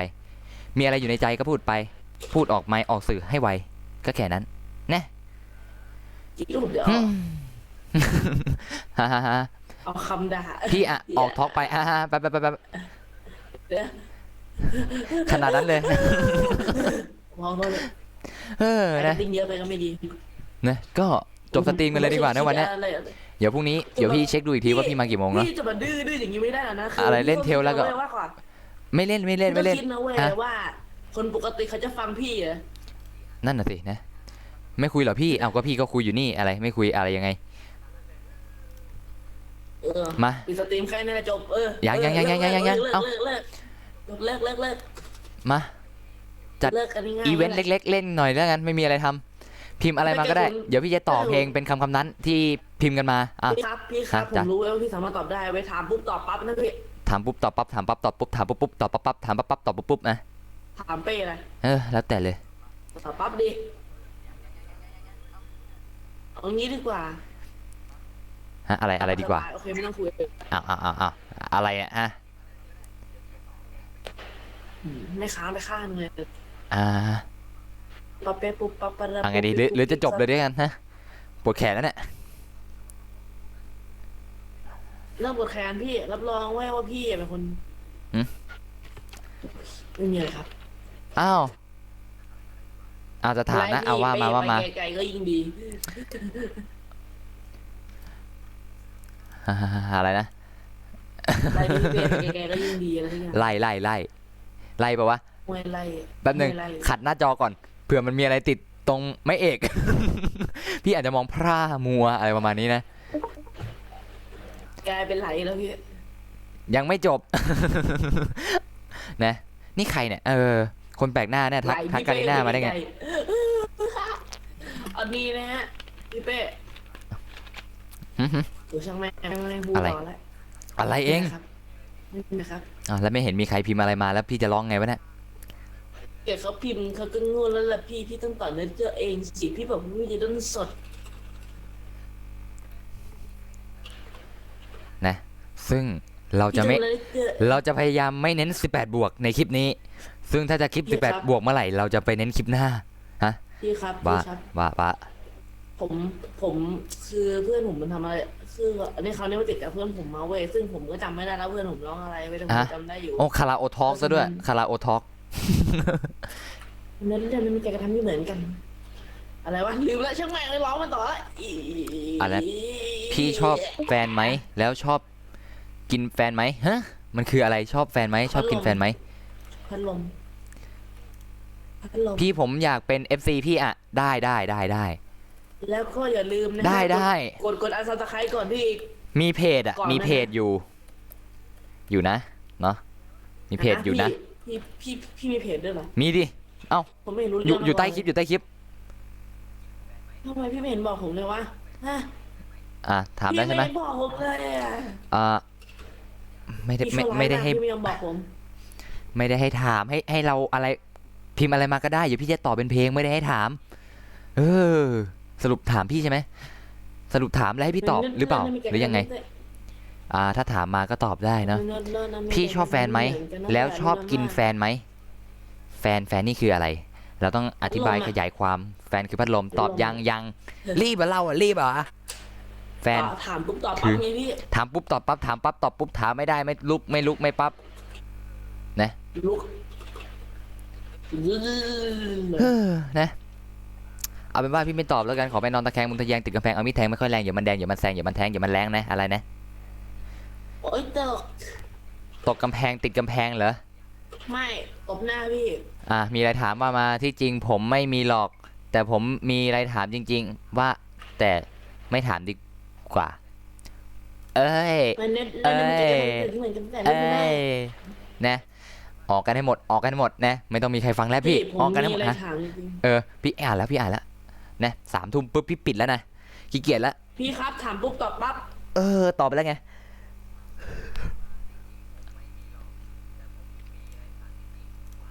ไหน พี่ตอบเนี่ยพี่ไม่ยอมตอบ เมื่อกี้อะไรเนี่ย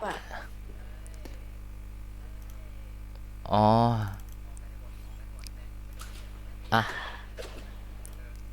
เอาไงดีจะทำอะไรดี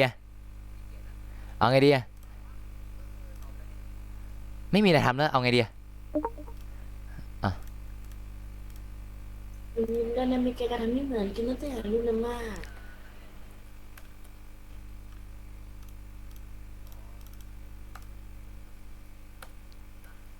พี่เป้ ฮะ พี่เป้รู้อะไรไหมว่าพี่เป้นั้นแรปดีมากเลยแต่ เหรอ ถ้าเกิดจะดีกว่านี้พี่จะต้องแรปที่ดีกว่านี้ พี่ไม่เข้าใจคำพูดผมแล้วสิพี่ผมคือลิซาดอนพี่คือหมาแต่พี่ก็หมาตัวหนึ่งอย่ามีไม้ไหมเรามีไม้ไหมมาไปเคลียร์ มา พี่เป้ตัวเลยครับ มีไม้ไหมพี่เป้ตัวเลยครับ มาไม่มีไรเนี่ยโอ้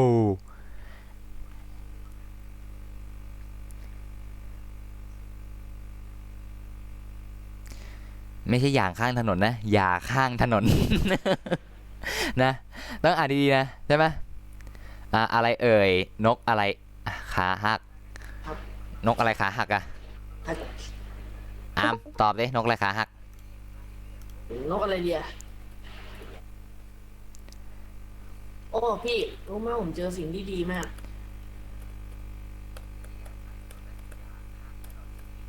พี่ ฮะ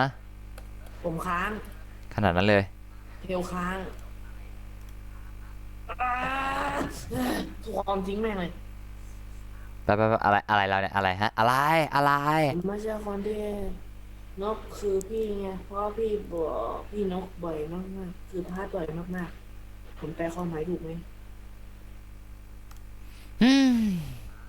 พี่โชคร้ายเนาะ พี่โชคดี ดีตรงไหน ดีที่มีเองคอยแปลไง ผมนี่เงื่อไปสักพักเลย ก็ดีนะฮะอะไร How to be อยู่ไหน อะไร to be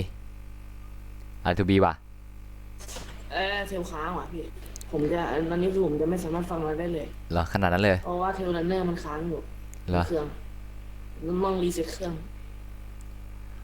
ขนาดนั้นเลย นี่ไงไม่ต้องรีเซ็ตแล้วเว้ย เหรออ่ะ นะหน้าเป็นไง เปิดเพลงเบาๆใครเครียดกันหน่อยแล้วกัน พี่ชอบตัวอะไรในโปเกมอน ฮะอะไรนะก็ เขาถามว่าพี่ชอบตัวอะไร รูปเห็นรูปไหมล่ะรูปชแนลพี่ใช้เป็นรูปอะไรนั่นแหละตามนั้นเลย อีวีฉะนั้นผมเอาเป็นลูคาริโอแล้วกัน นะ ลูคาริโอ ก็ดี ผมเอาเรียวรู้ ก็ดีเป็นสิ่งดีๆนะสรุปจะเอาลูคาริโอหรือเอาลิโอลุ เอาเรียวรู้มาพัฒนาร่างเป็นลูคาริโอ ตอบยังตอบแล้วไง ถามปุ๊บตอบปั๊บ พี่ตอบไปแล้วไงปั๊บ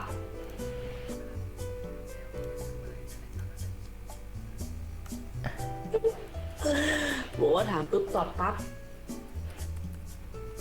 เคพี่ผมไปแล้วนะ ไปแล้วเหรอ รีบไปเรา ไป อะ ดูคลิป ไปดูคลิป วิดีโอ คลิปไหน คลิปโป๊ะ อ่ะ ฮะด้วย อ้าว หุบหน่อยแล้วเราอะ ไม่ ฮะว่า โปรโมทเซิร์ฟเวอร์พี่โปรโมทเซิร์ฟเวอร์ แป๊บนึงอะไรพี่ผิด เสียงนี่เกียบไปจิ้มจี้ แป๊บนึงทำไม มีอะไร ทำไมมีคำว่า อันนี้ คิมูจิมาด้วยฮะ เหมือนได้ยินคำว่าคิมูจิมาด้วยนะเมื่อกี้ รู้สึกดีพี่รู้สึกดีเฉย เหรอ สามารถใช้กับคำแบบอะไรก็ได้พี่ เหรอ รู้สึกดี แล้ว คือแบบ รู้สึกดีกับอะไรเนี่ย ทำงาพี่แบบอ๋อรู้สึกดีที่ พี่ตอบผิด ยู่ไง พี่ผิดอะไร พี่ผิดอะไร พี่ตอบไปตอนไหนวะ ปั๊บปั๊บถามปุ๊บตอบปั๊บ เฮ้ออะไรนะ ปั๊บ กาดอนไคโอกาอาเซอุสลาติออสลาติอัสเหรอ ถ้าเกิดชอบขนาดนั้นแล้วก็นะครับ นะ ไม่เอามาเลยที่บ้านเลยนะครับถ้าเกิดชอบขนาด นั่นน่ะสินะ นั้นพี่ก็ชอบอะไรนะบูสจิดาเนบูสจิบานาบูสจิโซบูสเมกาบูสจิ เอาให้หมดเลยใช่ไหมนะก็พรุ่งนี้ก็ใช่ไงก็พี่ก็ชอบอีวีไงก็คลิปก็ลงอยู่ไงก็บอกว่าพี่ชอบตามนั้นแหละนะเดี๋ยวพรุ่งนี้กี่โมงดีเดี๋ยวพี่ดูกันแล้วกันพี่ว่างกี่โมงเดี๋ยวพี่ประกาศลงในเพจเนาะแล้วกันเดี๋ยวพี่ประกาศลงในเพจเดี๋ยวพี่ตอบลงในเพจเนาะว่าพี่จะไลฟ์กี่โมงอ้าวอาร์มหายอาร์มฮัลโหลนั้นเอาไปนว่า วันนี้ก็ต้องขอขอบคุณทุกคนที่อะไรอะคืออะไรส่งเลยไหมาให้พี่เนี่ยคืออะไรปฏิเสธไม่รับลบด้วยไม่รับปะเนี่ยไม่เอาไม่รับเนาะเอาเป็นว่าวันนี้พี่ก็เดี๋ยวขอจบคลิปเพียงเท่านี้เนาะก็ขอบคุณทุกคนนะฮะที่เข้ามาดูคลิปจนถึงตอนนี้นะฮะผมบ๊ายบายแล้วพี่เป้โอเคระวังตายโอเคเนาะพรุ่งนี้เจอกันแล้วแต่เลยแล้วแต่เราเล่นเลยแล้วกันนะเวลาเดิมดีไหมพรุ่งนี้เดี๋ยวคิดดูก่อนเดี๋ยวพี่ประกาศลงในเพจเนาะว่าพรุ่งนี้เจอกี่โมงเอาเป็นว่าไปละโชคดีบ๊ายบายนะเจอกันพรุ่งนี้บายบี